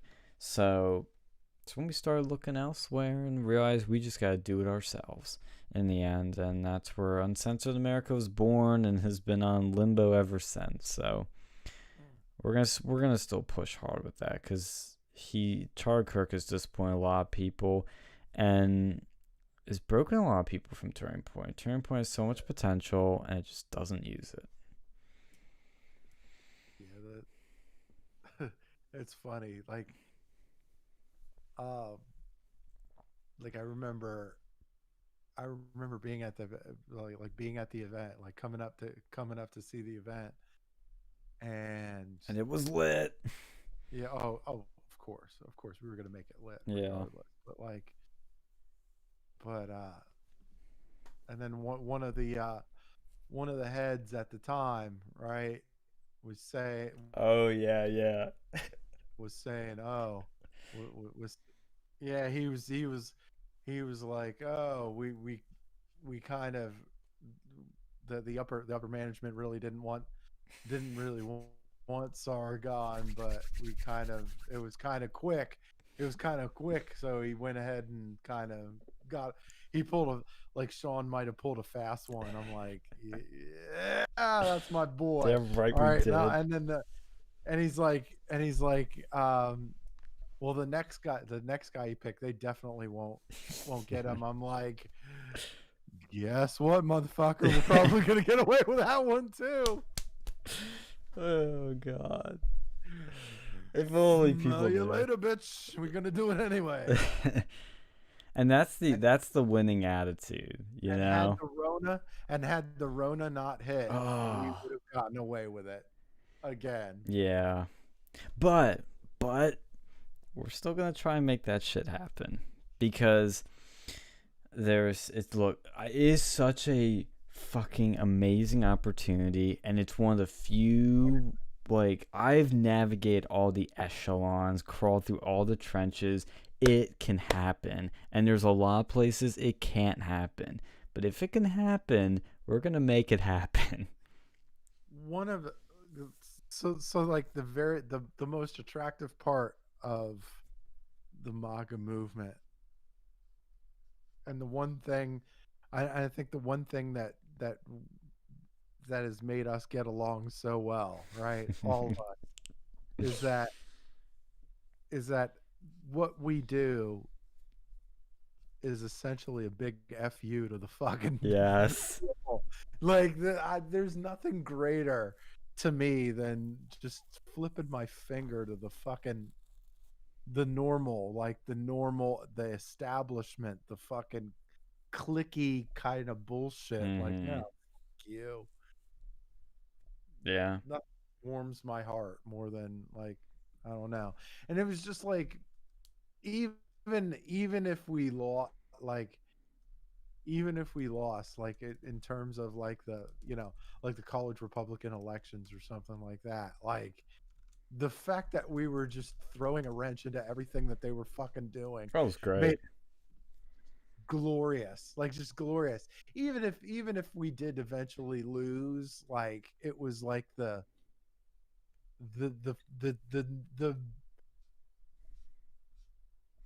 role of just making their lives as difficult as humanly fucking possible. Like that was a joy. That was an absolute joy. Nothing brought more joy than to see these people suffer. Like, Yeah, that's what I was gonna say. We made them suffer, and they deserved it. yeah. That's the And I thing. was It's like if you're cool, we're gonna be cool. If you are a piece of shit, oh, you better hope you don't run into us. I was a little bit more envious of you though, because you have a little bit of a filter. Like there's a little bit of a filter. Like you There do is. a lot, but like I mean you also have a filter, so you're able to like, you know, articulate things more properly or whatever. Me, I just fucked up. I Fuck I think of is like whatever the hell is coming. And we need that. Like that's the thing is like kind of going back to something we were talking about, like what you were saying, Sam, with like the people that are too proper and formal and kind and respectful, and then they're cucky and they're boring, and pish posh. But then you have the people that are a bit too brash, that they're turning some people off. But you kind of need all of that. You need your people in the middle, your people that are brash, and your people that are a little more well spoken, because they all appeal to different people, different flavors for different folks. Like I have a good buddy that's now leading the Turning Point chapter at Penn State, who invited Dennis Prager. Very different from who I would bring. I brought the Hellraisers and the people that cause mass protests. Very different styles, but we both agree on most things, and we both voted for the same guy twice. Intriguing. Like, look, and I'm not gonna lie, it was I mean, he was talking about getting Dennis Prager for a while, Yeah. too. And like, I I supported it. I was like, yeah, totally fucking do it, man. That's awesome. Like, I know I'm about ready to take my audience off here, and maybe you guys. But I actually like Dennis Prager. He's one of no, my I like him too. I he's just like, I mean, I like, I like bowling ball I and china shops a little bit more, but well still. well I do like the fact that Dennis Prager uh put Ben Shapiro in his place Oh, though. really? Yeah, did you not see that?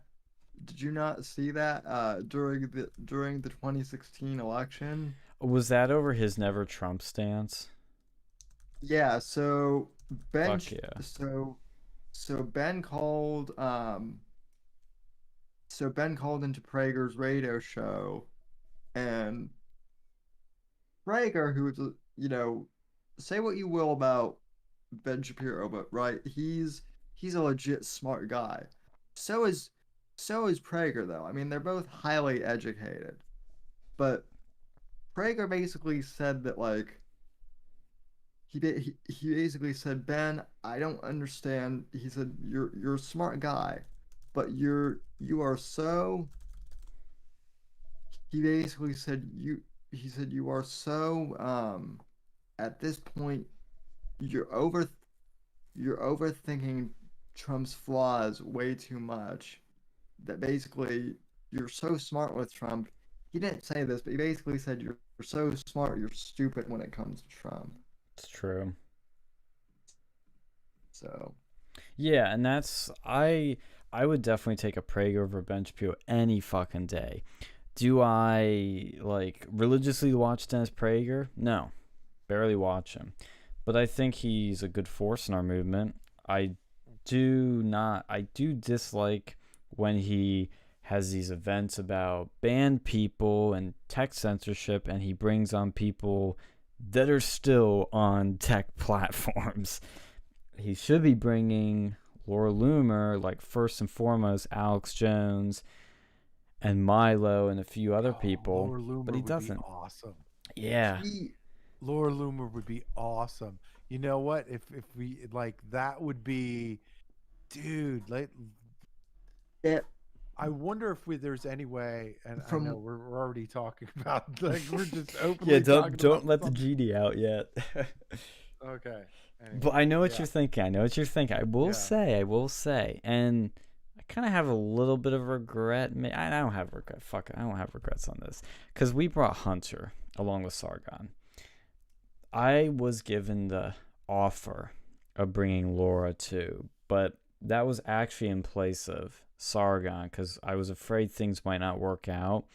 And so I talked to Laura Loomers at the time, manager, like agent sort of person, and ended up not really happening, but I can say she's very possible, especially now that she's not on the campaign trail. So stay tuned.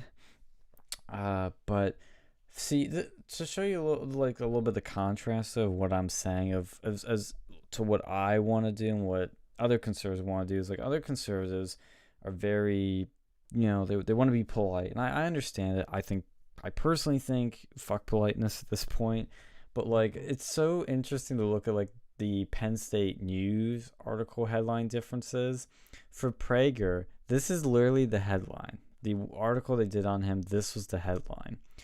It says, Dennis Prager, wait for it, condemns the left. Wow. Sean, what do you think of Adam Carolla? I love Adam. He's awesome. Because I know that Adam and Dennis Prager are like really close. Yeah. That's why I have good feelings mostly about Prager. But it's like but then again, Carolla is also still on YouTube. He is, which is actually amazing, to be frank. his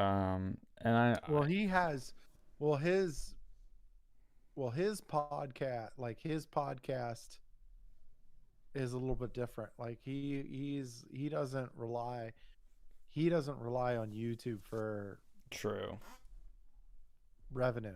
Like his was actually his podcast was actually one of the very first successful money making models, like as far as podcasts go.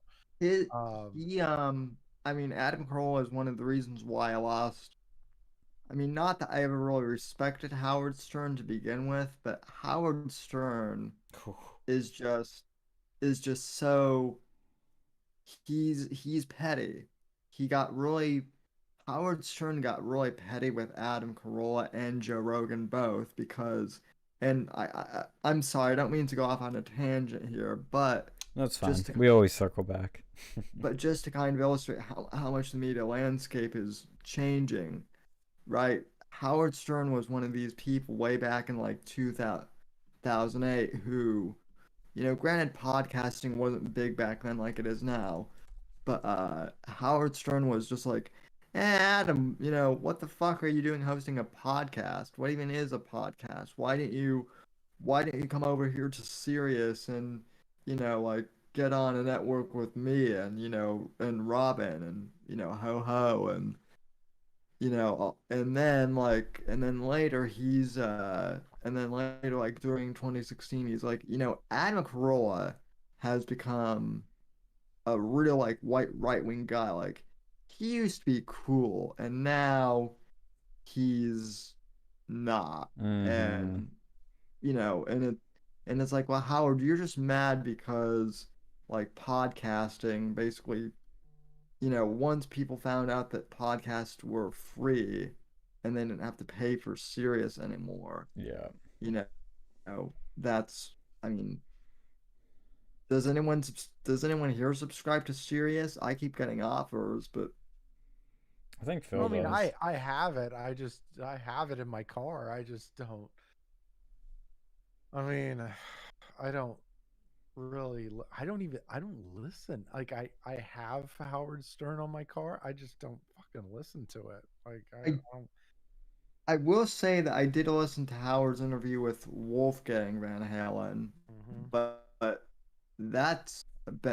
anytime Howard has someone related to Van Halen on, that's when I'll tune in. But other than that, I don't care. So well, see, with Howard Stern, I obviously am younger than people that listen to him in his heyday, and Hey, yeah, and I think the clips I see of him in interviews, I think he's a very good interviewer. Like, he actually impressed me. It's a very different style than he most is. because it's very fast paced, which I like, and he kind of cuts people off, but he does in a way to kind of keep like digging deeper and he gets stuff out of people that other interviewers won't get, and that's to me is the power of interviewing. And you can tell somebody's a good interviewer if they get good shit out of them, and he does do that. So he's a really good So interviewer. But so is Joe though. yeah, and it's a different style. It's I would think longer, more laid back, more relaxed, but it's very conversational, and he gets people to say things that are very, you wouldn't kind of get in those casual manners, and he's very good at it. So is Adam. Graham Norton's honestly probably one of the most underrated ones because he gets his guests say some of the funniest shit ever after a few drinks. Again, Dennis Miller was a terrific. I mean, he is Yeah. a terrific interviewer, and if you listen to my mannerisms and then you listen to him, I mean, there's no denying I've picked up several Millerisms over the Yeah. That's years. the power of So influence. That's awesome. I mean, that's what I always that love hearing. that's one thing that I was trying to help Big Bird with it, but he you know Didn't take the he advice. no he just wanted to talk out the moon and the Jews and other weird things which we're not going to get into because uh Hey, we'll pull this off here soon. We can get into all the shit we want, especially some plans that we have already been crafting on air. But the one thing I'll say about Howard, and I was going to go back to the Penn State stuff because it's just interesting to observe, is that he at least was edgy, pushing boundaries, getting like fines up the wazoo for what he did back in his heyday. But like a lot of people that start off cool and sell out, he started getting safe and safer and safer and safer. And now he has Hillary Clinton on, and he's becoming like such a social justice well warrior. you know why that is, right? Well, I will say Have I've seen have that you heard video of like when have he's giving that like presentation to his employees, and that totally like turned me off from him. That's when I that stopped with him. that's part of it, but Mm. it's even more delusional than that, Sean. Oh, really? Yeah, Does that have to do with Trump? Yeah, Howard Stern so in 2017 after the election, Howard Stern basically said, and I paraphrase, that Donald Trump never called to thank me for his victory. He What? legit thinks he legit Howard Stern legit thinks that he's the reason why Trump became popular. He thinks he's the reason why Trump ran, and he thinks he's the reason kind of why Trump won. I kid you not. That's how de, that's how delusional Howard. So that's why he wants to have Hillary on. He thinks that if he has Hillary on, Hillary will become more likable on his show. He thinks that he made Trump likable, and that if if he could do that for if he could do that for Donald Trump, if he could make Donald Trump a household name, then he can make Hillary Clinton a household name. That's the dumbest logic ever. And I know I know you're right that that's what he thinks, because in that presentation that got leaked, that like corporate PowerPoint he was doing, showed how corporate he got, how big his ego was. But he kept saying, like, Lady Gaga comes on our show, album to #1, we make her popular. That was the constant theme, was people come on my show, then they become popular. Howard, that's not how it works. It's Not anymore. That granted, that might have been how it was in the early '90s when he was big. right. That used to be the way things were. But I mean, I'm sorry, Howard, but Joe has kind of taken your place in that. And you notice who he's also jealous of, which I find really interesting, is Alex Jones. How many? I was just on Oh, his Twitter, and the oh first thing I yeah. see is a fucking mockery of Alex Jones because he does this like constant like, I guess reoccurring joke of mocking Alex Jones, and I'm like, what? That's just so. That tells you how big Alex must actually be. Well, to be fair, Howard is mocking Bob Saget now too because Oh really? Bob's because Bob Saget has a podcast now, and it's not political, but it's good. I really like listening to it, and apparently he's mad that Bob Saget is doing well in podcasting now because Bob Saget used to be a guest on Stern, I guess. Wow. So he's just he's just bitter that it's not 1992 anymore, and Jenna Jameson isn't going to come on and like fingers herself on his show Well, anymore. he got Miley Cyrus on to say that she had sex over FaceTime. Ew. What a revelation. Wait, Miley Cyrus is crazy? What?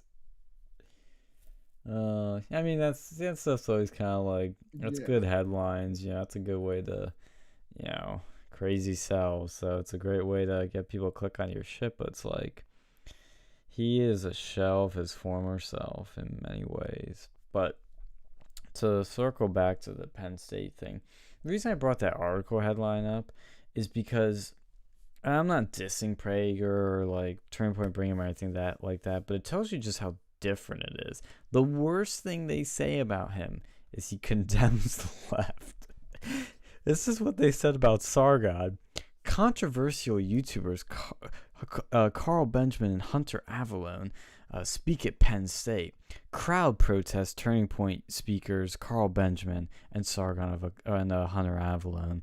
Editorial hateful pass of Turning Point USA speakers. Penn State denounces repulsive comments of YouTubers. Like, it's like next level. It's like it's hilarious how they just freaked out over somebody. And this is why I bring this up.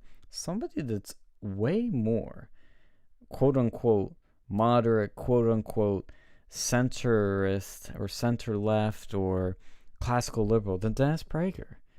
Sargon always says he's a British liberal, and it's like the freak out was bigger. It's hilarious. It's perception is what it is. It's Like always perception. Reality does not exist in politics. It's funny. people like people think this is how stupid people are. People think that or this is how stupid leftists are. Some leftist called me an ableist on Twitter a few weeks ago. Yeah, how does that I work? I I I still don't know what that term. I mean, I know what that term means. I don't understand it still, but it's it's I don't know if they were trolling or if they're legitimately that stupid that they haven't read my Twitter bio Yeah. and not not know. And I mean, I don't know. And even if and even if I am quote unquote ableist in their opinion, so what? You know? Yeah. It's stupid. Very stupid. But I just saw Phil's message. He says we're at 4 hours. Holy shit. Woo! Look at- We're going on a trip for 4 hours in a rocket ship. We're going JRE levels here, Yes. guys. I mean Um, how I did 2.5. I did 2.5 hours, last night. oh my god, I just found this. Yo, I need to show this to Phil. This was posted. I'll send this to you, Sam. Then we'll end the stream. This was posted on Reddit. Look at this shit. I didn't know about this. This is new. Sargon of Akkad and Hunter Avalon. This is on r/toilet paper USA. Oh, Phil dropped out. Phil dropped out of the call. Yeah, I know. Yeah, I that's mean, what. I mean, we can chat for. I'm down to keep chatting about whatever. Yeah, we'll go off air because I have some off air things I'd like to discuss. But and it's good to kind of end this because it's been going. This is what happens when we start earlier. So Sargon of Akkad and Hunter Avalon came to my school. So proud to have brave conservatives such as these at Penn State. It has the clown, dude. That's hilarious. And this in the guy with the Sargon waifu pillow. That's hilarious. Satire. Sargon's a joke. Ha ha ha. We're not an alt-right organization. Who are they quoting? Sargon literally defended the alt-right after Charlottesville. Not true. Parroting the theory that Heyer died of a heart attack. Why would anyone in right minds invite this fucker to an event? Because Sargon's awesome. Because he's a classical liberal. Or maybe he isn't alright. He's just crazy. Really, you should have sucked Avalon's toe. That's random. I'm at PSU 2. Rip down loads of posters. Oh, we got you, motherfucker. You ripped down 1, we put 10 back up. What campus was this? I'm at the Erie campus and heard nothing of it. Yeah, because it's at main campus. That's awesome. Some Reddit notoriety.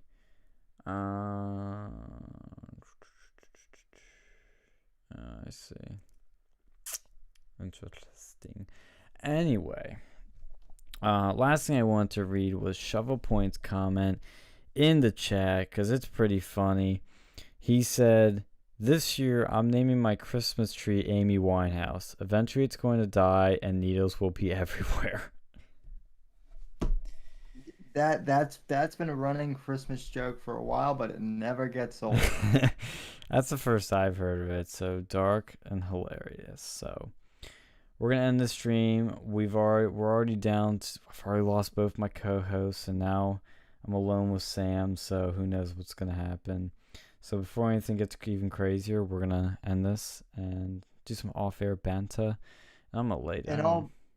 I'll be on tomorrow doing a Sunday stream. I know I usually don't do Sunday streams, but since I've been kind of busy with finals the last few weeks, I'm gonna make it up to you guys. So Nice. I'll come up with something. Maybe I might actually do like a one-on-one with Sean or someone. I don't know.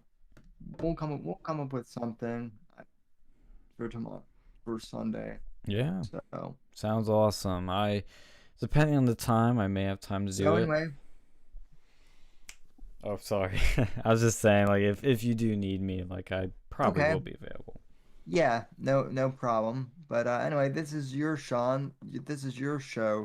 So I don't want to step on your outro. No, that's fine. It's perfectly fine because if you want to follow Sam and step on his outros and crash his shows, you can follow him at Sam NWG and Sam _NWGC. I got it right, didn't I? Sam W _ NDC on Dude, I'm so close. But you can also follow me on Parler at Sam Whitfield, which is a lot easier to spell. Yes, it So- is. Yes, it is. Also, fuck at Sam Whitfield on Twitter, who's had the account since like 2009, but hasn't tweeted anything It's okay. I'll give you the then. password one day, Sam. Since then. Yeah, no, I wish I wasn't that far ahead of the curve, but yeah, like and share, subscribe to this channel and also Sam's channel. He's a cool guy that I'll be honest, like I never expected that like you'd be our like frequent guest, because when we started this whole shit on the Ray of Brain guest line, I was like, "Who's this Sam guy?" And Phil told me who he was, and then all the Penn State connection. I was like, "Holy shit! I wish I'd known this guy before." So Yes, you can thank your friend, you can thank your former poli sci professor, or no, your former what is it, philosophy professor? you thinking of you mean sociology? Oh yeah, sociology. Yes, the right hand man of my former sociology professor. Jeff actually used to be my co-producer. Jeff, what happened? Where did you go?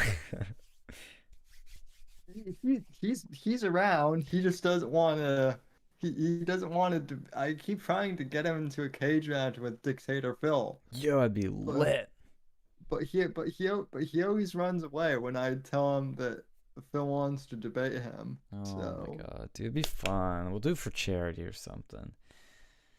But anyway, we're so heading out. We're almost at 4.5 hours. Craziest shit ever. But thank you for tuning in, people. See you later. all right, folks. See you tomorrow on the Whitfield Report at some point. I'll announce it. And yes, thanks for tuning in. Wash your hands. God bless and God save this great nation. And I'll have the camera back on tomorrow, folks.